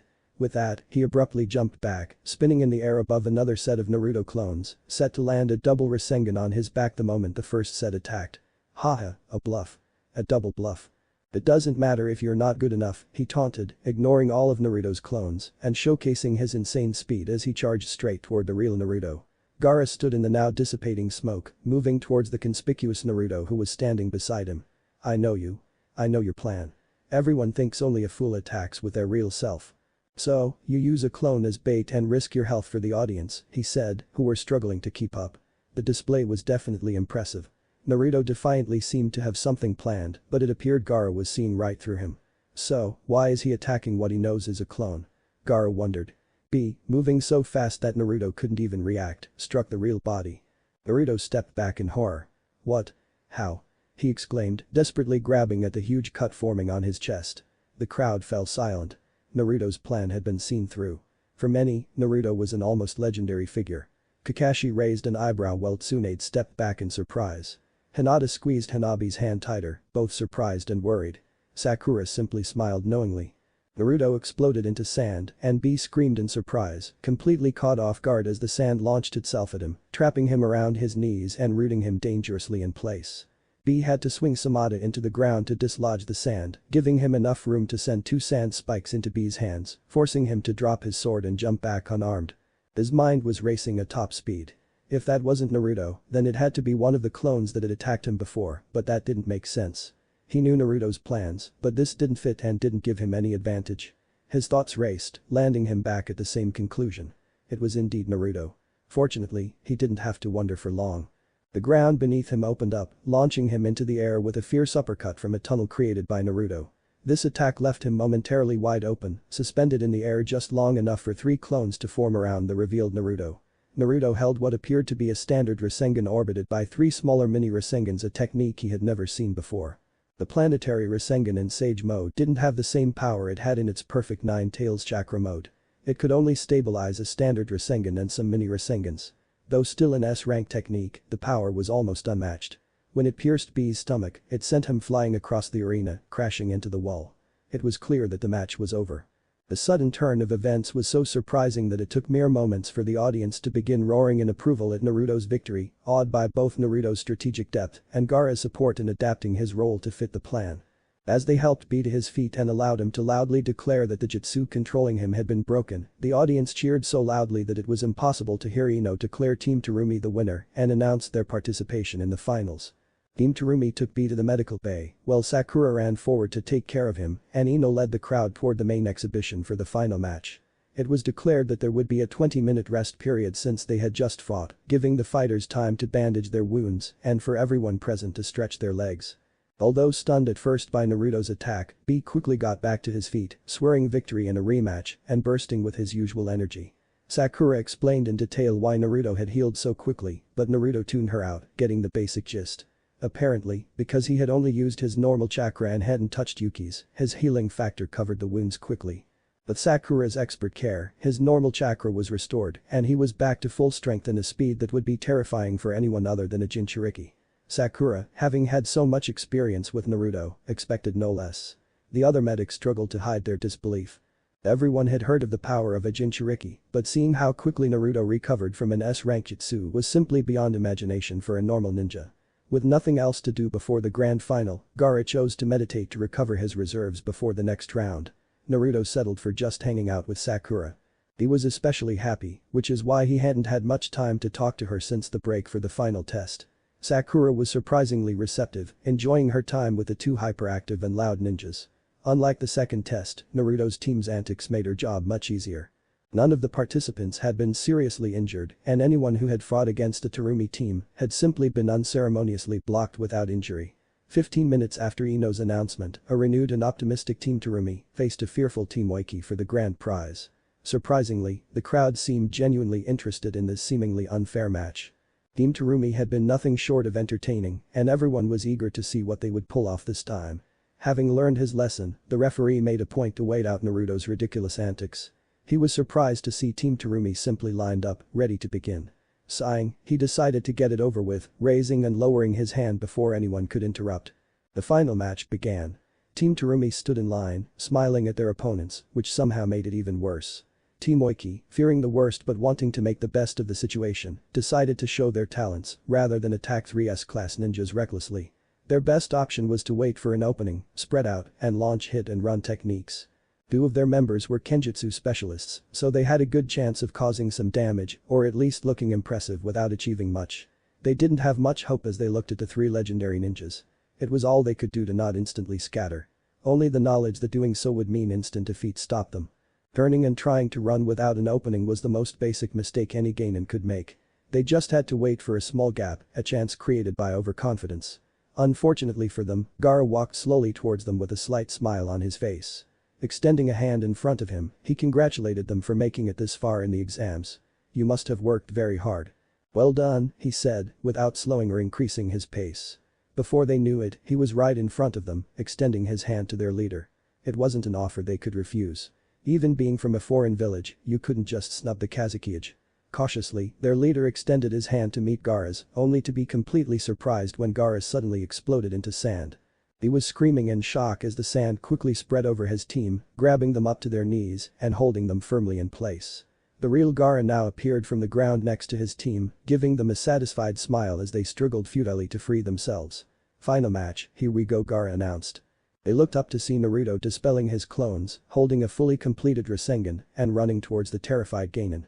B screamed in astonishment as a lightning bolt pierced his arm. As he prepared his famous lariat, he jumped towards Naruto. "Go ahead, it's over," confirmed Gaara, raising his hands to crush their legs into paste. The ending was as obvious as it was disappointing. "We surrender. We surrender. Oh god, we surrender. Stop, wait." By the time Ino declared Team Terumi the winner, the reactions in the stands were mixed. Some found the whole thing amusing, though it was a shame to see two defeated Kumo teams in a row. The spectacle had Mei laughing out loud.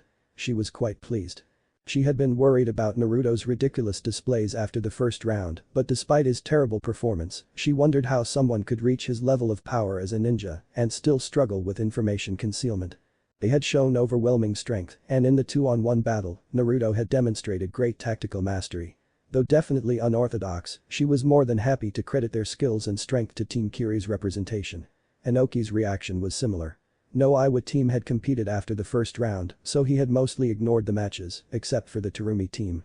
Although he didn't gain much from the trip in terms of promotional opportunities, he had a lot of fun, which was enough for him. Kankuro felt relieved that it was finally over. He wondered for the umpteenth time how they managed to wear such ridiculous clothes. The hat was really starting to irritate him. At least he had left the remaining paperwork to Temari until Gaara returned. Since she had done so through a note before leaving the village, it might be best if she stayed in anger for a short time until Gaara returned. Tsunade finally took her head out of her hands and stopped yelling at Verino. She walked to the center of the ring and went through the motions of declaring Team Terumi the winner, with all the standard praise. She knew she should be very grateful.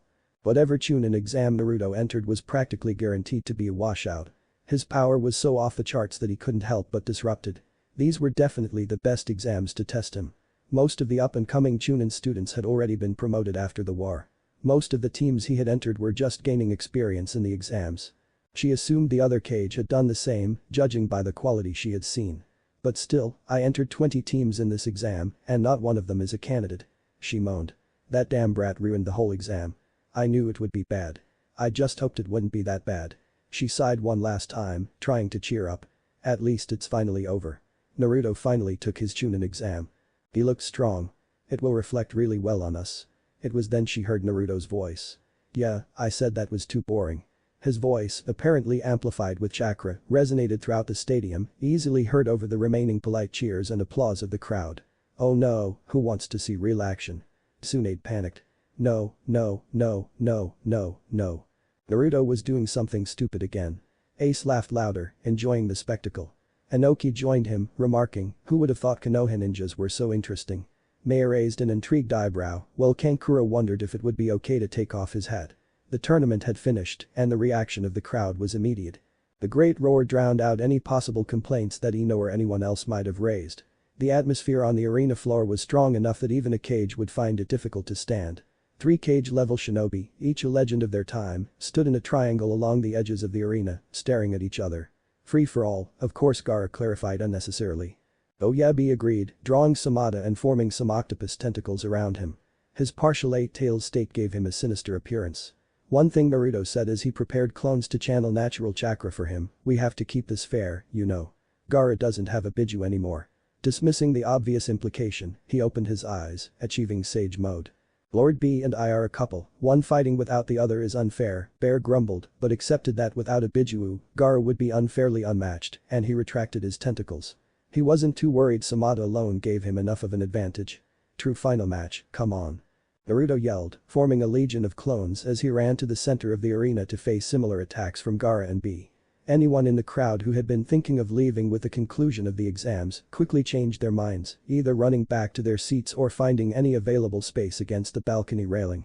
To the civilians in the audience, those who had yet to fully understand the difference between a true class shinobi and even a legend level 1, the battle was simply impossible to put into words. High-level techniques flowed like water, the three ninjas dealt and suffered incredible amounts of damage. Naruto and B were like monsters, ignoring any damage inflicted on them, while Gaara avoided most of the damage and cushioned what he couldn't with an armor of sand. In the Iwa, Kiryu, and Melania sections, the crowd mainly applauded whoever was showing the most impressive technique. They applauded Gaara when he not only escaped an omnidirectional Rasengan bombardment but used his sand to make B take a large number of hits.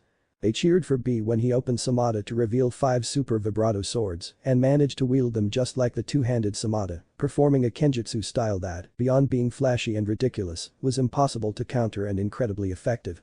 It broke through Gaara's desperate defenses and stopped any assault Naruto attempted. They screamed as Naruto, the most recognizable of the three, fooled everyone with his performance. Fighting less like a prankster and more like a magician, his deflections, bluffs, clones, and transformations, backed by unquestionable strength and the unstoppable power of the Rasengan, ensured that even Gaara's absolute defense or B's incredible reactions did nothing against the natural energy surrounding his attacks. This caused enormous damage without even needing to land a blow. Without a doubt, the ninjas of Sunagakure encouraged their Kazekage, cheering and shouting as he demonstrated time and again that he was, without a doubt, the strongest in his village. His brilliant tactics and incredible techniques allowed him to stay strong even against the two best Jinchuriki. The ninjas of Kumo were even less reserved, kicking and screaming with all their might for B. Although he had at times been a solitary figure, no one doubted the importance of his role as the guardian of Kumo. The legends of his exploits in the last war had spread throughout Kumo and beyond. Seeing them on display here with his unstoppable power, unique fighting style, and instinctive molding of lightning chakra made it clear that even Sanuju was an astonishing figure. However, as expected, the loudest of all were the spectators from Konoha. Apart from outnumbering the other ninjas by a sizable margin, the crowd from Konoha, especially Naruto's close friends, showed absolutely no restraint in screaming or shouting for his victory. For most of them, the last time they had a chance to see the now legendary power of Konoha's hero was in the final battle against Madara during the fight with Pain after the destruction of Konoha. They quickly found that it was much more enjoyable to see the skills displayed here with nothing at stake. What was surprising was that the battle played out evenly between the three contestants. The waves of Jonin were wiped out before a decisive Rasengan could land on B. The real body was discovered and forced to defend itself from being impaled by sand spikes. The Samada traversed the arena easily but was attacked repeatedly by Naruto's clones. B was forced to use his super vibrato swords to fend off Rasengan after Rasengan, preventing him from landing any damage.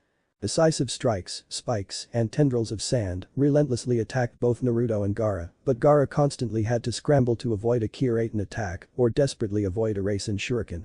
In short, with Naruto limited to Sage mode and not using his Eight Tails power, they were unable to gain an advantage over each other. Gaara, though unrestricted in his power, had significantly lower limits. Any chakra used in defense was chakra he could not use to defeat or disable his enemies. The fight went on for over half an hour before the breaking point finally came. B charged at Gaara with his signature lariat. Gaara's sand shot forward, wrapping around B's legs. It didn't have the strength to stop him completely, but it was enough to interrupt and break the technique. However, the difference in strength finally caught up with him. For a moment, his sand lacked the necessary strength. He hesitated long enough for B to release his grip and charge at him as little more than a blur. The lariat hit Gaara directly in the chest, shattering Gaara's desperate sand armor. The Kazekage was sent flying. The damage was significant, the hardest hit Gaara had ever received, though it was recoverable. Sucking in all the air he could, Gaara tried to orient himself to land and create distance. Unfortunately, looking up, he saw he was heading straight towards a group of Naruto clones. With no time to react, his momentum was stopped when 4 kicks hit him, sending him skyward. Feeling like his sand armor had completely disappeared, Gaara could only watch in horror as another Naruto appeared above him in the air.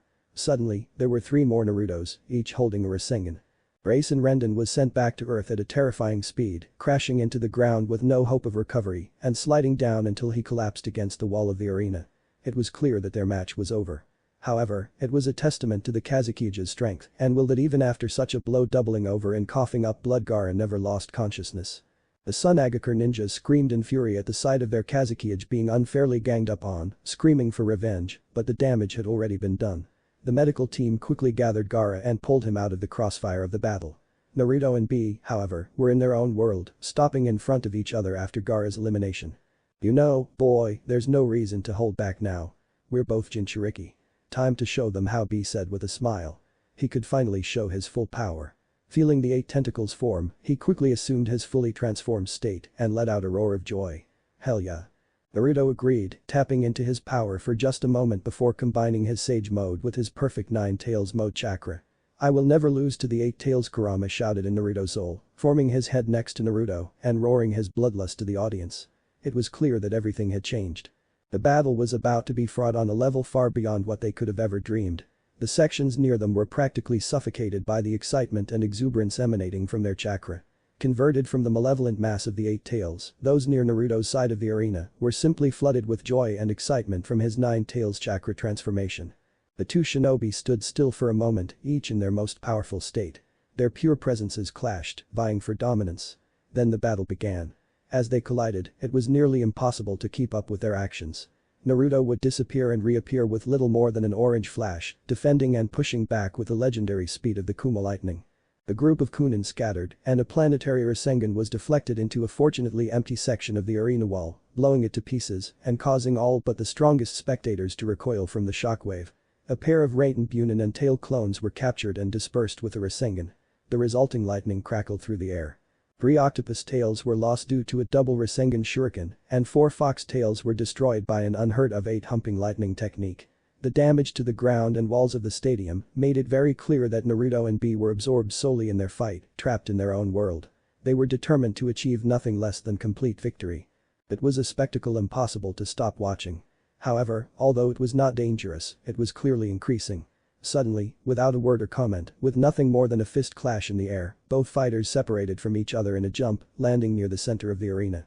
Both stared at each other, knowing that the moment of victory or defeat had come, the moment of the final blow. The crowd looked on in anticipation and instinctively fell silent. Suddenly, the nature of the chakra changed. A huge spike of force built up in front of both fighters, as if all the energy of the region was gathered into a single super dense point. Anyone who survived the final push against Madara instantly recognized the feeling, looking forward with silent horror and a shared thought of, "Oh no." A giant fox head covered Naruto with its mouth open, around his hands forming a black mass of destruction.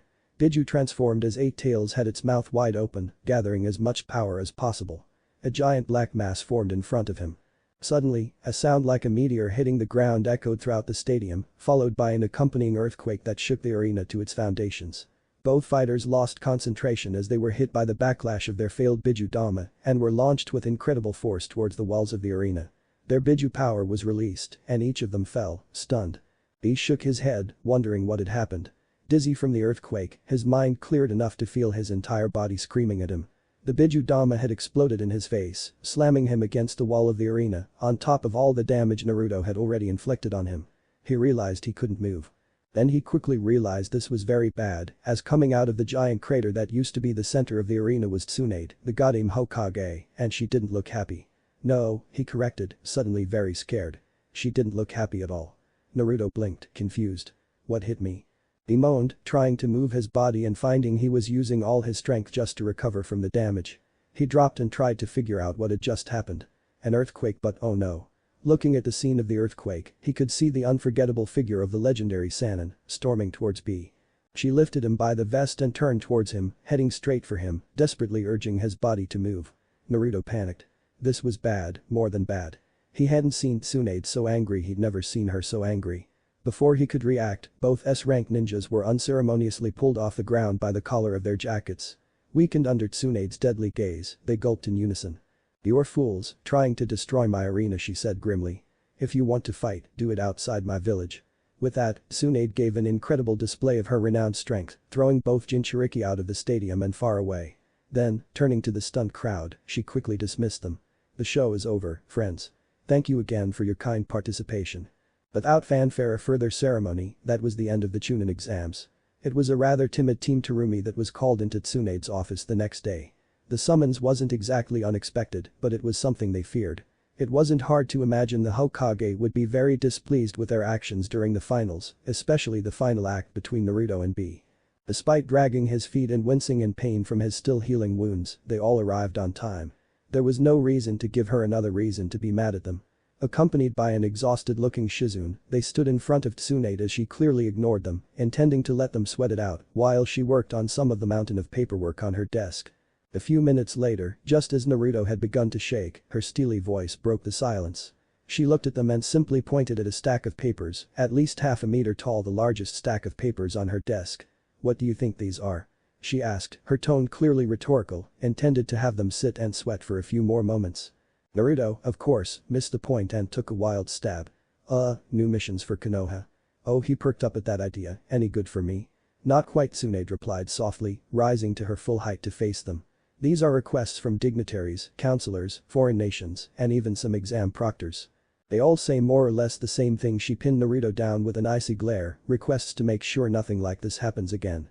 She paused for a moment, letting him worry. "They have requested that I promote you directly to Jonin. I have decided to accept these requests." With that, she crouched down beside him, took a flak jacket from the Jonin stack, and handed it along with the certificates of confirmation of Chunin and Jonin status. She had clearly prepared them for this moment. Walking around the desk, her gaze turned into a loving smile as she handed the items to a stunned Naruto before giving him a warm hug. "Well deserved and about time. Congratulations, damn brat." Blinking back tears of joy, Naruto took a step back and finally let it sink in. "Jonin, Jonin, Jonin, Jonin, I'm a Jonin." Tsunade privately thought of herself as a bit of a mother figure to Naruto, thinking that if she had a son, she would want him to be like him. So, like a proud mother, she enjoyed watching his frantic celebration for a few minutes before returning to her desk to address the pending matters. "Kazuki-sama," Killer Bee said, pulling Tsunade's attention away from her jubilant congratulations to Naruto. "Having aimed to make Chunin, this is clearly more than either of us had been hoping for. As long as my jurisdiction does not extend outside of my village, I am sure both villages have received similar requests. From my conversations with Reikage-sama, I expect a similar promotion for you. Of course, Kazuki-sama." Naruto quickly drew them all into his celebrations, excitedly celebrating his own triumph as well. Despite Gaara being a Kage and everyone having forgotten that B wasn't a Jonin, it felt surprisingly good to earn it.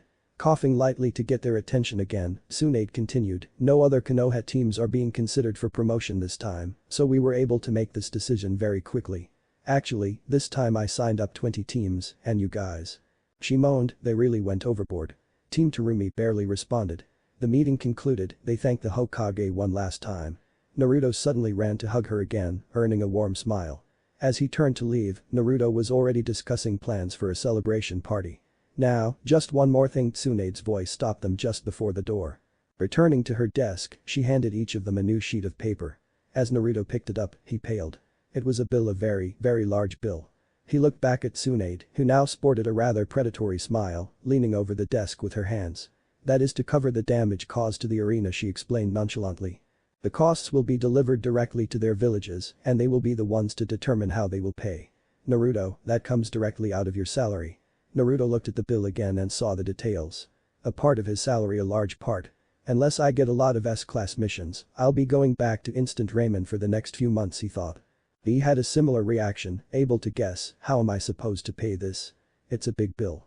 It's going to take a long time to pay off my share." Gaara, looking up from his own bill, chimed in softly, "Well, my team may have caused significant damage, it was during this village's tournament.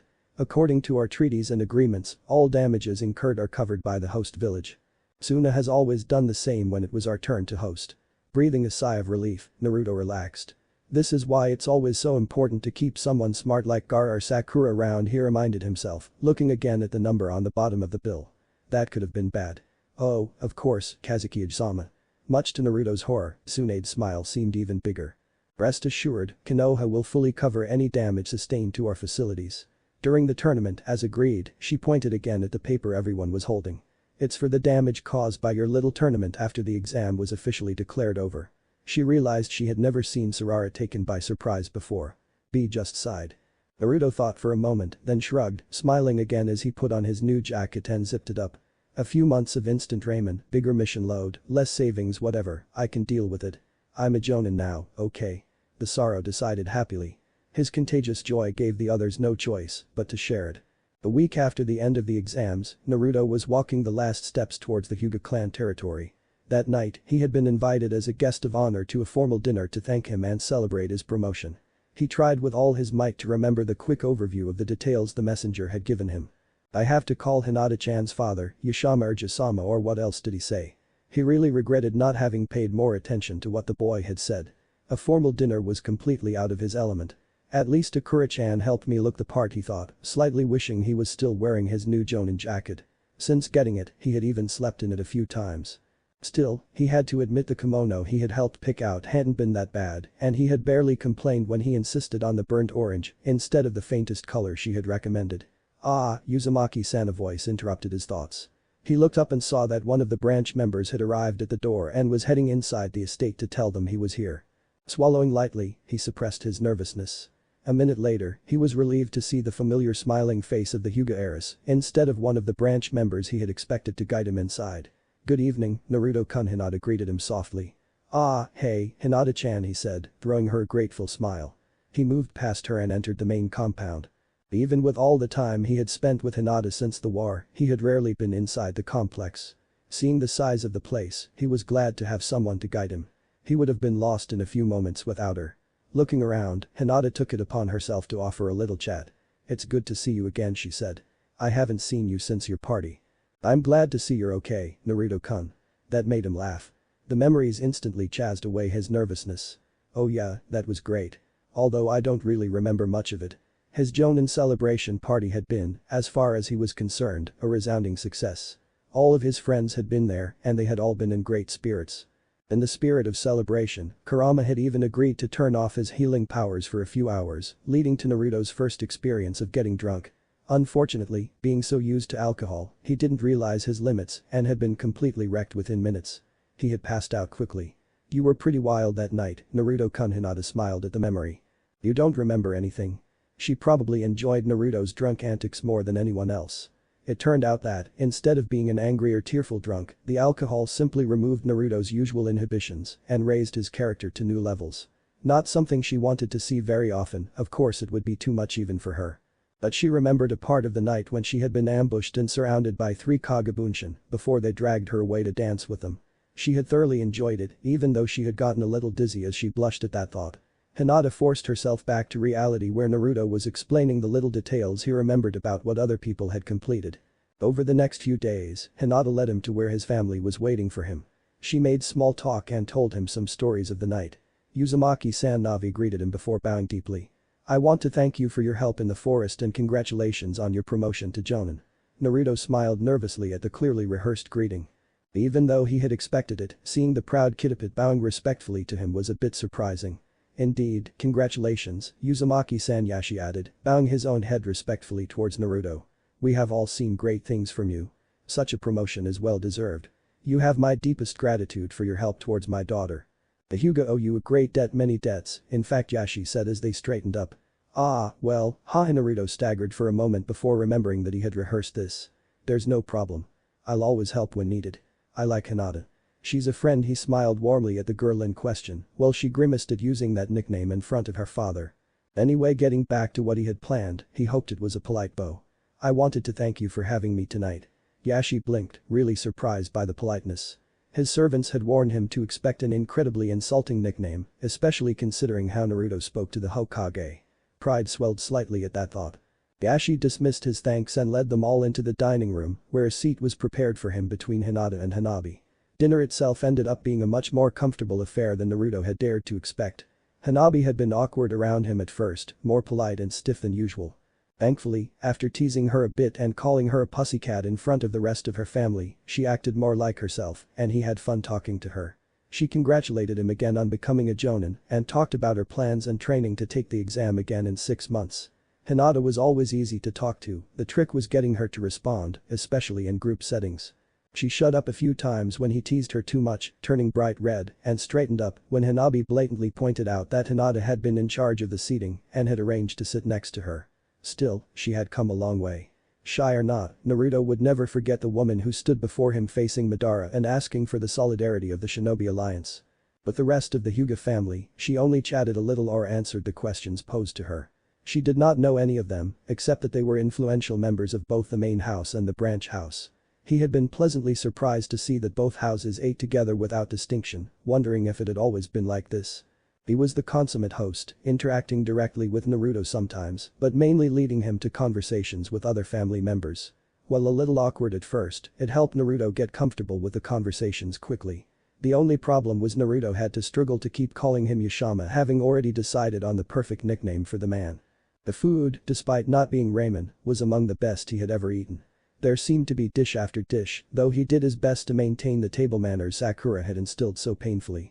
He had accidentally made Hinata laugh a few times when he swallowed a whole dumpling or piled his plate high for the 5th time. Overall, Naruto considered it a successful night. He had been good with his manners, at least it didn't seem like he had offended anyone terribly. The food had been good, and although he didn't really know many of the people there, they had all been very nice to him, asking him to tell them some of the best stories of his adventures. Aside from that, he had spent most of the night talking to Hinata and thoroughly enjoying the warm feeling he got when spending time with her.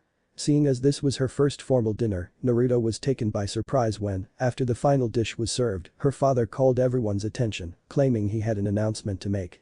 Uzumaki Naruto, I have invited you here to give you the deepest gratitude for your actions in saving my youngest daughter's life. He paused for a moment as polite applause spread around the table, leaving Naruto looking completely embarrassed. However, the truth of the matter is that I have not called you here just to thank you for that. You were instrumental in defeating the greatest threat the world has ever faced. You saved this village from pain. For these actions, we all owe you a great debt. Even more than that, whether intentional or not, time and time again, you have provided incredible aid to our clan. He gestured to Hanabi. You saved my youngest daughter. Hanabi nodded, smiling, and moved her hand towards Hinata. You gave my eldest son the strength to face even the greatest of threats. Hinata looked surprised to be mentioned, but still held her father's gaze for a moment before turning to smile warmly at Naruto. Your words, your actions, you helped me change, she whispered proudly, echoing his feelings before the final Chunin exam. Her confession in front of Pain, both so long ago, shy, gentle, and kind, Hinata was all those things, but she wasn't a shy girl anymore. It had been a long time since she was. At this, her voice turned somber. You can't forget the effect you had on young Niji. There was a moment of silence. Niji had been a deep loss to the clan, especially after reconciling with the main house. He had been one of the most beloved members, whether in the main house or the branch house.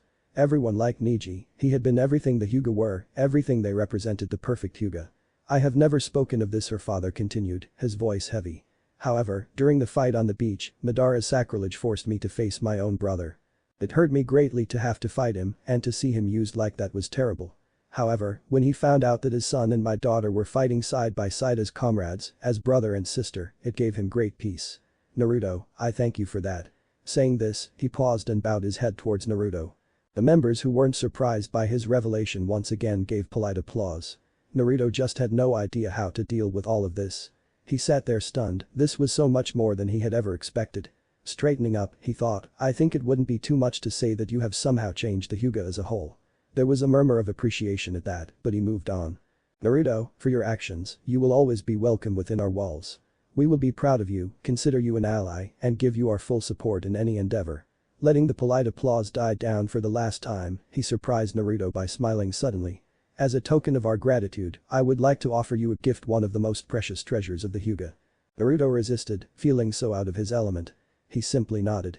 It didn't really matter what the gift was, doing anything other than accepting it would be rude. The various members of the Huga clan nodded in agreement. Apparently, they already knew about this. Hinata glanced at her father, guessing where he was going. Hanabi seemed very curious. Naruto, I offer you Hanabi's hand in marriage. Naruto was panicking. Hinata's face went pale, as if she had just been hit with a mallet. Hanabi simply opened and closed her mouth without saying a word. Naruto's mind was spinning as he looked from a smiling face to a distressed Hinata. He was already surprised and not prepared for this. He had to decline. But how did he not know this was coming? The murmur of approval and congratulation she was receiving from the other clan members across the table wasn't helping at all. "Father?"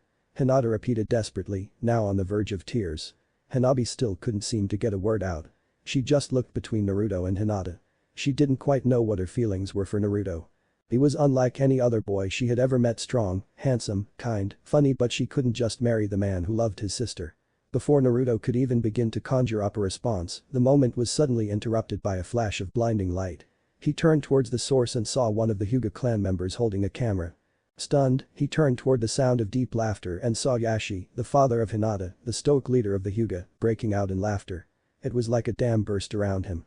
All the members of the clan joined in, some doubling over in laughter. Seeing an entire room of Huga laughing out loud was unfathomable. Having no way to respond to this, Naruto simply stared dumbly. His only respite was that Hinata and Hanabi didn't seem to be doing any better. Finally managing to control himself, Yashi straightened up. "How funny. Well, I guess I owe you an explanation. That was a little experiment of mine. It's quite simple. I wanted to explain that you are an incredible fighter, our Jinchuriki, and the legacy of the fourth. I knew of your actions for our clan and your considerable importance to my eldest daughter." He nodded an apology to the slowly recovering Hinata. "But I realized that I did not know much about the man Uzumaki Naruto. So I strove to understand you. I have come to understand that you are a man of unparalleled strength, infinite compassion, and fierce determination. However, I also came to understand that you are a great lover of pranks. So, in an effort to understand you better, I thought I'd play a little prank myself." He smiled again, looking quite proud. "Actually, my first prank. How was it?" He turned to the Huga who had been holding the camera. "Simple yet elegant. I was able to get a great picture of their reactions. It will certainly make for a memorable photo. Perfect. I might hang it on my wall to commemorate this." Naruto's head was spinning, finally catching up. That wasn't one of the things he expected tonight. After the rest of the meal was over and after saying goodnight to Hanabi, Hinata offered to show him around the Huga estate. It was a warm moonlit night, so they spent their time just walking and enjoying each other's company. They mostly walked in comfortable silence, sometimes interrupted by Naruto's jokes or Hinata pointing out important clan locations. "Sorry again for my father," Hinata apologized quietly, thinking about his actions. "I just never would have expected something like this." Naruto laughed. "That's what made it work, I guess. He did a good job." He was impressed with the man. "Well, this shows how influential I am," he said, bragging. Hinata nodded quietly, walking close to Naruto as he led her through the Huga gardens, still thinking about Yashi.